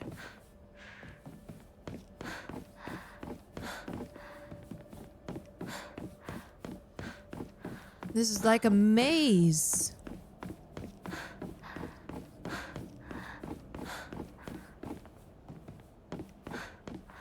Maybe back here? No. Fried tofu. Is this a stage? Ugh, anything can be a stage. Anything can be a stage. Kinda lost. Okay. Maybe I go down this way. Don't make me sing.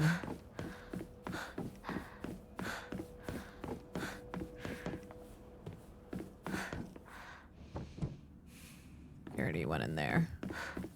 What's going on? I have to, well...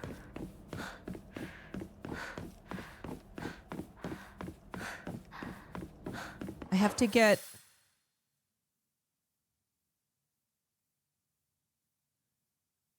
See, now I'm on the search for the missing object part, though. So it's like, do I have a different... A wooden plaque used in Hokora to upgrade Hinako's ability. So now it's like... Oni-sama's emblem. I'm like, am I on a different... Do I have a different task now?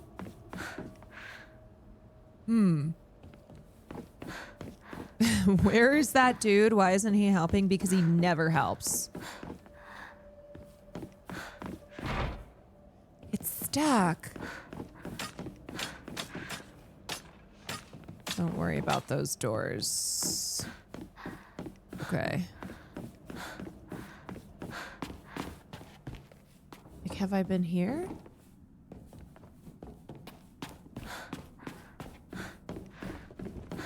Yeah, I was already here. See, that's the thing. And I need something for the thing. Run, run, run. Okay, but like, where do I go next?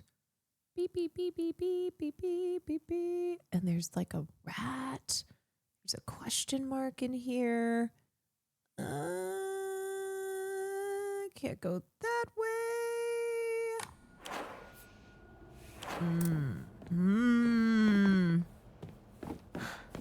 Methinks I'm lost. Wait, can I go in here? No, won't open without a key. Of course.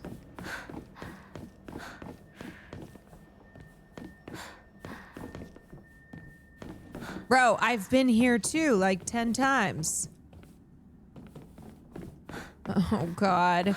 This game is very maze-like.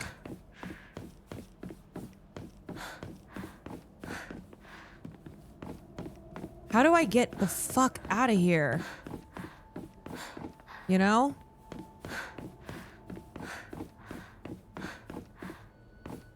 Where the hell do I go? That's kind of the point. I know, but it's very confusing.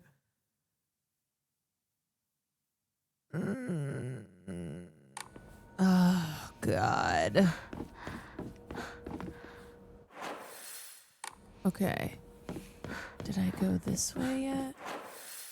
I don't know. Should I go? There's foggy parts on the map where you haven't explored. Like this whole thing? Is it a metaphor for trauma or something? Probably.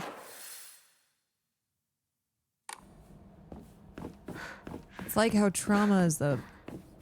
Oh my God, I am so freaking lost. Okay, maybe I just... I think I'm at the beginning again. I think this is where I... The start of something new. Yeah, I think the maze is a metaphor for trauma.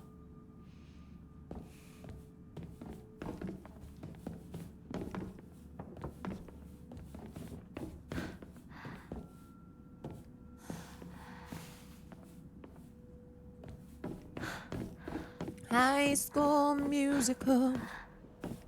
And I think it also gives you trauma because you're running around over and over again and you're like, where the fuck am I? So it's a metaphor for trauma, but also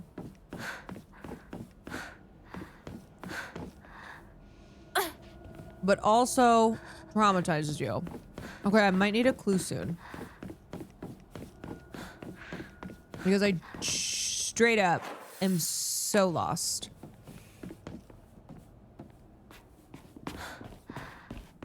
I think the real maze is the friends we made along the way. Yes. TK Batsy, thank you for the 14 months. I don't know. Okay, I need a tiny clue.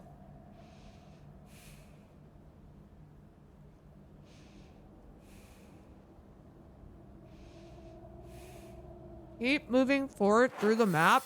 Where?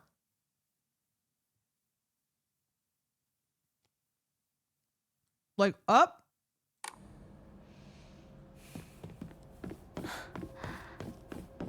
Don't run in circles. Oh, thank you so much. Like, is there somewhere to go this way? I don't know. I can't figure it out. If I had my bunny outfit, I think I would figure it out.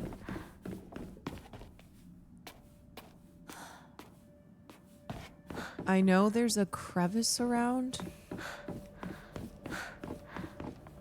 But where is it? Where's the crevice? Like, I don't even see any sneaky paths. I went in there. I went there. Am I supposed to go?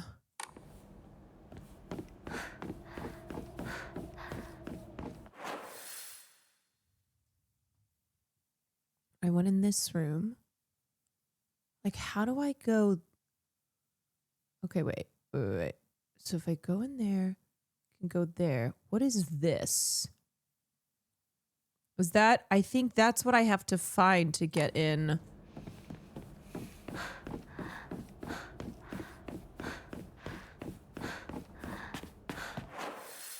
See, because I think this... Did you get the room key already? I can't find it. Right here, I think that will, like, open something. F. I think that opens something so then I can get in there, but... The question is... Where the hell is it? I feel like I've searched every room possible. Need to find a little statue to put on the altar.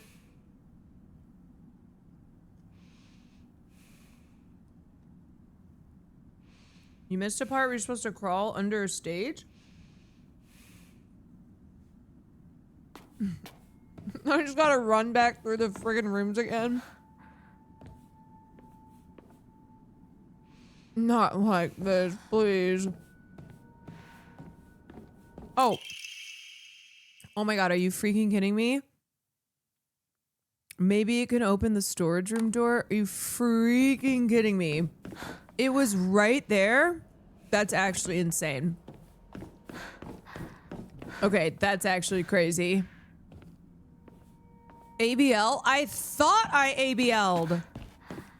You guys, I thought I ABL'd. Okay, wait. Where's the storage room door again? It's back here. Storage room door, storage room door. It's this one.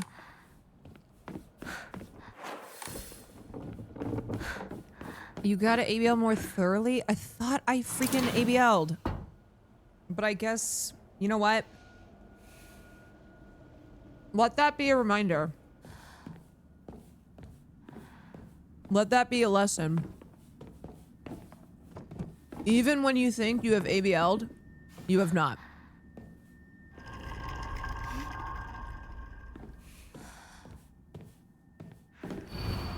Don't believe the fox's words. Stay away from the western room? What? My god. Hinako is mine.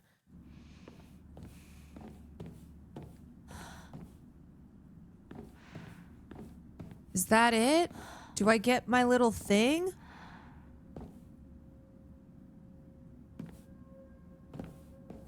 Hello?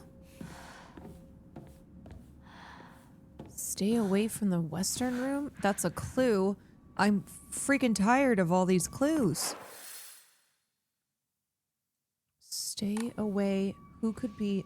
Stay away from the western room. Huh? Puzzles. Thy restless heart betrays thee as unfit for this auspicious. Oh, no, I already did that one. Information. There's nothing else in here? What the freak? Oh, wasn't that closed before? It was closed before. Why did that open up? Oh! Okay. Ah, Inari sculpture. Why does that have no head? Don't trust him? Well, don't worry, I don't trust men to begin with.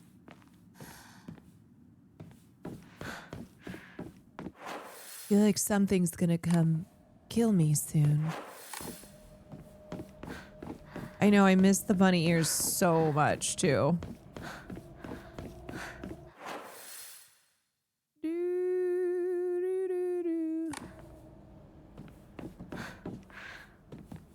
Okay, finally.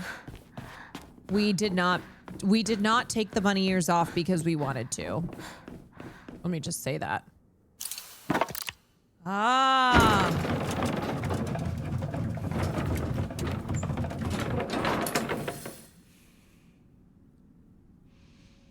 Oh.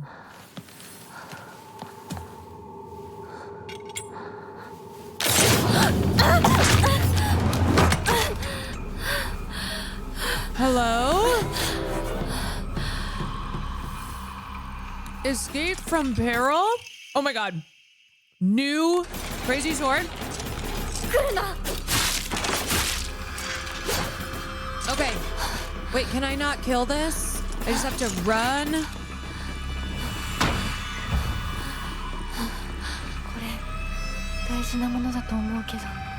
Yeah, don't get rid of that, girl. Yo, this is Elden Hill. Okay, what's this? Escape from peril. That was easy. Oh, wait, you can kill it? Do I get something if I kill it? Is it worth the kill?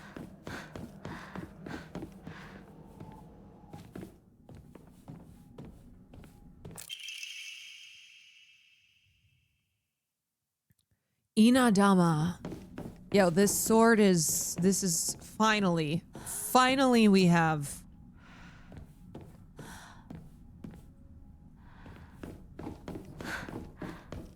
Wait, where'd she go? Oh, I think she's gone.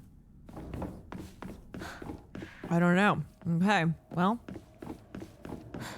Well.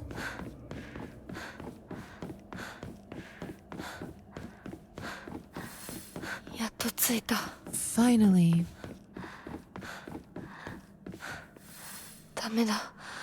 It's no use. It won't open. Of course it won't. Because I'm sure there's more freaking... The key is the same one as before. I don't know. Why don't you try it?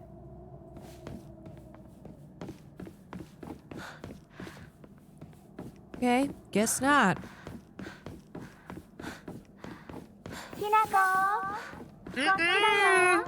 Sakuko? Oh, hell no. Girl, That is not something you want. Ay, ay, ay. Girl! You not want to be... You don't want to be getting voices. Oh! Ooh! Ooh, okay. All right, she's back. Okay, come on. Okay. Okay. What you got? What you got, girl?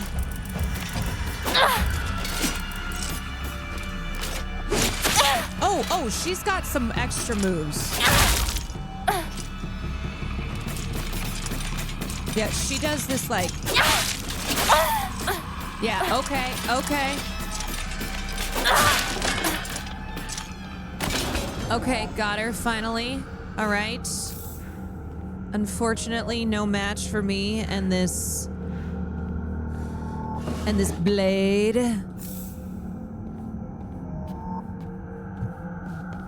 Only one diva can live. Greatly decreases focus charging time. Oh, that focus charging time. Okay. That's good. I passed a save spot.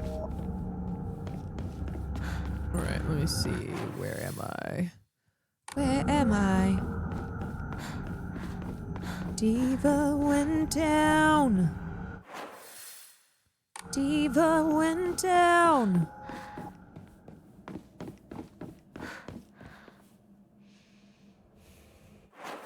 Okay, so there's the things. And then I gotta go.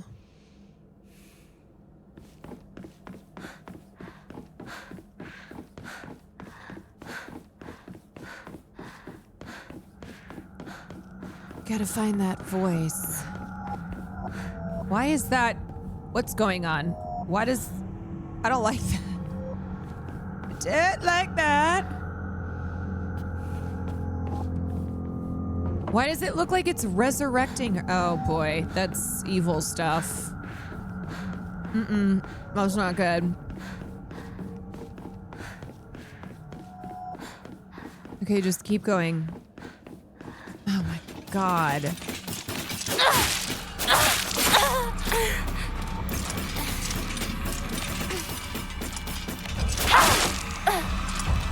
Come on.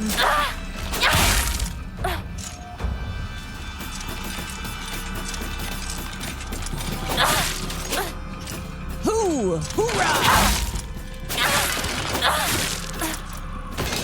Okay, yo, this sword is actually so good. Wait, why are there so many of these divas?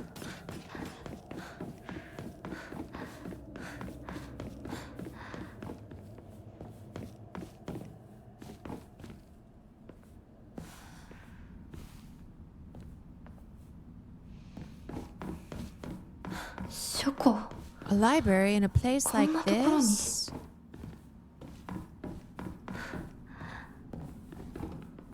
All the secret arts medicines succumb to us, spirit and flesh.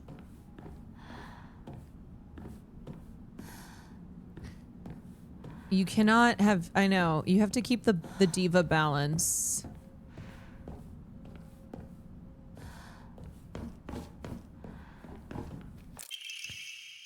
Symptoms are onset, blah, blah, blah, blah, blah, blah, blah. First, I believe signs point to a cold, but no. It's something much worse.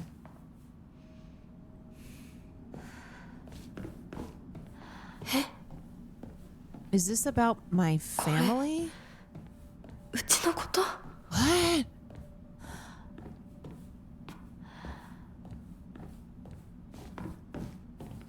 Is this fucking play about us?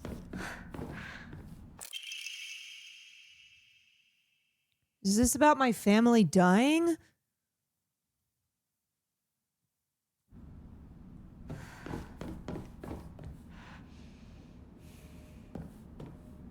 Make it full otherwise.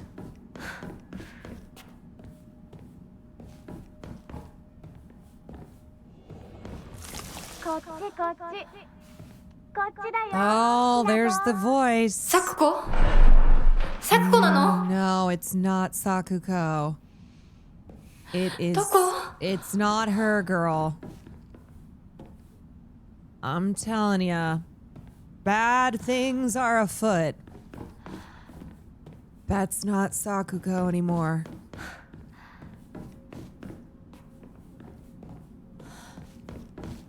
You know how they say don't follow ghostly voices? Because it's in situations like this. Dried carcass. Oh, wow. でも、幼いものだったよね。Oh, wonderful.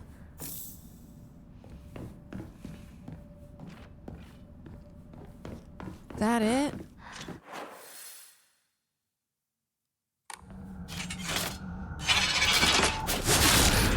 Oh no, I hate when they do this!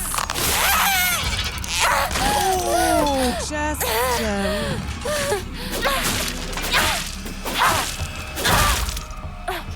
just a stab to the chest.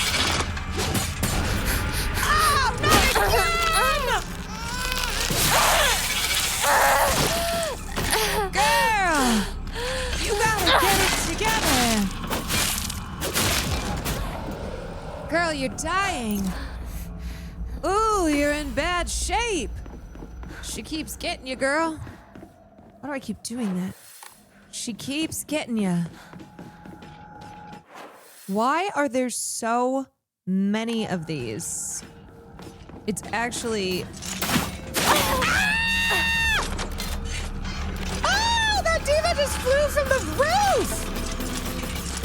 Okay, there's too many!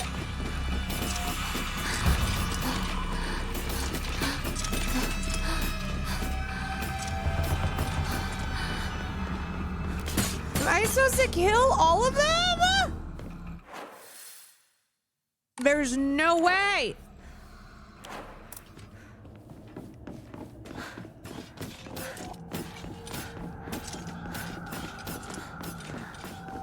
Sometimes it's better to run? I know, these...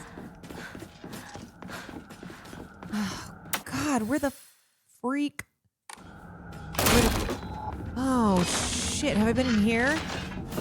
I don't know, where am I? Nothing. Oh, come on. Just give me a second.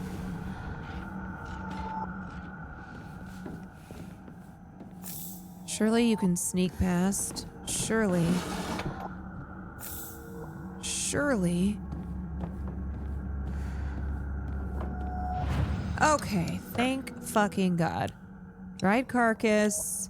Ooh, this is worth a lot. Nice. 700 faith. Ooh! Ooh! Okay, wait. I know what I'm gonna do. Increase. Ah, I need 1,500. Damn.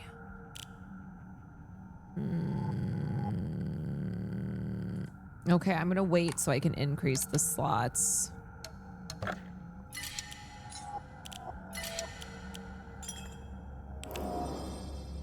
Cause you gotta have faith.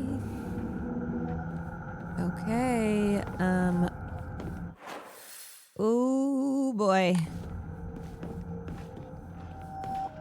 God, when that one dropped from the ceiling, hell no. Sakuko? そっちにいるの? Girl, it's not her. It's not her. Sakuko.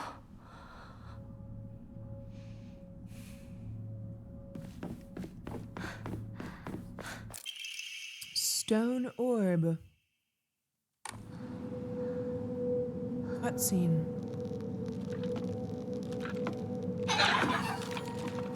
Yeah, I need more stamina.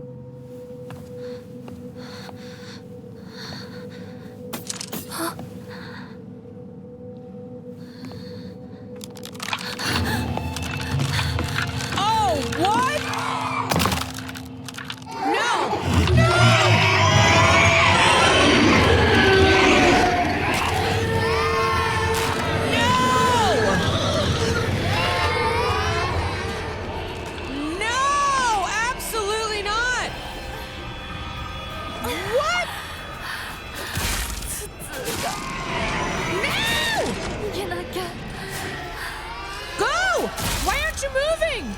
Go, go. Oh my God, get out of here, girl. I gotta go all the way back up here. Okay, we're gonna go straight, right. Okay. Go! Why are you moving forward? Wait! Oh! Ah! Oh my God, go!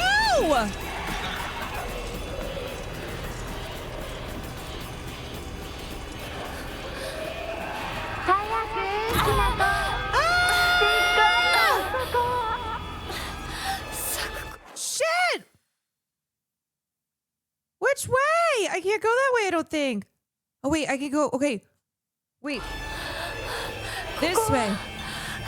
Ah, no, I don't like that. No!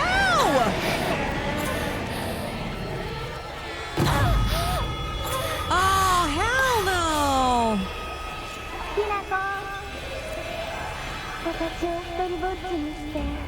Girl, no! Okay, now we go up and then to the left.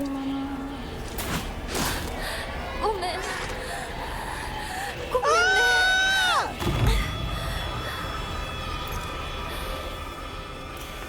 Did that stave off? I don't know.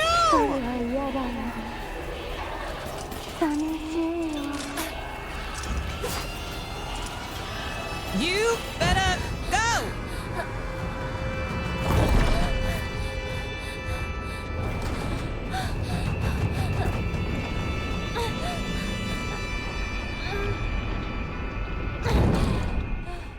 Why was she made up of so many heads? What was that about?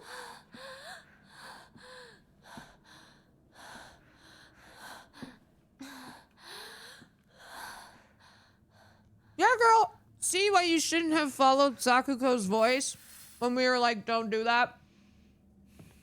That is not a good idea. You do not want to be doing that. Wow, lots of loot, though. Hell yes. Lots of loot. And you gotta say, ooh. Okay, wait, let me see my items.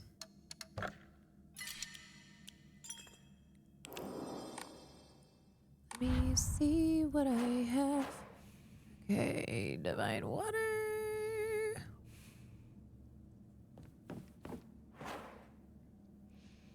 Okay. Lots. The Black Ozarkian. Thank you for the 3 months. Time to go. Do the monsters have metaphors usually in Silent Hill? Yes. Oh.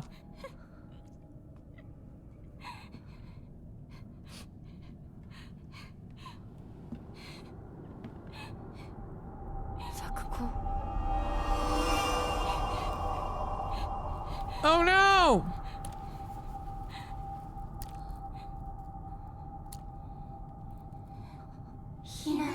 Oh. Ah! Why are their spines always cracking like that?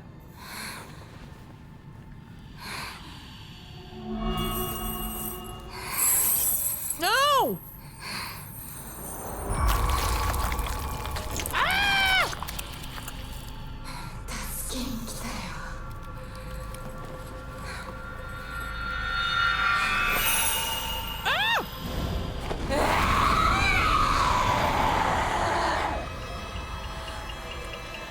What? Oh my god! Yo, she has a crazy ass.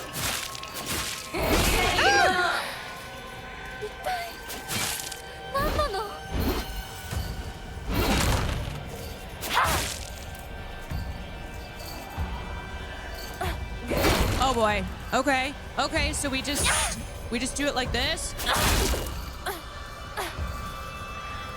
Is this right? I don't know. She's just kind of like I think that was good. And then stab and then move. Okay. How do I know how much? Oh! Oh, wait, that was like, hold on. Oh.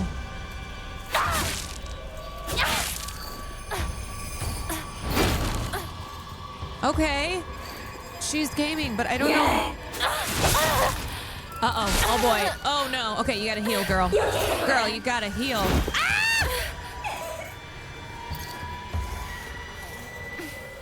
Okay. Oh, I really... What a cool design, but so creepy. Okay. Oh no. Oh no. Close your eyes. Wait, what's happening? Yeah, why do we have to fight each other like this? We're supposed to be friends! We're supposed to be friends! Where are you? Am I supposed to come over and stab her before she can do anything? Wait, what's happening? Uh-oh. Oh, shit. Wait. How do I get my...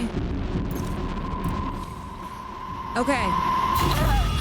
Oh, what am I supposed to do about this bitch?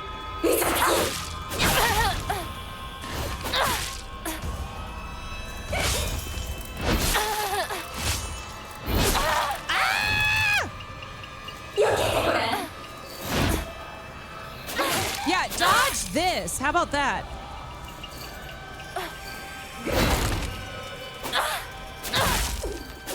Come on. Oh my god. Oh.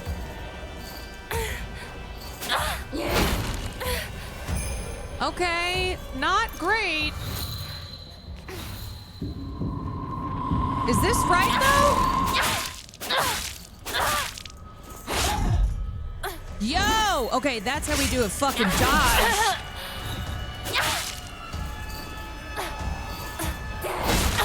Oops, okay, stab me in the back. That's okay.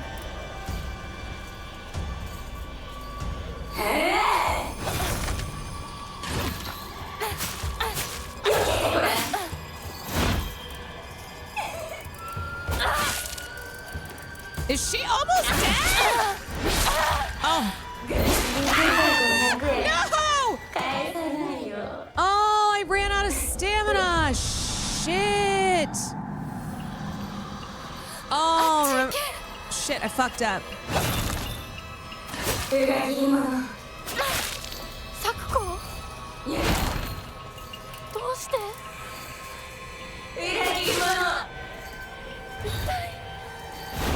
Oh no!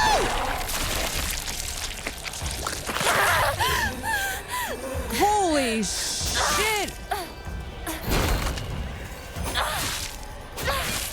Oh my god. Oh my god, she just ate my fucking face.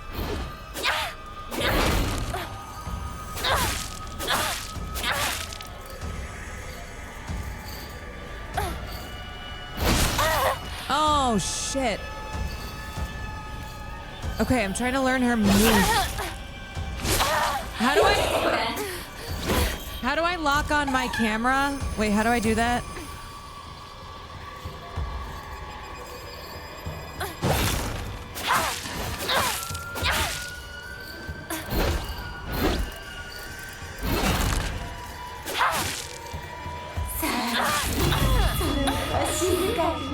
Okay. Okay, so I have to stop her before she can do this.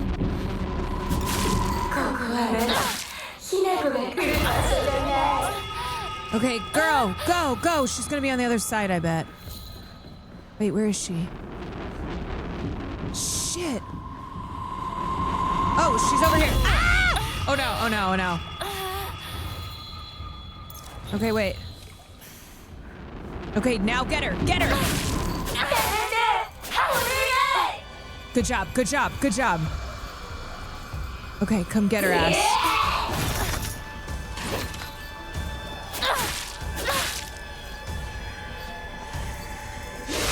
Oh shit. Okay, good slice.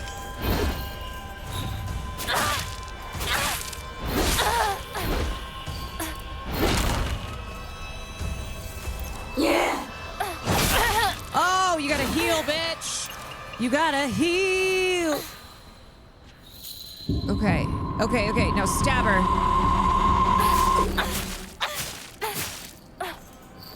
There you go. Ah! She's got that, like... Oh, she's so good with that when she hits you.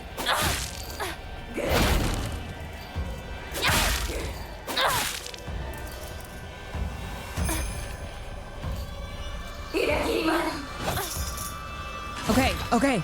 You got her.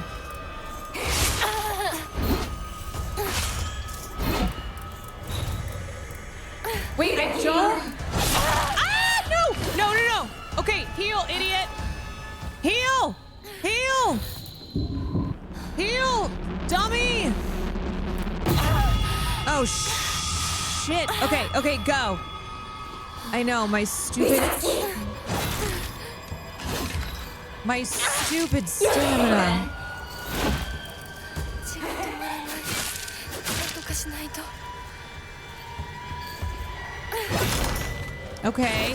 Okay, good.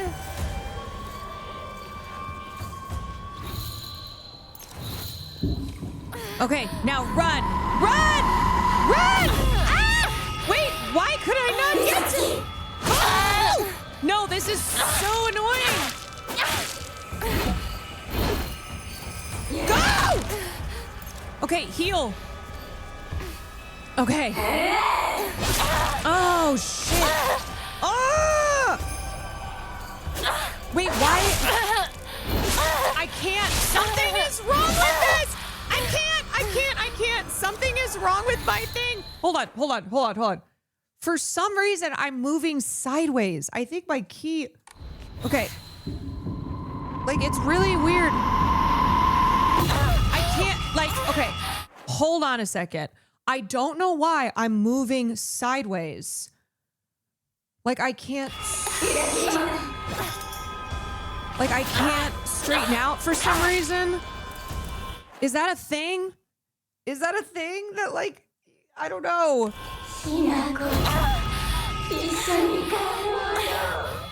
Like, okay, where is she? Okay, go. Go!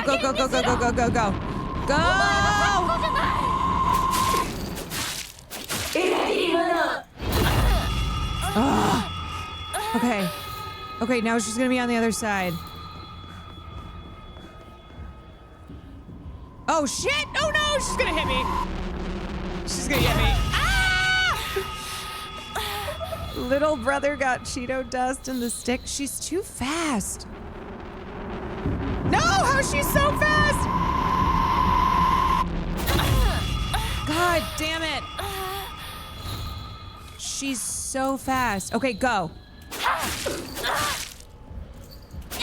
Is she almost dead yet?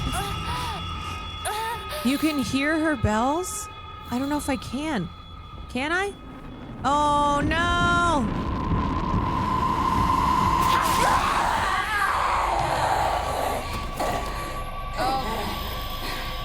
There we go.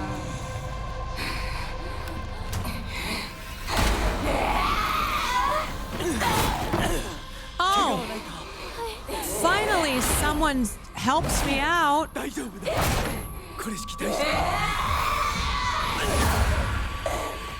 Not gonna lie, I was stressed. Me too.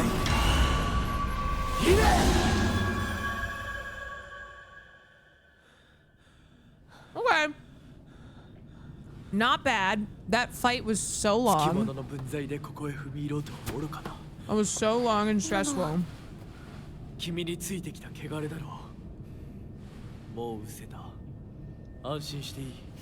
I'm not supposed to trust this guy though.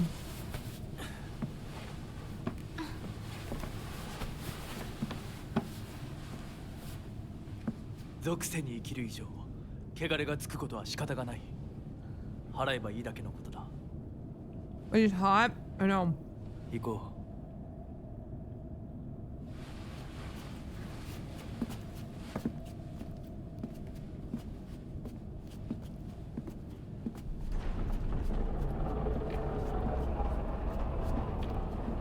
That was kind of like the first boss. この先は神聖な領域だ。私も君も汚れは持ち込めない。 We must be ここで汚れを cleansed. 落とす。 Oh. Okay. What does that mean?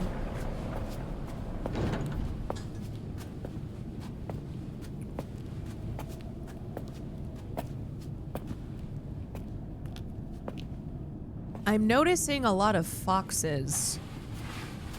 Heavy on the fox metaphor. The symbolism.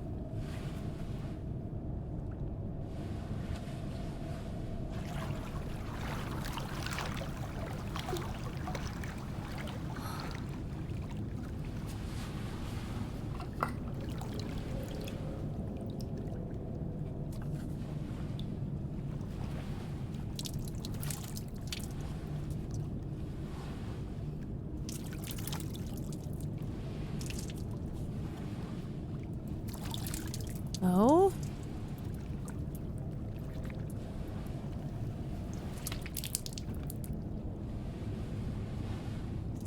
I'm so sad I don't have the bunny costume either. It's truly devastating.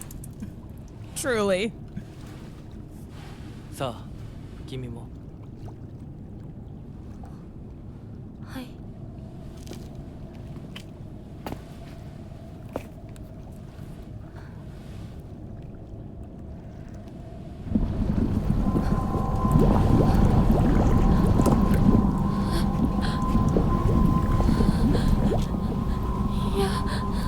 大丈夫。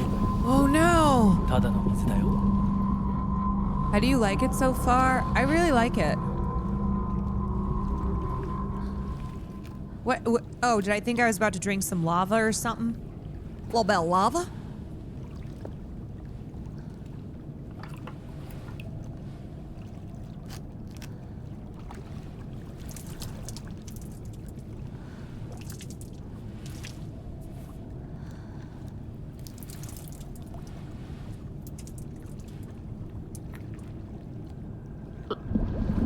Any theories so far?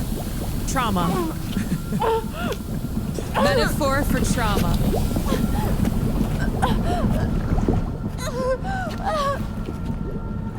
Yeah, girl, you're not supposed to trust him!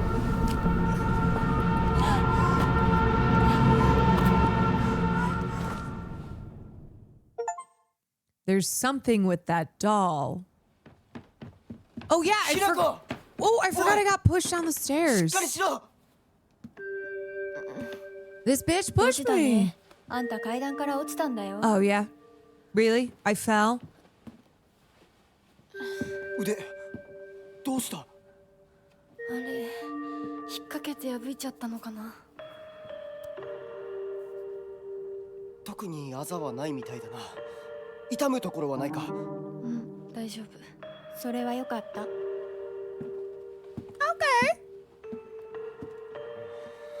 You could act a little bit more. A little bit more sad that I fell. That was such a long sequence that I forgot that this is what happened. But also because I spent so much time just running in circles. 私をちゃんと守ってよ。私、ひなこみたいに強くないんだから。分かってる。俺から離れるな。Okay, you know what? You're getting a knife in the back, girl. 目指すは俺の家だ。裏道から山を越え剣道に出よう。俺が先頭を行く。相棒はしんがりを。分かった。私はシュウ君の後ろにいるね。真ん中なら安心だし。Okay, you are so thirsty.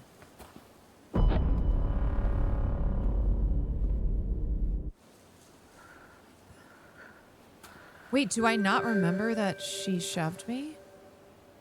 しんがりは引き受けた。 Leave the back to me.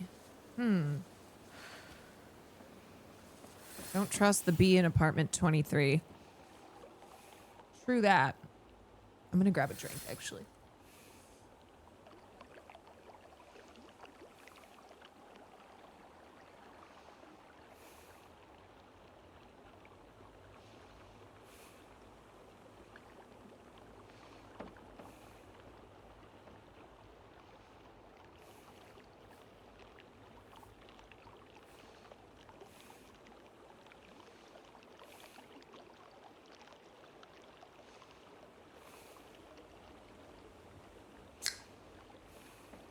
new hat. Hat.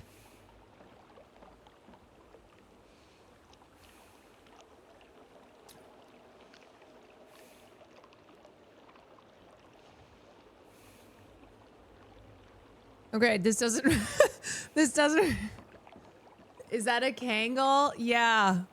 Will got it for me for my birthday. It doesn't really work with these.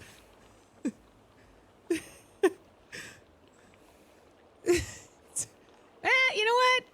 Okay. There we go. Somewhat. Is it giving LL Cool J?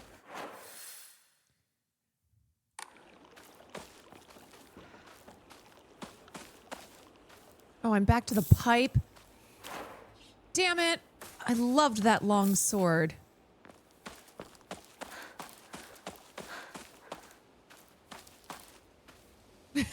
My head looks so funny.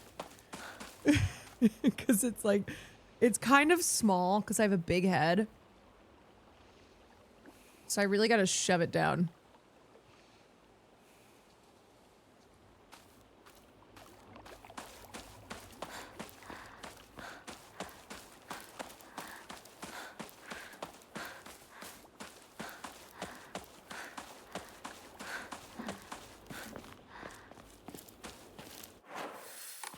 Traitors. Can't remember, is L Cool J cool? I just he went out to some weird shit.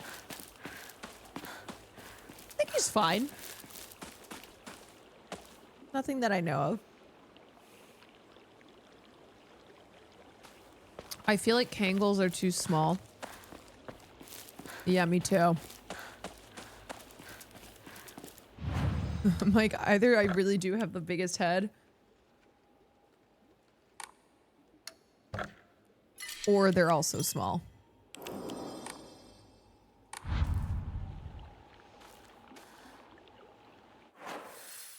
Which way do I want to go? Which way? Let's back this way.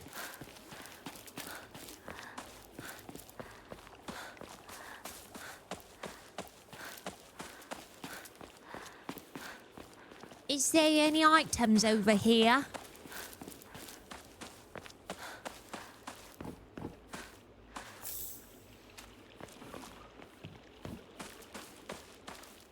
Any items for me?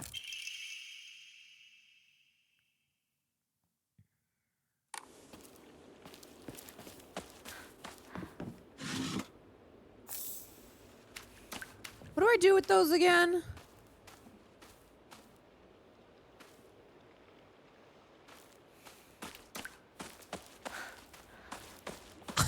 Someone just said Taylor Swift is Jewish and Jewish supporting.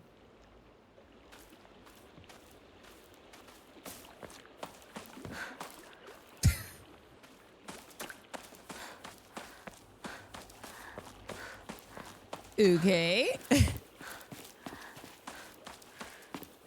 Wow. Truth hurts. Truth hurts. Omamori items. Beep, beep, beep, beep, beep, beep, beep.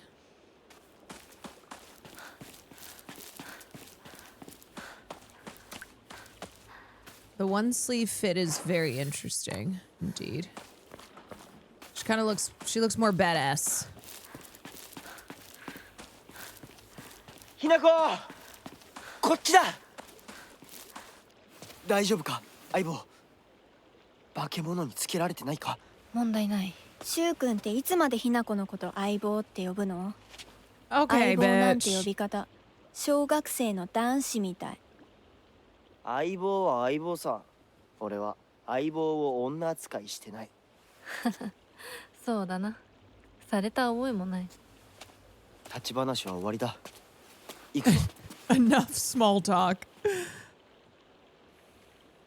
Okay, partner.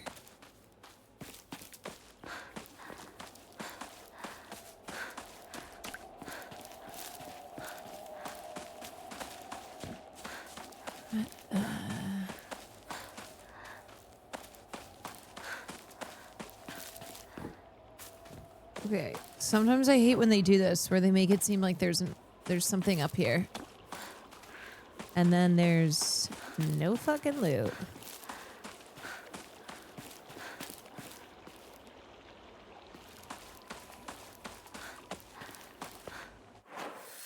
So I see they keep running off. Where'd you guys go? Why do you guys keep leaving so fast?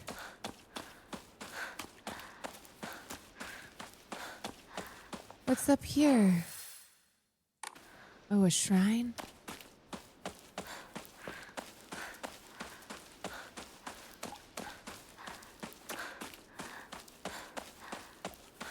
Wait, I was already here.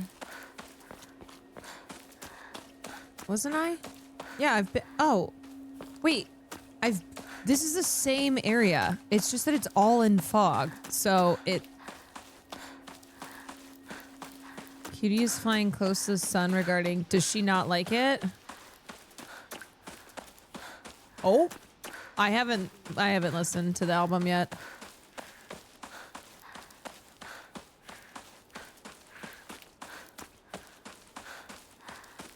I don't like it either. Ooh.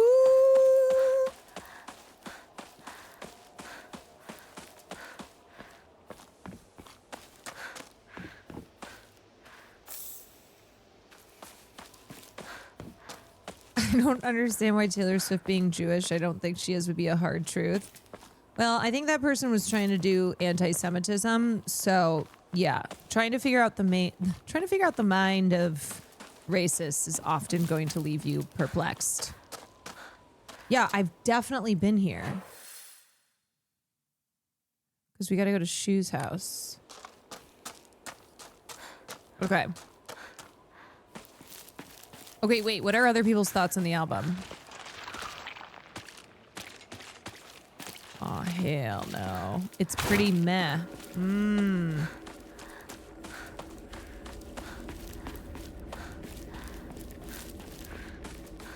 Aibo. 妙な化け物が増えてる気がしないか？お前の宇宙戦争だって妙な宇宙人がどんどん増えてっただろうが。ひなこってシュウ君と話すときは男の子みたいな What 喋 is り this 方だよね。 girl's fucking problem? 昔の癖が今も抜けないからかな。俺たちは幼い頃からの付き合いだからな。ふーん。だから男女の関係にはならなかったってわけ。今はそんな話をしてる時じゃないぞ。 Amelia's flying too close to the sun with this flying machine release. I mean, look, if Cutie doesn't like an album, as a Swift fan, I actually respect that. Because it means that she's not so stuck up she's not so stuck in the Stan world. That she can actually be like, yeah, I don't really like this.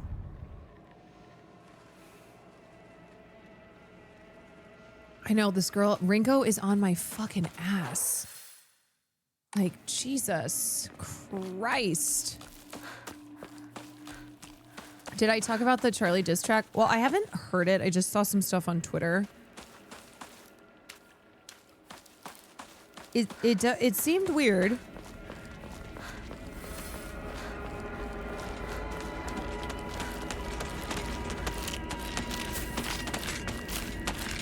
Okay, you want to come? Oh, you grabbed me.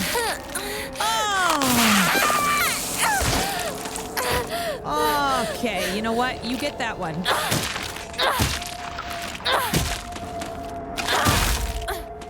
You get that one, that's it. Shit. Okay, gotta get my stam back. Oh god, okay, I'm rusty. I'm rusty. I'm rusty. Boy. Oh boy. All right, where the hell are these people? Where the hell? Oh no. You know what? No. Nope. Oh my god, you guys are everywhere!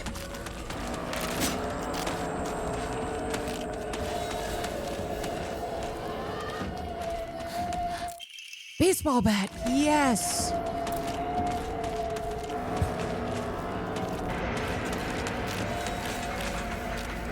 Yes. Okay, where are these fools? How am I going to get to his stupid house?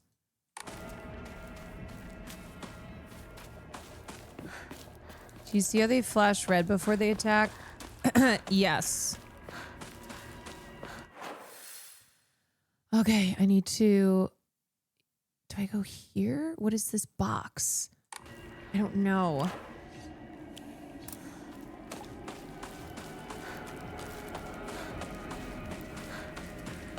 Hello, where'd you guys go?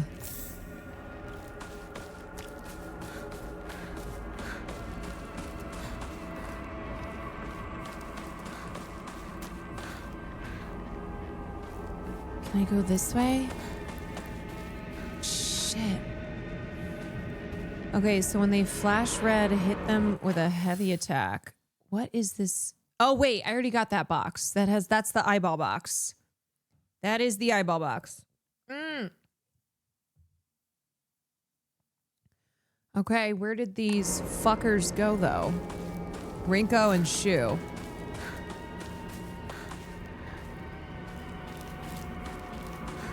Guys, need a little help.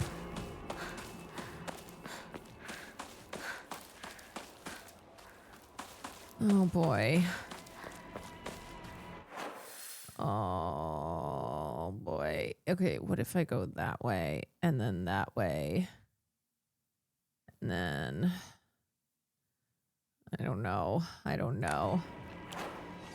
I don't know.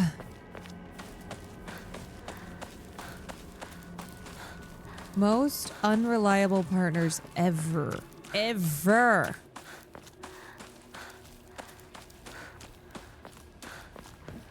Like, just the fucking worst. And then when I finally run into them, Shu's like, hey, everything okay? And then Rinko just talks shit.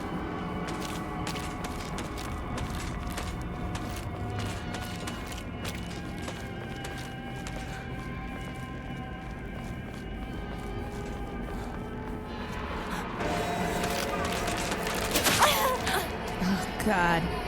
Okay, just keep going, girl. Keep going.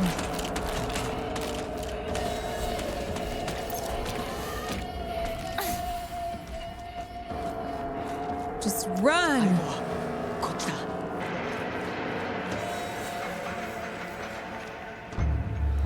Okay, all right.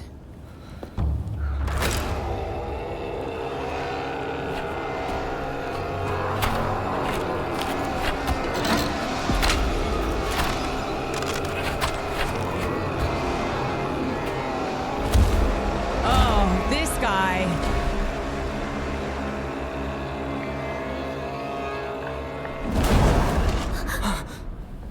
Rinko, why don't you go ahead first? 何あれやだ気持ち悪いあいつらまさかあの気持ち悪いので街を飲み込む気なのか化け物が多すぎ Rinko, I'm sure you'll be okay. 迂回しよう街を突っ切るのは危険すぎる私たちの千鶴やどうしてこんな中学校の方へ向かってそこから山道を登ろうだいぶ遠回りになるが街は避けられるよし行こ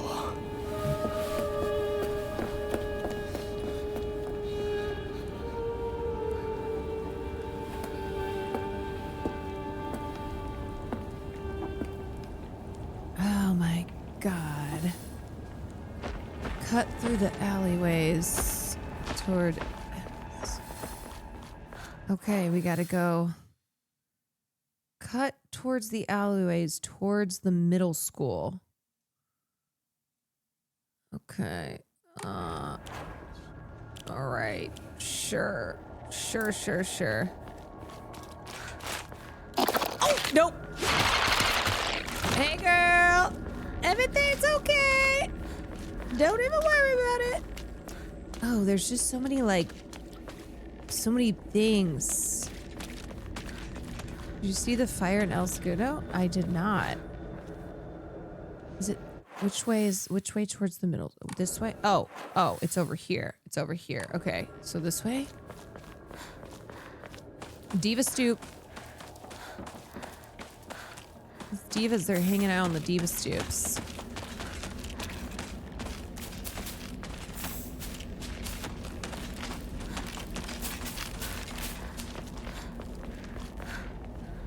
Oh, God, I'm blocked.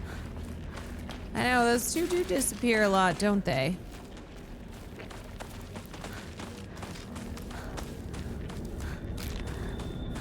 Ow! Diva!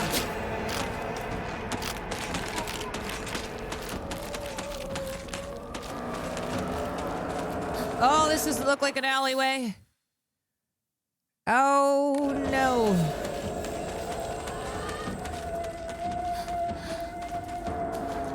Oh, shit, that diva is on my trail. Nope, this is not the way. That made me jump too. Ah! Catch up with Shu and Rinko? Yes, I know, I'm trying. But what? Oh my God.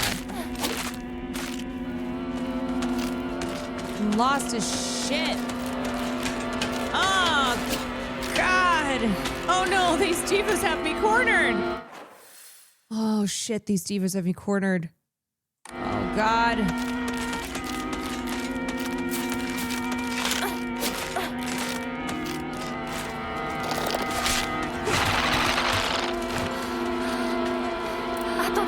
Not now.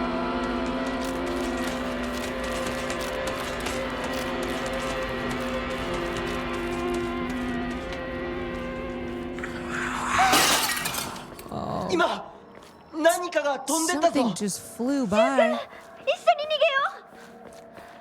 Yeah, I'm coming. Right behind you. Not quite sure where I am. But I'm right behind you.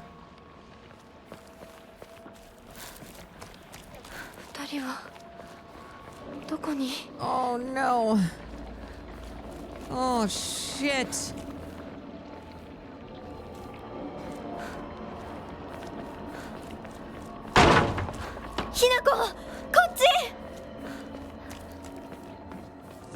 Oh my God, you keep disappearing so quickly.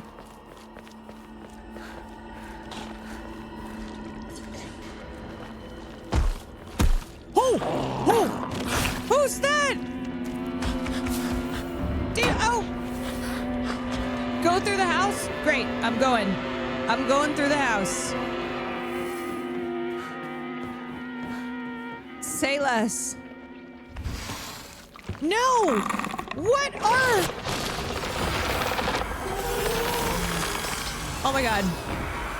Oh, Jesus Christ. Oh, there is evil in this house. Oh my God, get me out of here. Where am I supposed to go? Ah!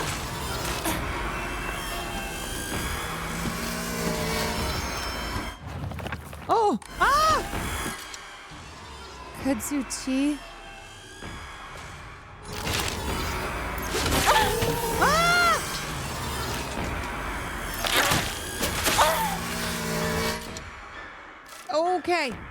Okay. I really need that though. You know?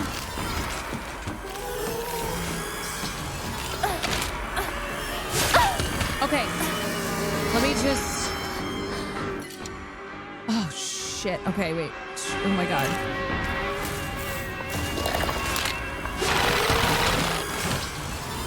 Oh, my God. Can I just have a second? Just a second.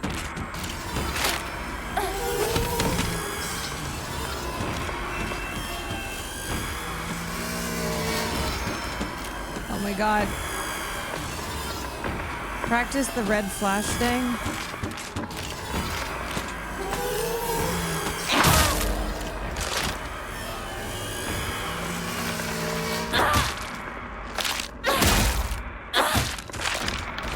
Okay, kind of kicking major ass with this.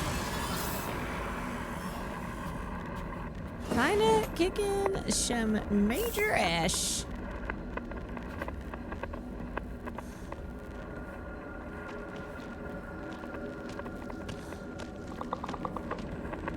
Taking these divas down.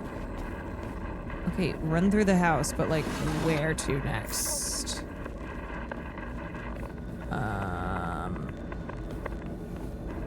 Okay, get me out of here, please. Oh, why do I feel like I have to go this way? All right, I'm just a diva. I'm just a diva passing through. Shit, man.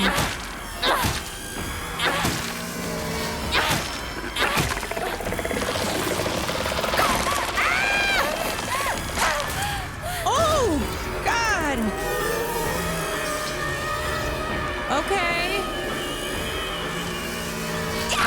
No! Okay, okay.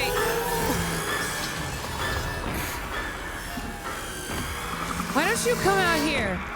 Come out here. Can you leave this room?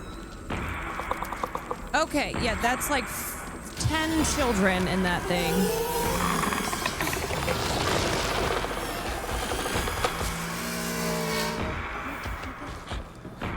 Give up on Hinako. Okay, bitch. I hear you. I literally hear you.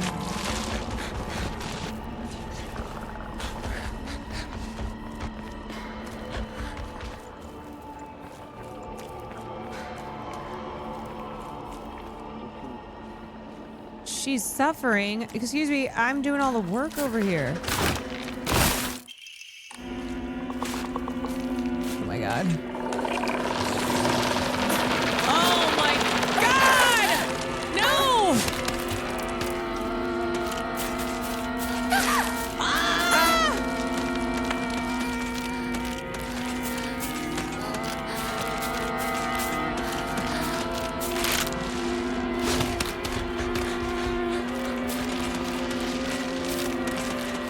Get me out of this hellhole, please.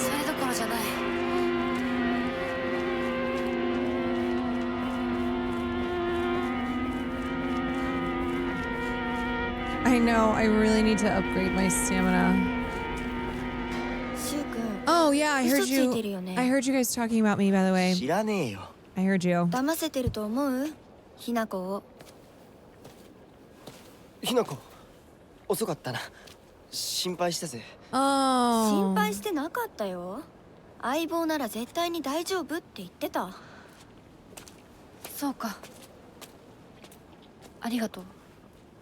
Yeah, don't worry, I took care of myself.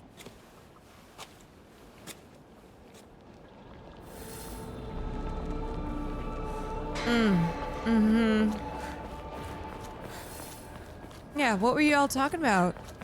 Huh?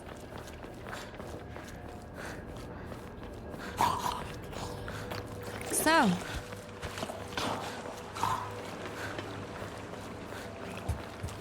Care to fill in the rest of the class? Head to the mountain behind Ibisugaka Middle School. Okay, let's go. Let's go up.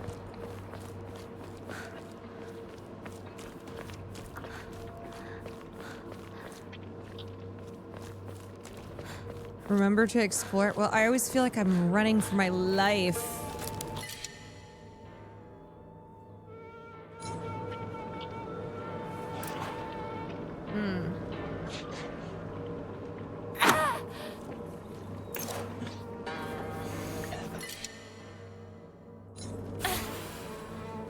I need to save. I gotta sell some of this stuff. Yeah, there's one back there, but I don't feel like going that way.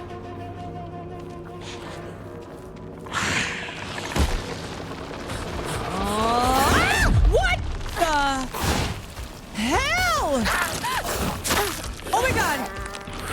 Oh my god! Get me out of this!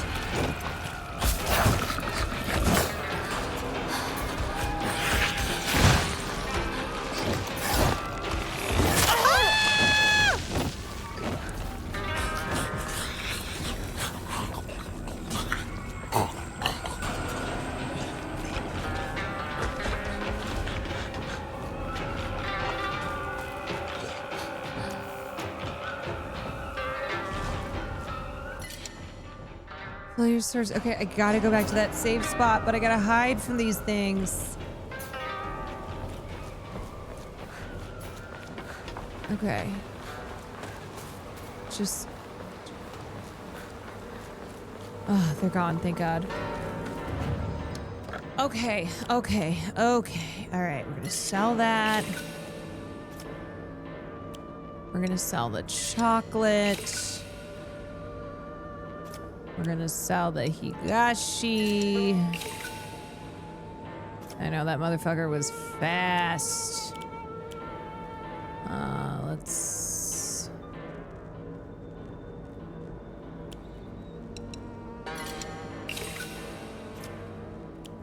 Okay.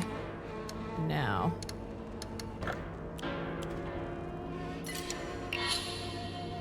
Your prayers were heard. You can now equip more. All right, and then I need next upgrade is gonna be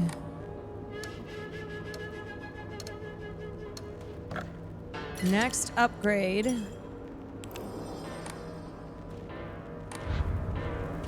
is going to be okay, this one. Next upgrade will be stamina. I have equipped. I have greatly decrease focus charging time. Do I want that one? When using a restorative item, you will not be attacked. Maybe that one. Increases max stamina.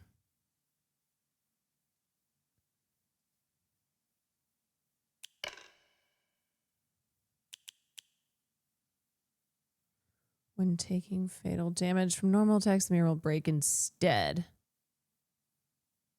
How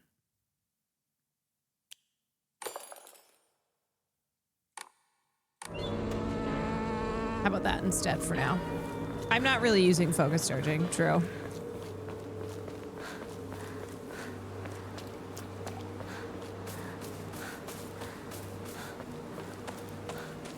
And I wake in the morning, I step outside and I take a deep breath and I get real high and I scream from the top of my lungs. What's going on?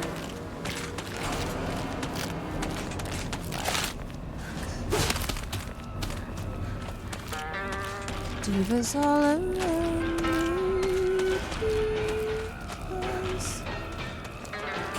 Oh, Lordy.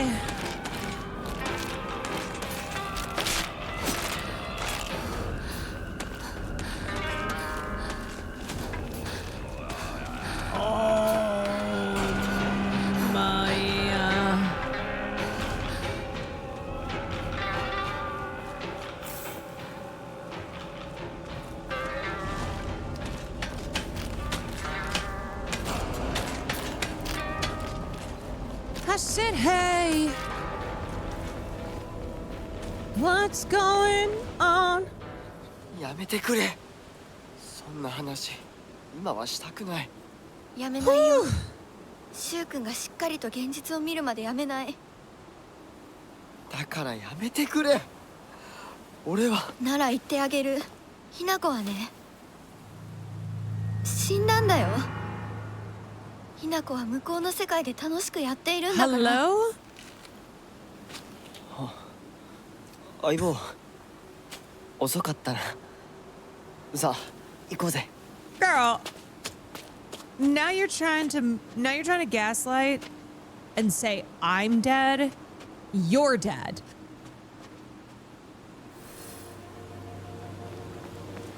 Do I just need to make more noise so that they know I'm here and hear them talking that shit?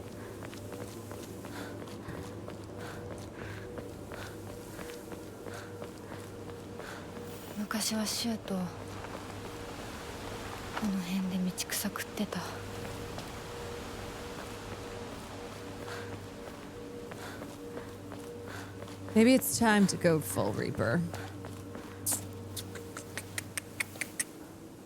鍵がかかってる。昔はなかったのに。鍵は学校にあるはずだ。ちょっと休憩しようよ。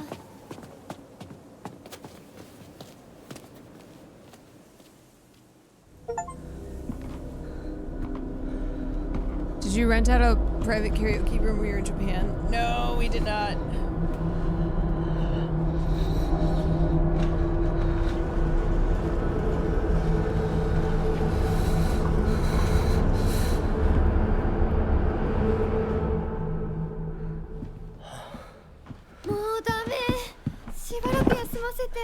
Then you take a break, okay?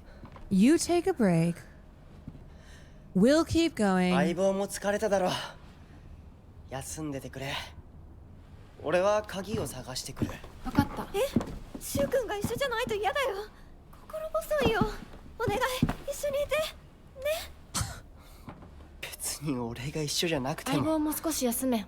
My God, she's so annoying. そうだよ。シュウ君はずっと戦闘で頑張ってたんだから、後からついてくるだけだったひな子の方が余裕あるって。おい、そんな言い方をするなよ。私は気にしない。No, you tagged along. 行ってくる。I've been leading this whole goddamn charge. Yeah, why don't you guys stay here? Don't worry, I'll go do it. I'll go do everything like I do normally. Don't worry about it. Okay, why is Hinako so chill? When's she gonna be like, listen, bitch, I've had enough. Explore the middle school.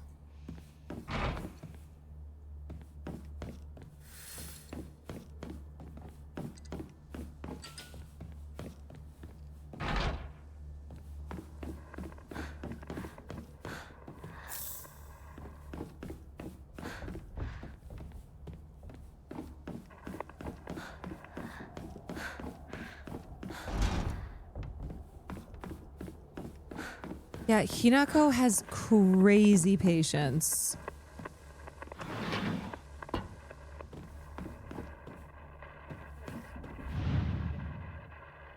Okay, I need a lock. Or I need a key. I need a key. I need a combination.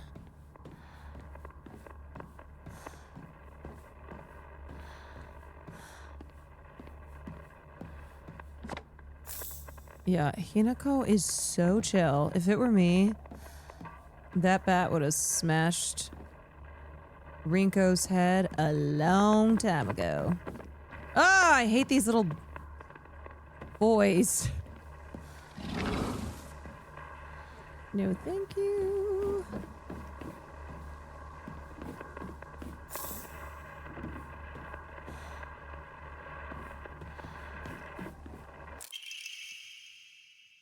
Okay, shortly buy as much then as you can.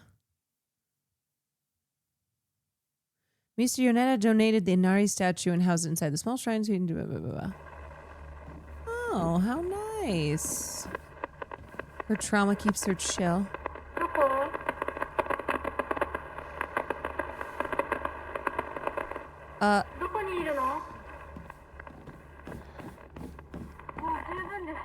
What?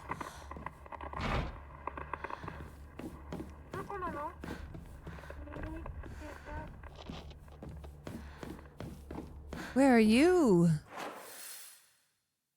Where are you? Who is that? I don't know.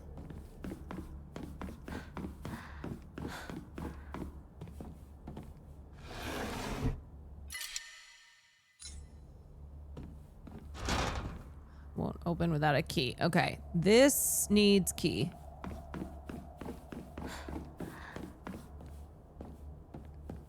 This needs key, and then that needs combination. Yeah, what are the eye drawings? Ooh.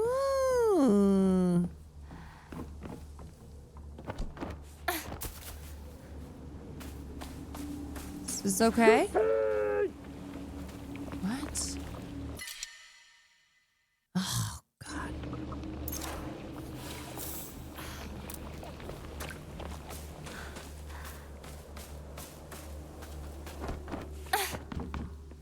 This school is such an old school Silent Hill setting. Yeah, it's creepy. I need a key for that as well.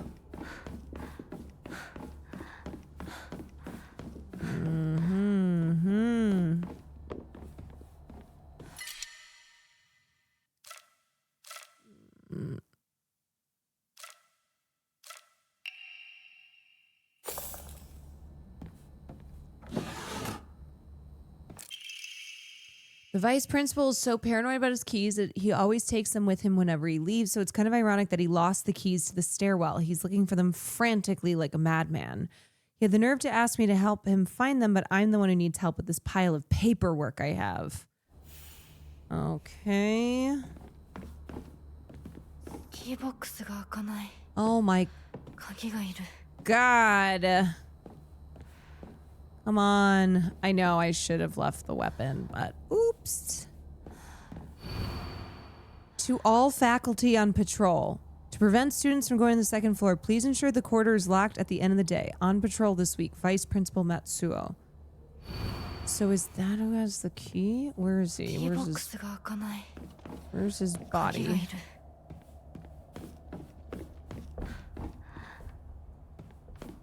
Where is he? I know, so many freaking keys.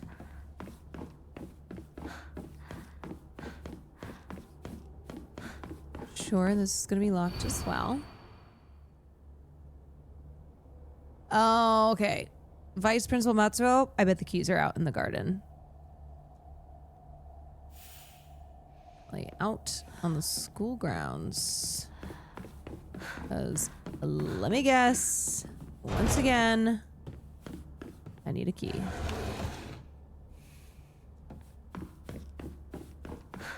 Guarantee you that I will find the key out in the garden. Middle school plan. Okay. Let's see if I'm the garden. If I was a garden.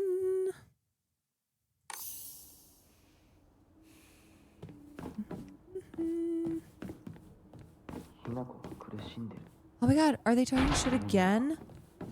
Bitch.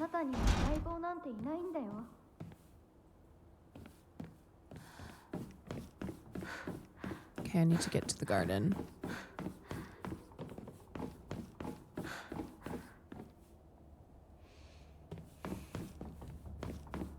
Yeah, she's just like constantly talking shit.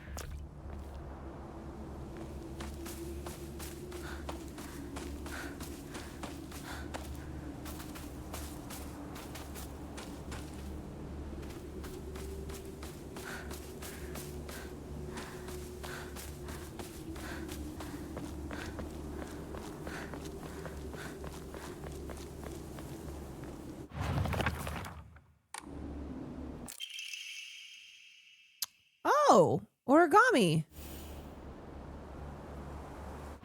Shit. I love origami. Okay, let's sell some stuff.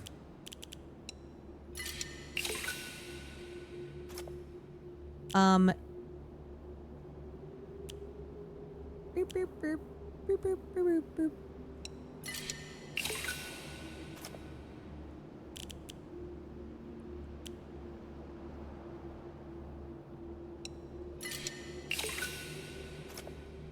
Hinako is in love. Hinako is in love with Shu. 学校創立より古いとか Sokora is older ダ than ム the 建設で school. 一山当てた成金がわざわざここに学校を建てたって聞いたことがある Is she? I think so. Kind of the vibe. これってお供え物 Wait, where's this freaking garden, man? Where's this freaking garden, dude? Sell this as well. Oh, yeah. Let's go. Okay, I'm gonna go.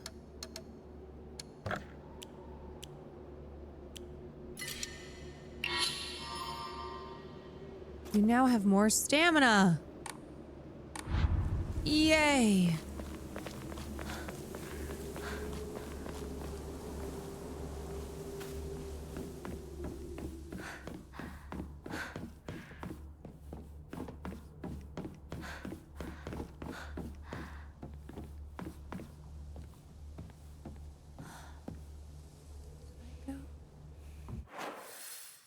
Okay. Garden. I think... Wait, did I go out this window already? I think I did. Where is the dead vice principal? Yeah, I went out this.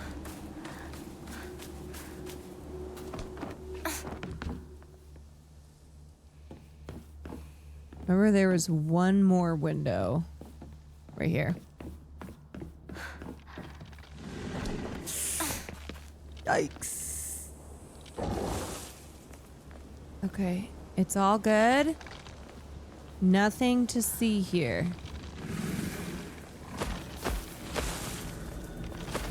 Nothing. I am no one. Nope.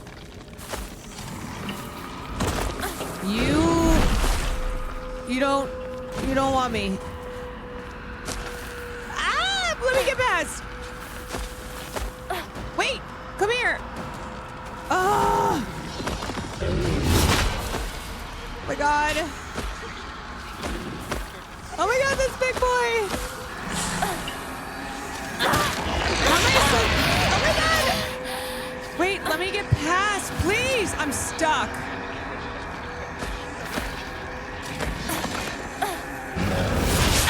Oh my god, I cannot. Okay, there we go, there we go. Okay, this has to be the garden. Now, where's the dead principal, vice principal? Okay, another origami. Oh, there's one of those scarecrows.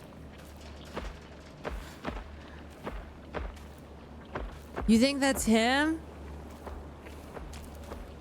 Wait, what the hell? Where did it go? That was so weird.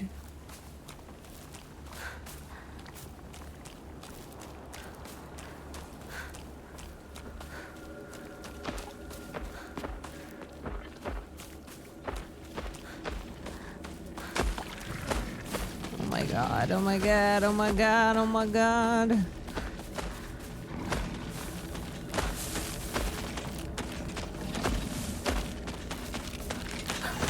Oh. Please. Another dried carcass? Oh my god. No!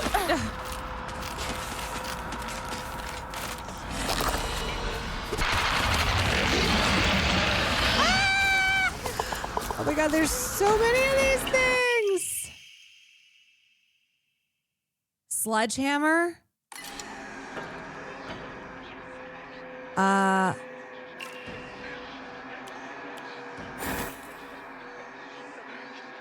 Okay.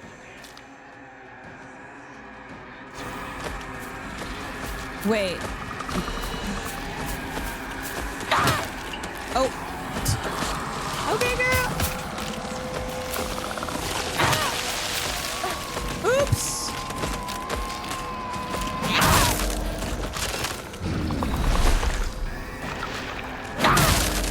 Yo. Okay, that packs a punch. Ooh.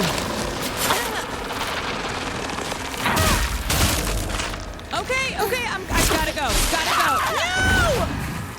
No! I died! No!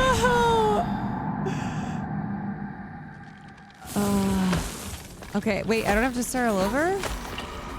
That seems kind of crazy. Okay, alright. Okay, good to know. You guys see? Why is that there and then it's not there? It's there and then it's not there. It's strange. Okay, the sledgehammer is...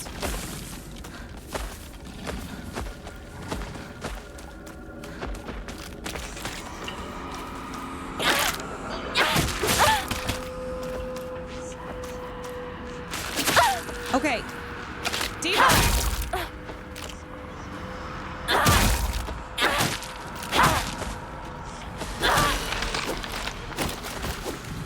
Okay, girl, you got her. Good job. Okay, time to go. Oh no, my... Not good, this one.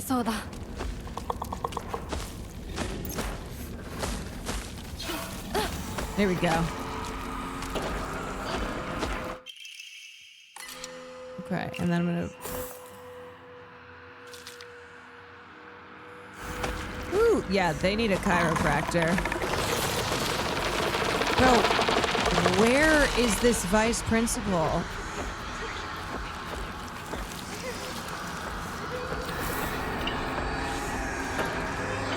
This has to be, this is the garden, but like, where is it this guy?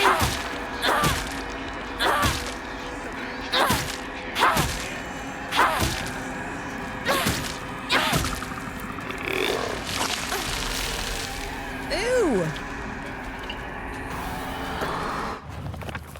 Check journal. Check journal. Okay, characters. Origami.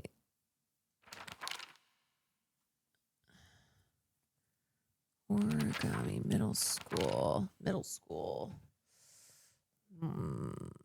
Oh, that's where I met Rinko. Oh, I see.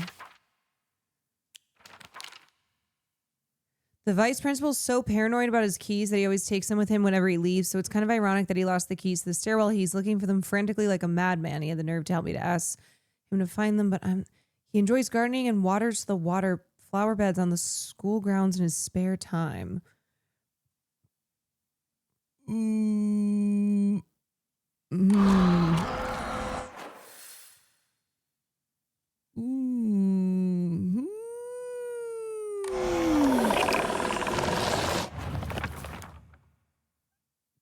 It's here. Okay, the water bed. Ew. Look at those things. Look at them. Oh, got it. Okay, now we leave. Rice, squirrel rice. Thank you for the raid. Time to go. Time to get the hell out of here. Thank you for the raid. Hope y'all are having a good night. Please don't follow me, sir. Where's the freaking window? No, I'm gonna get stuck again. Where's the school window? Ah! No! Good night. Good night, Mr. Sonicton. Ah! What's the girl to do?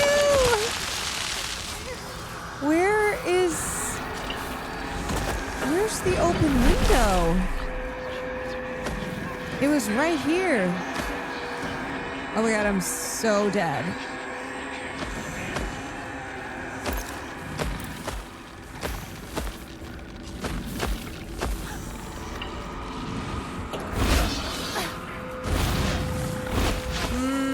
ABM always be mapping. This, see, right here.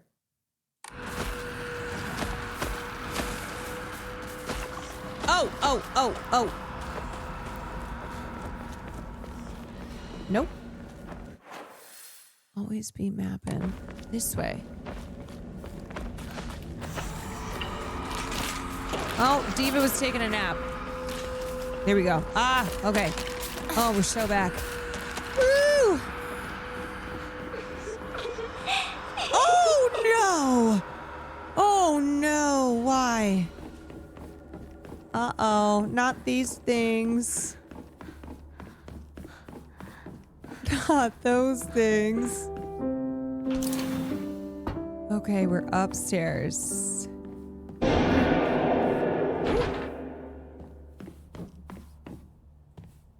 Hello? It's those freaking girlies again.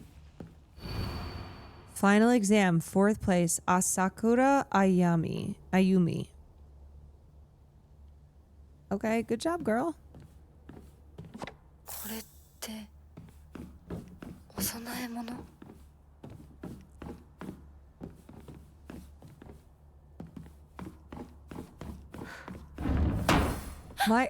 I'm stuck in my old classroom.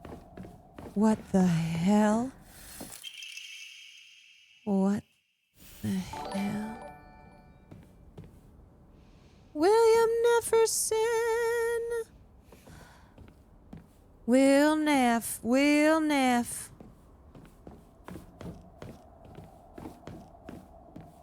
What up, everybody? Playing some Silent Hill F. I sat here and behind me was Rinko. She used to give me the right answers. Did she? So what changed? Okay. Origami. There's a custom that's said to get rid of your worries like magic. You write grievances that you can't tell anyone on a piece of paper, fold it into an origami fox, and then throw it somewhere else that no one will find it. If you happen to come across someone else's origami of grievances, you can put it to rest by reading. No matter what's written, you have to keep the information to yourself and not tell a soul. It's a tradition that's been in this town for ages, but it was particularly popular with middle schoolers, okay? I personally don't like to write bad things about people or read them for that matter. They say that you put those complaints to rest by reading them, so I make the effort to read them out. But to be honest, I'd rather not pick them up when I see it. I remember Rinko folding up origami all the time. I don't know what was on them, but I saw her writing down things during class, probably talking shit on me, and folding paper into foxes on multiple occasions. She keeps writing her complaints on pieces of paper, but instead of burning them, she just decides to throw them in the void and let them accumulate. I think that maybe one day all of those grievances will pile up and suffocate her. Oh, hold on. Sakuko says that if you put something as abstract as your feelings into words, even as a complaint, that will be enough to put your heart to rest. When you're feeling down, it's like having your clothes scattered around in your room. And when you write it into words, it's like you're folding them into nice and neat piles. It's basically like organizing your feelings and putting them away. This is apparently the real magic behind the origami of grievances. Oh, Rinko girl. Rinko, you all fucked up. Find a way out of the classroom. Can I just fly away on some origami? Still the best partner, right? I don't know about that.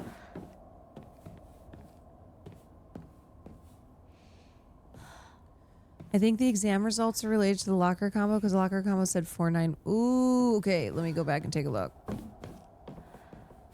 Now, how the hell? Hinako isn't coming. I'm sorry for lying to you, but I thought that I needed to get you alone to find out how you truly feel. Look into your heart and try opening this box with your true feelings. Huh? Do you remember that day when just the two of us went to the cafe? We talked about how it felt like we were delinquents since we were supposed to be going to school that day. But you know what? I didn't care. We both ordered the same cake that day. The sweet and tart fruit on the cake. The taste still lingers in my mouth. Do you remember that taste too? Open the puzzle box. Oh, shit. What the F?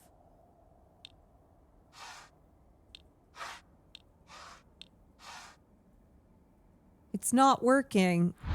Wait, wait. Oh, damn it. Okay. Yeah, no shit, bro.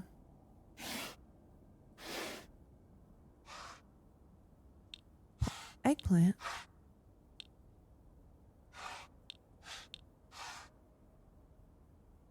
Huh?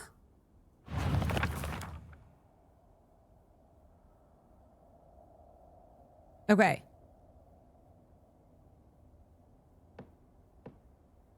The sweet and tart fruit on the cake. Sweet and tart fruit on the cake.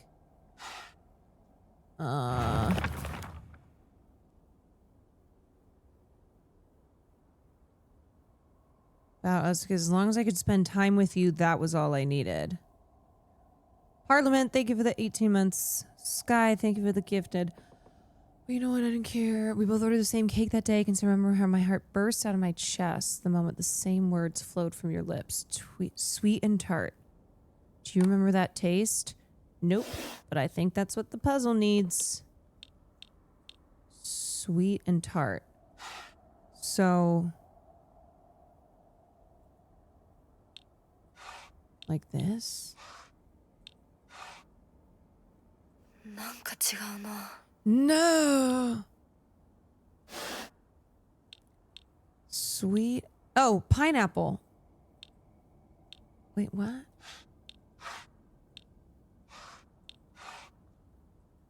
Something must be off. Sweet and tart, cherries and pie. Okay, sweet and tart. Sweet? Nope. That's not it.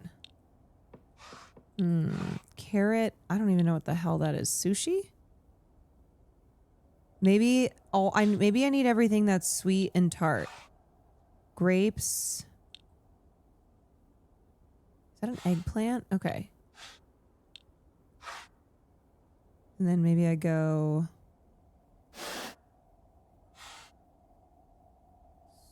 pie is sweet. Cherries. Pumpkin, no. Apple is tart? Maybe? Is this right? Nope. I don't understand.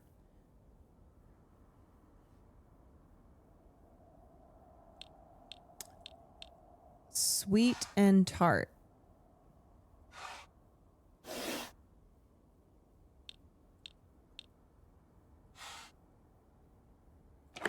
Oh! I got it! Are you over Hinako now? I apologize if I sound blunt, but I want to make it clear that girl is dead. Wait, that's me! I'm Hinako! What do you mean that girl is dead? Huh? What?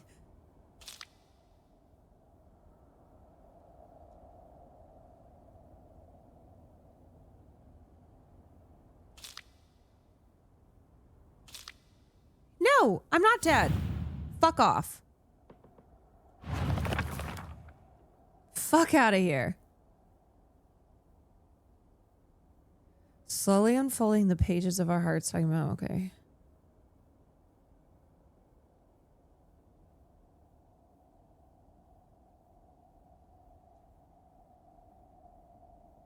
All the small mundane details of our day-to-day lives. All right, let's see what this is. Okay, journal. Yes.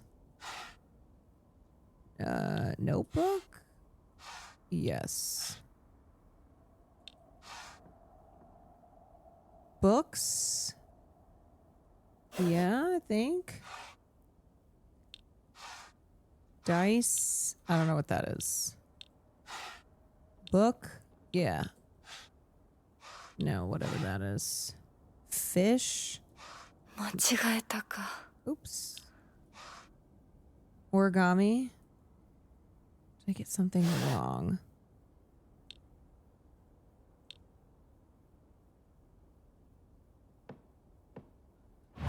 Okay, the clue is filling one journal after another with our thoughts. I know we can make a fresh start. Talking about the small, mundane details of our day-to-day lives. Okay, so there's a notebook. No to the fan. And then...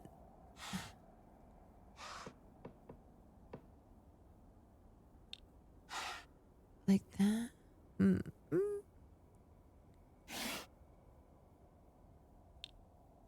Maybe not the origami. Yes! I'm glad to hear that you're trying to stay positive. Remember, I'll always be here for you if you need anything. You know you're not the only one who's sad because Hinako's no longer with us. No, I'm here! I'm alive! I'm here! If the two could huddle together, we could soothe that pain that bites like the cold of winter. Okay, huddle together, soothe the pain, cold of winter. And then surely spring will arrive, welcoming us with sakura and full bloomed silver news. Can you picture the beautifully blooming sakura awaiting us? Spring is welcoming us with sakura. Okay, spring. Okay. That's spring. That's a little tree. Cherries. No. Okay, that's good. Fruit. No. Pie. No. Okay, bonsai. Sure. Yeah. Go with that. Okay. Flowers. No. Okay. Nope. Maybe not the potted plants? Maybe not the potted plants. Nothing. Maybe not the tree?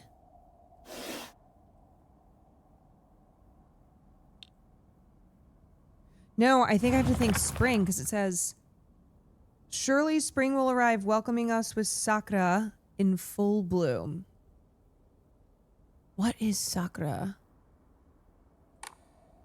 Cherry? Oh, sakura is cherry blossoms? Is that a cherry blossom? I don't know. I don't know. Is that...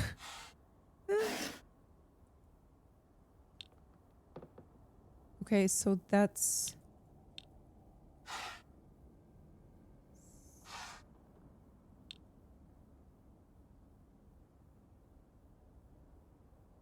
Is it just the flowers?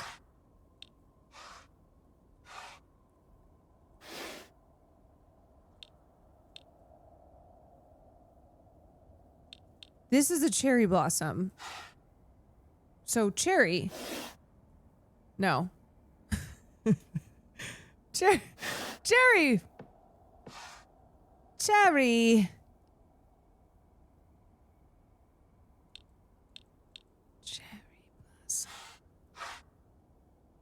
It's not that then. Maybe it's just those flowers. Is it? Okay, that's not it.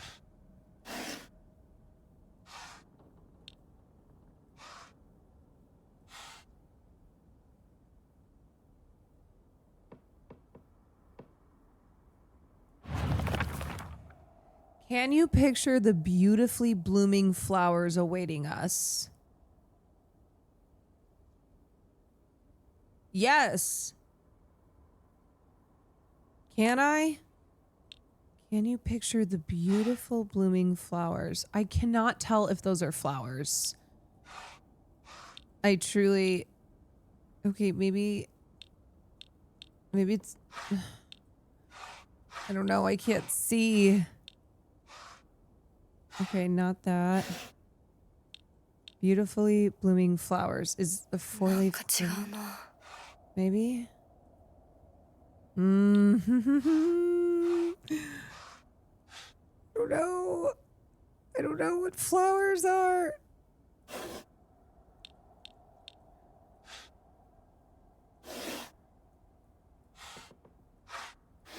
What are flowers? A lot of these flowers ate cherry blossoms. I genuinely cannot tell. Okay, not that. Not that.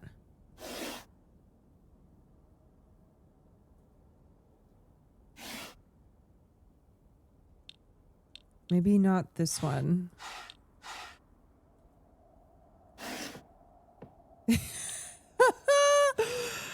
Oh, is that it? I don't know. I can't tell. Does it have to be 3? No. Try every single combination. Okay, that's a tree. Maybe it's not that. Maybe it's literally... Wait, do I not have anything? Okay, now I'm back to blank.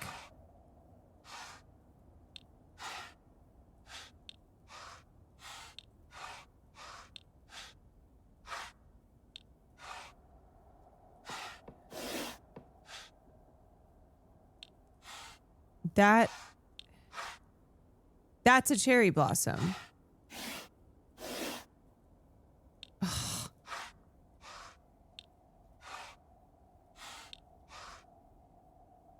That's a bonsai. Do the 2 flower petals.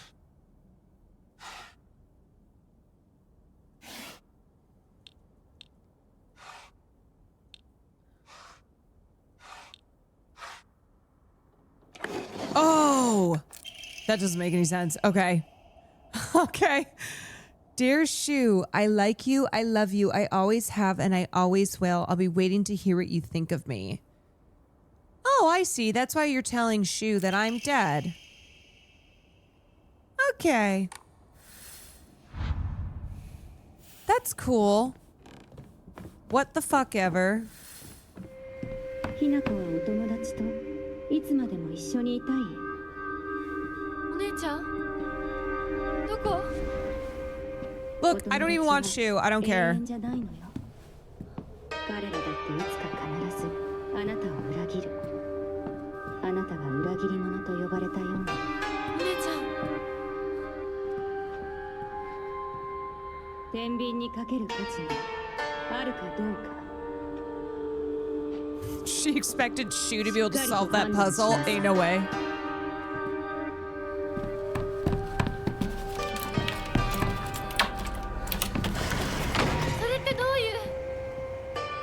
On the chalkboard it said Shu and Rinko under an umbrella. Ugh, whatever, girl, you can have him. I honestly don't care.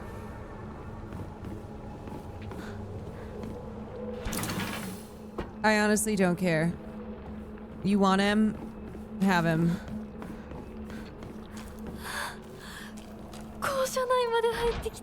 It's already made this far. Yeah, girl.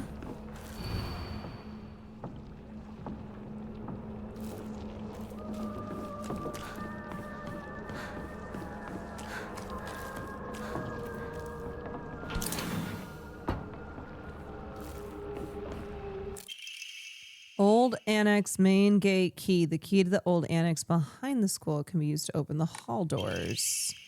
Note to teacher. Ayumi from the track and field club said she found a key with key box written on it during practice. If she still hasn't gotten back to you, when she probably left it in her locker when she went to change. Ayumi. Okay. Key. Ayumi. Open the locker in the locker room. Yes. Will do.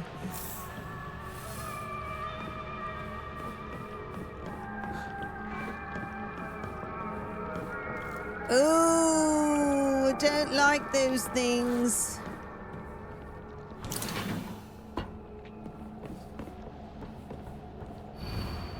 Liar, liar, liar, liar. Yeah, everybody lying about me being dead. TT's the most disgusting person I've ever met. I wish someone would destroy her locker. If anyone wants to make my wish come true, her locker combo is 377. Okay. Chill. Forgot how mean people are in school.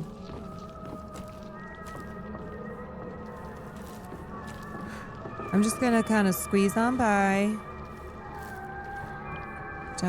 Not trying to.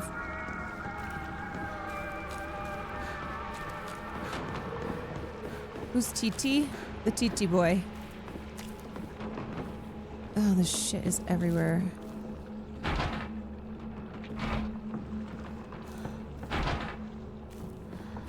The TT boy.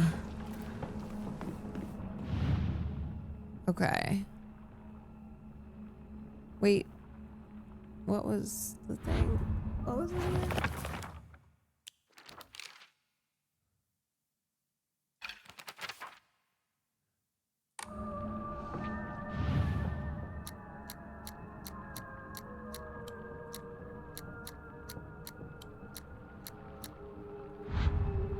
Okay, so it's not that one. So it's 4.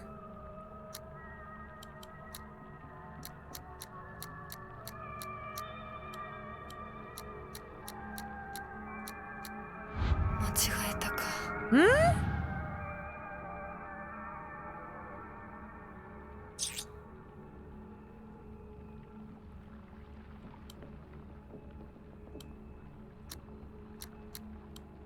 Okay. So 377 then?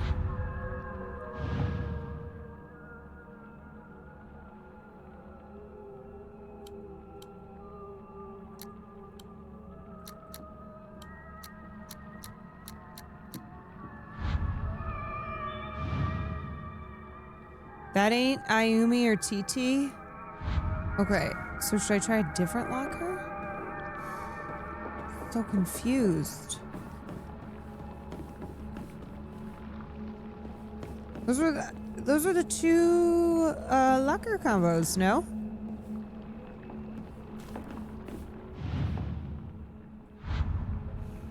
So confusing. What? Seems that making secret codes, numbers, and symbols is all the craze this day. Her locker combo is 377. Maybe there's another combo somewhere.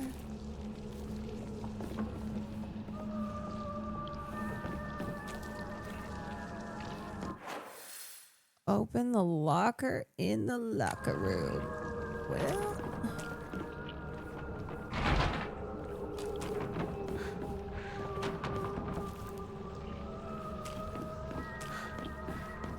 Oh shit.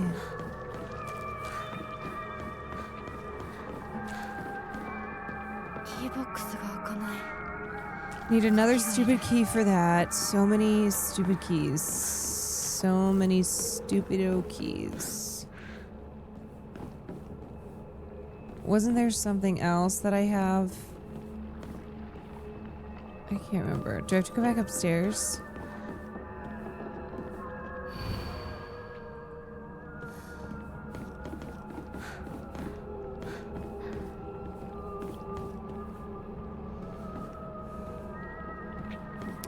You got the annex key. Where's the annex again? It's outside. No! Oh! Diva! Diva, no! Diva, no! Diva, let me get out of here. Hold on. I'm heading out of here.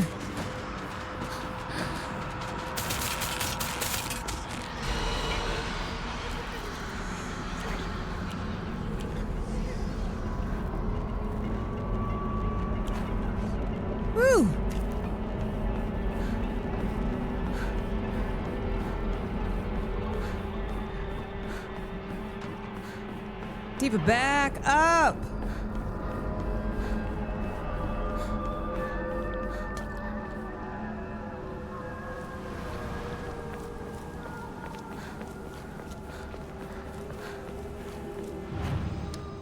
Jolly old San Nicolas.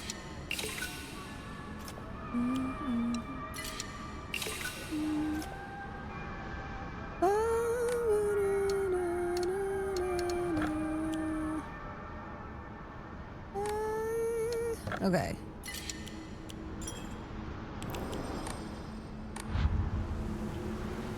Okay, I needed a key for the annex. Is the annex in the garden? I simply cannot remember. Okay, there's the locker.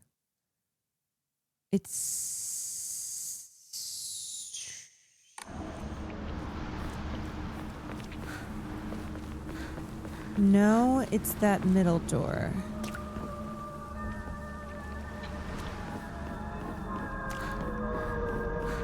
Wait. Which one? Middle door.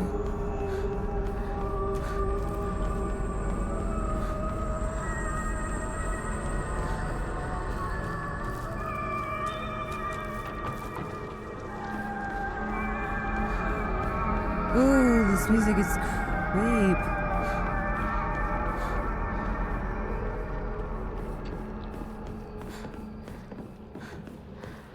This one down here.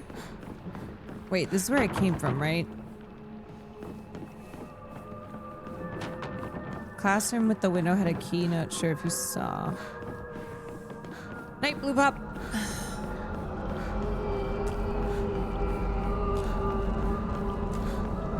Oh. Oh. Hello. Okay. Oh. Oh no.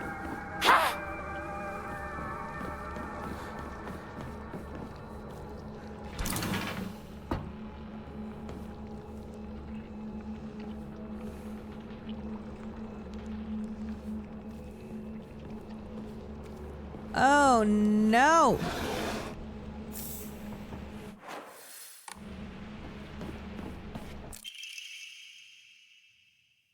How that crazy formula spells I see Turo, but I love you too. The hell?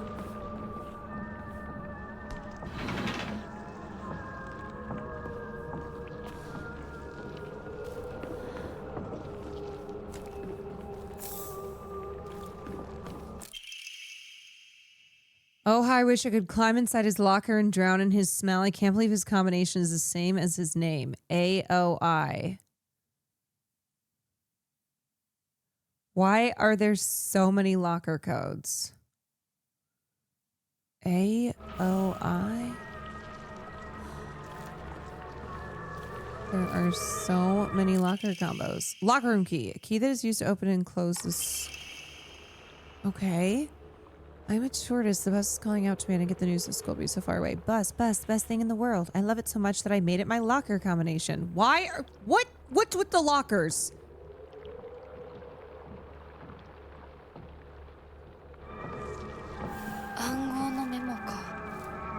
Talk about childish. That's what I'm saying. Sakura, row 4, line 2. Row 4, line 2. Oh, like, why? Okay. So clearly I need to be able to get to...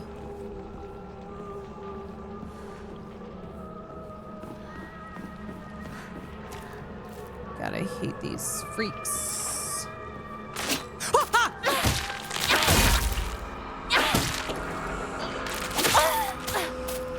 Okay.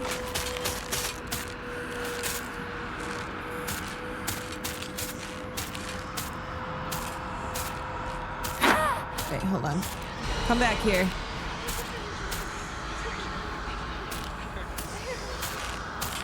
You want the full, you want the boom? Oh, shit!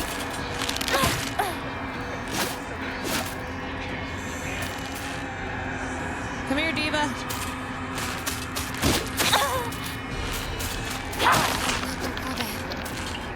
Okay, wait. And now they're gone, of course. Of 武器が course. 壊れかけてる。もう少しだけ持ってくれ。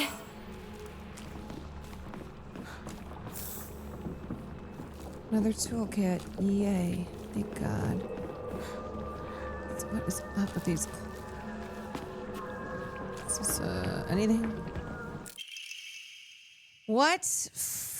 Math. I don't know what that means.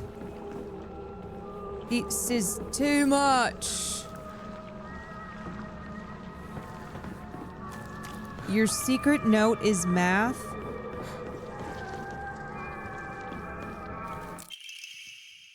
It's the code for Baka, so you know stupid girl code is based off the alphabet. Basically, you switch letters with numbers and symbols that look like them. So Satu would be 54 plus 6. What? 5 looks like an S and 4 looks like an A. I guess. And the plus is T and the O is 0. 6 doesn't really look like it, but apparently it's U. That makes no sense.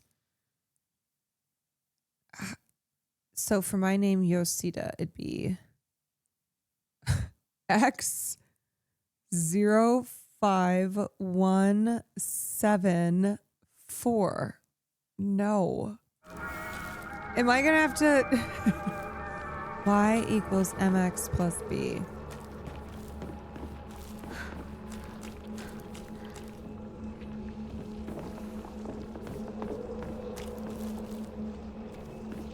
Okay, so now I need to go to this locker.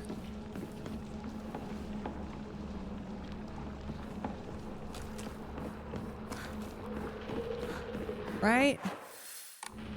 Open the locker in the locker room. It's too much.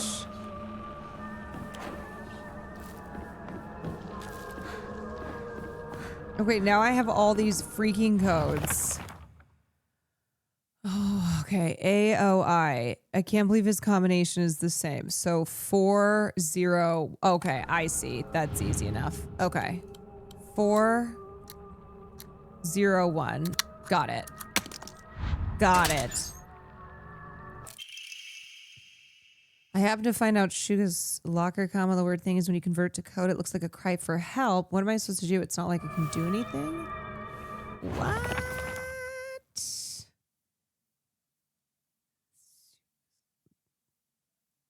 That's all that was in there. Weird thing, when you convert it to code, it looks like a cry for help. Like SOS. SOS 505. What am I supposed to do? It's not like I can do anything. Okay, so where's the next? Is there another locker?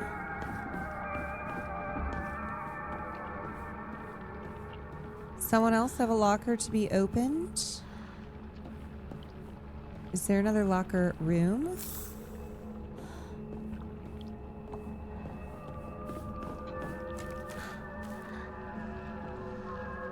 Where is the girls?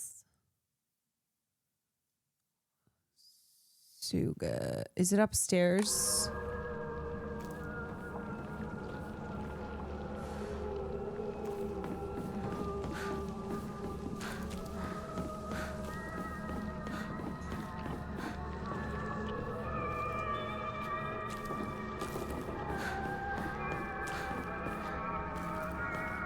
I don't remember seeing another locker room.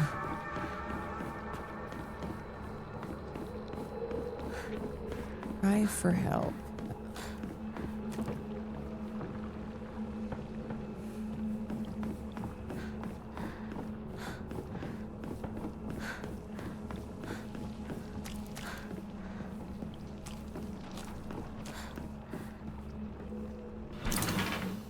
Oh. Oh, girls' locker room. Wait, so what was with the other fake combos then? All the other, like... SOS.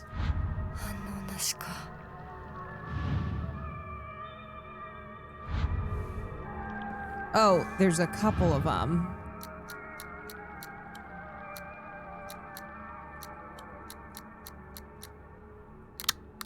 Got it. Okay. School bag.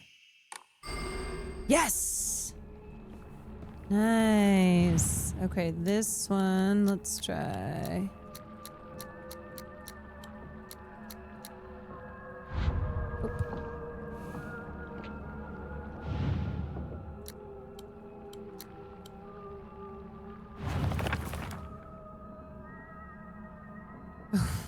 Okay. I'm a tortoise. The bus. Bus would be 865. Oh my god, look at all this stuff.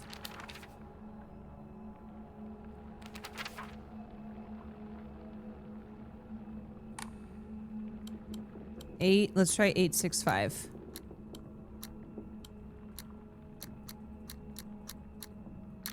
Yes! Woo!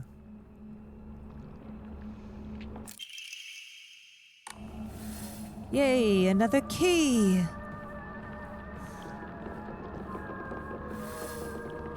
Okay, this one has to be TT's. She's disgusting. TT's. Ew, she is disgusting.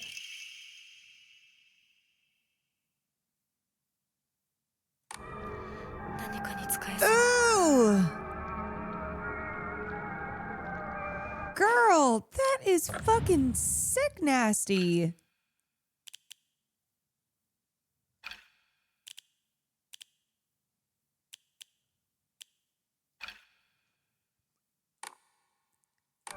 Wasn't she bullied? Well, you know what? That shit's gross.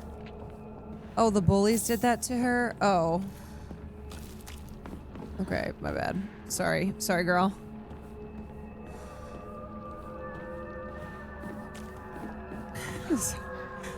My bad. No! No! Get away from me! No, Divas! You can't come in here. You can't come in here. Oh shit, you can!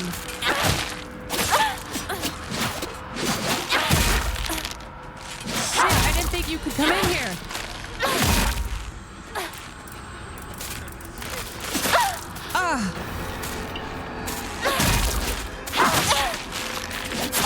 Oh shit, Diva.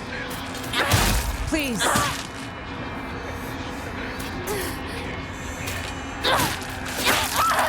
Oh! Oh no, I'm dead! Oh. Oh, I got double Diva'd. Shit. Do I have to do that all over again? Oh my god, I don't even remember where... I don't even remember where I left off. Yeah? Kill me. No way. Wait, no, I can just do the puzzles. Right? I don't have to start... No freaking way. That is so stupid.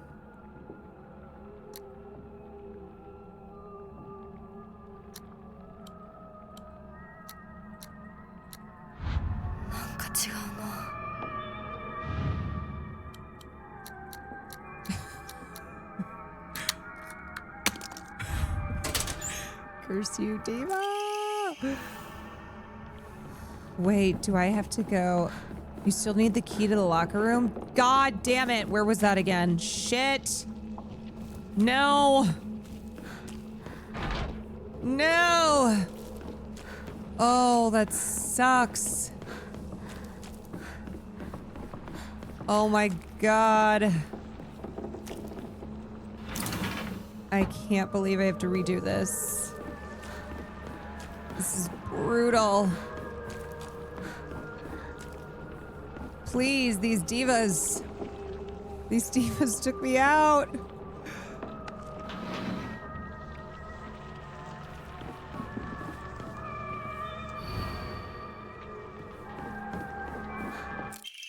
Okay, there it is. Got it. Okay.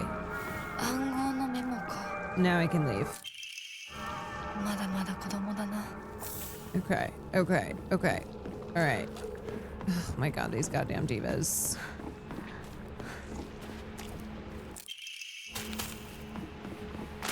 Ah!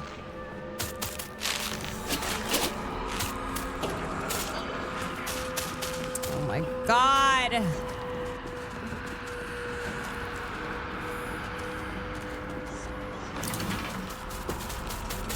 Wait, are they following me? No way. It's sledgehammer time. If that's the case.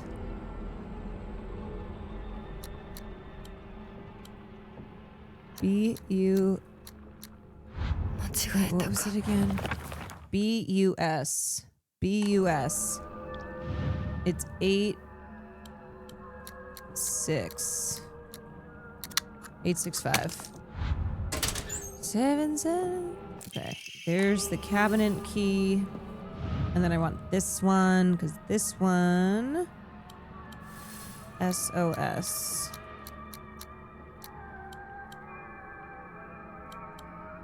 Wait, what am I doing? SOS. SOS. Okay, and then I come over here. And this is the bullies.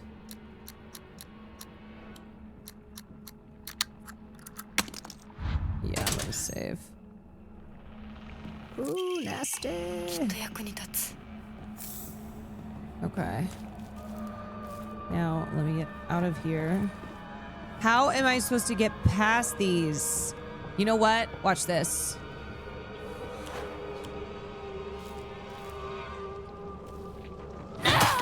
Oh, shit. Okay, never mind. Let me try that again.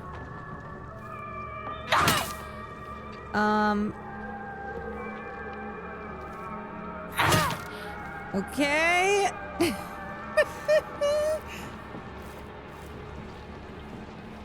Never mind.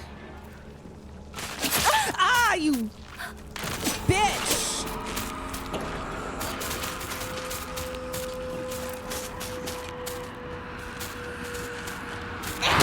Oh my god, this is so embarrassing.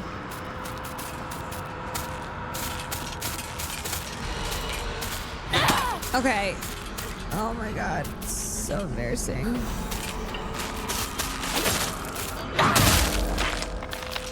Woo! Okay. Get this wind up.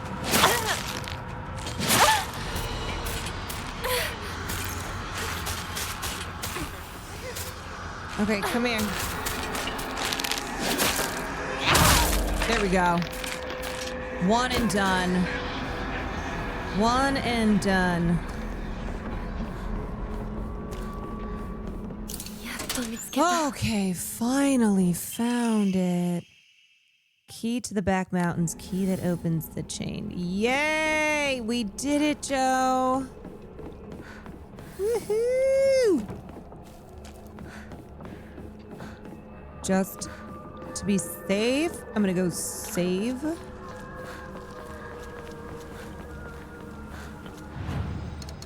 I'm gonna sell some chocolate.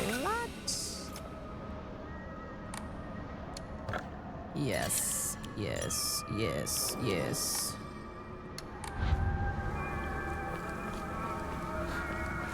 Kwan smash. That's what we call a double whammy.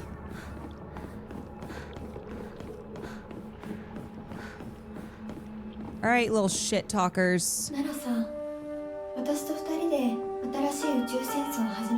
Oh my god, she's so annoying.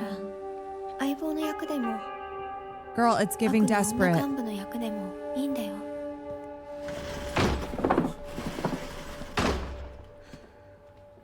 鍵見つけたぞ。おかえり。面倒をかけたな。Yeah, no worries. I just did it all on my own. Not a 相 big 棒 deal. も休めよ。俺たち先に休んだから。休みなよ。私とシュウ君で寝ずの番をしててあげるから。いや、私は本当に大丈夫。ひなこ、休めよ。あとは俺たちが見張っておくから。おやすみ、ひなこ。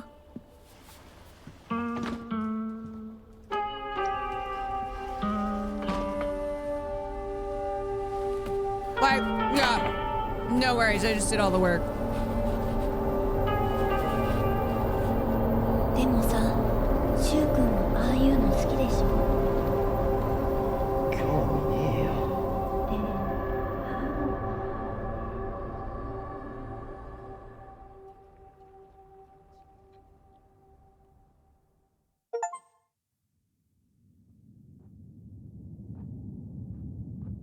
君に命を救われ魂を奪われた私だ。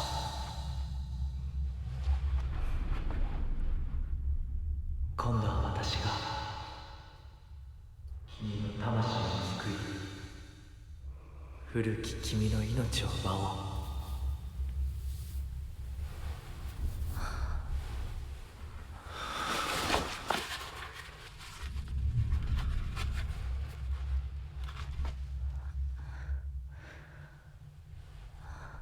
Who is he?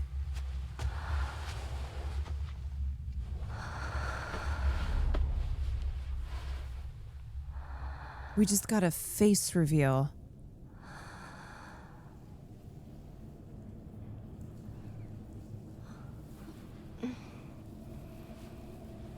無理しなくていい。 Wait, what? I'm back まだ here? 休んでいるといい。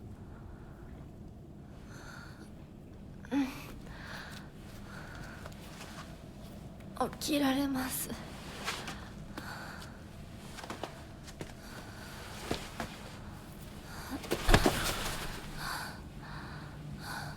清めの水が少し強すぎたのかもしれない。君は思った以上に繊細 The で敏感なよ purifying, うだ。 the purifying water. It's 100 proof. よく頑張ったね、ひなこ。 Wait, am I dead?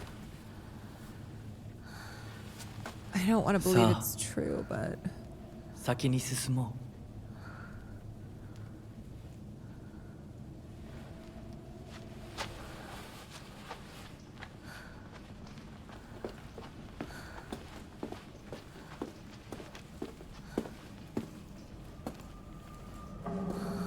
save me, Fox Daddy.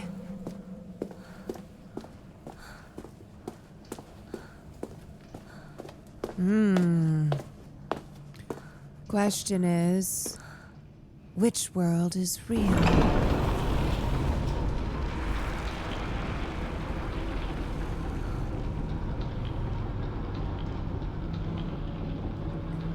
I know, I feel so bad for Hinako. She's such a sweet girl. Just trauma. It's always trauma.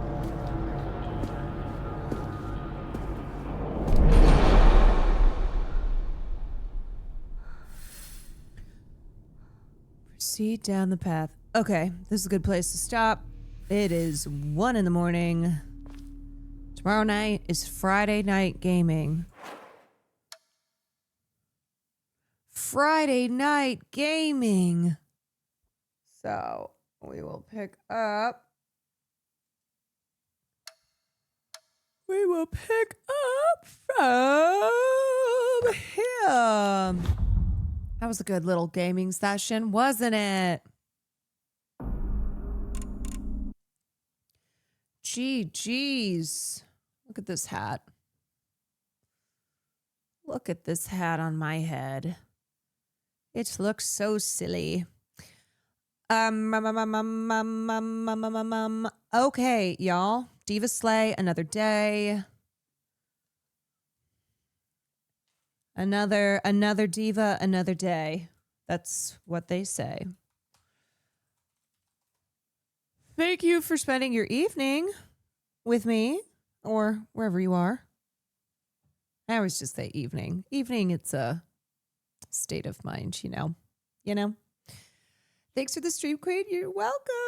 Thanks for hanging. I'll see you guys tomorrow. I am going to go watch the final episode of Peacemaker. I got to go see some Nazis get their asses kicked. Can't wait. Peacemaker has been so good. It's crazy how good that show is. I did not think I was going to love this show because I just was like, I don't think this is my type of show. It's so good. Wait, it's not the final? Oh, no, it's the penultimate. It's penultimate. Anyway, it's such a good show. If you haven't been watching Peacemaker, you know what show I've kind of fallen off on? Alien Earth. There's just character things and plot things that have been pissing me off, but I'm watching Peacemaker so far is my fave show. And then I've been watching Gen V. And then what else? What else do we have going on? What else? And I'm still watching Alien Earth, but like, I feel like that show started off and I was really excited about it and then not. Anyway, I'm sending you guys to Sam. See you tomorrow.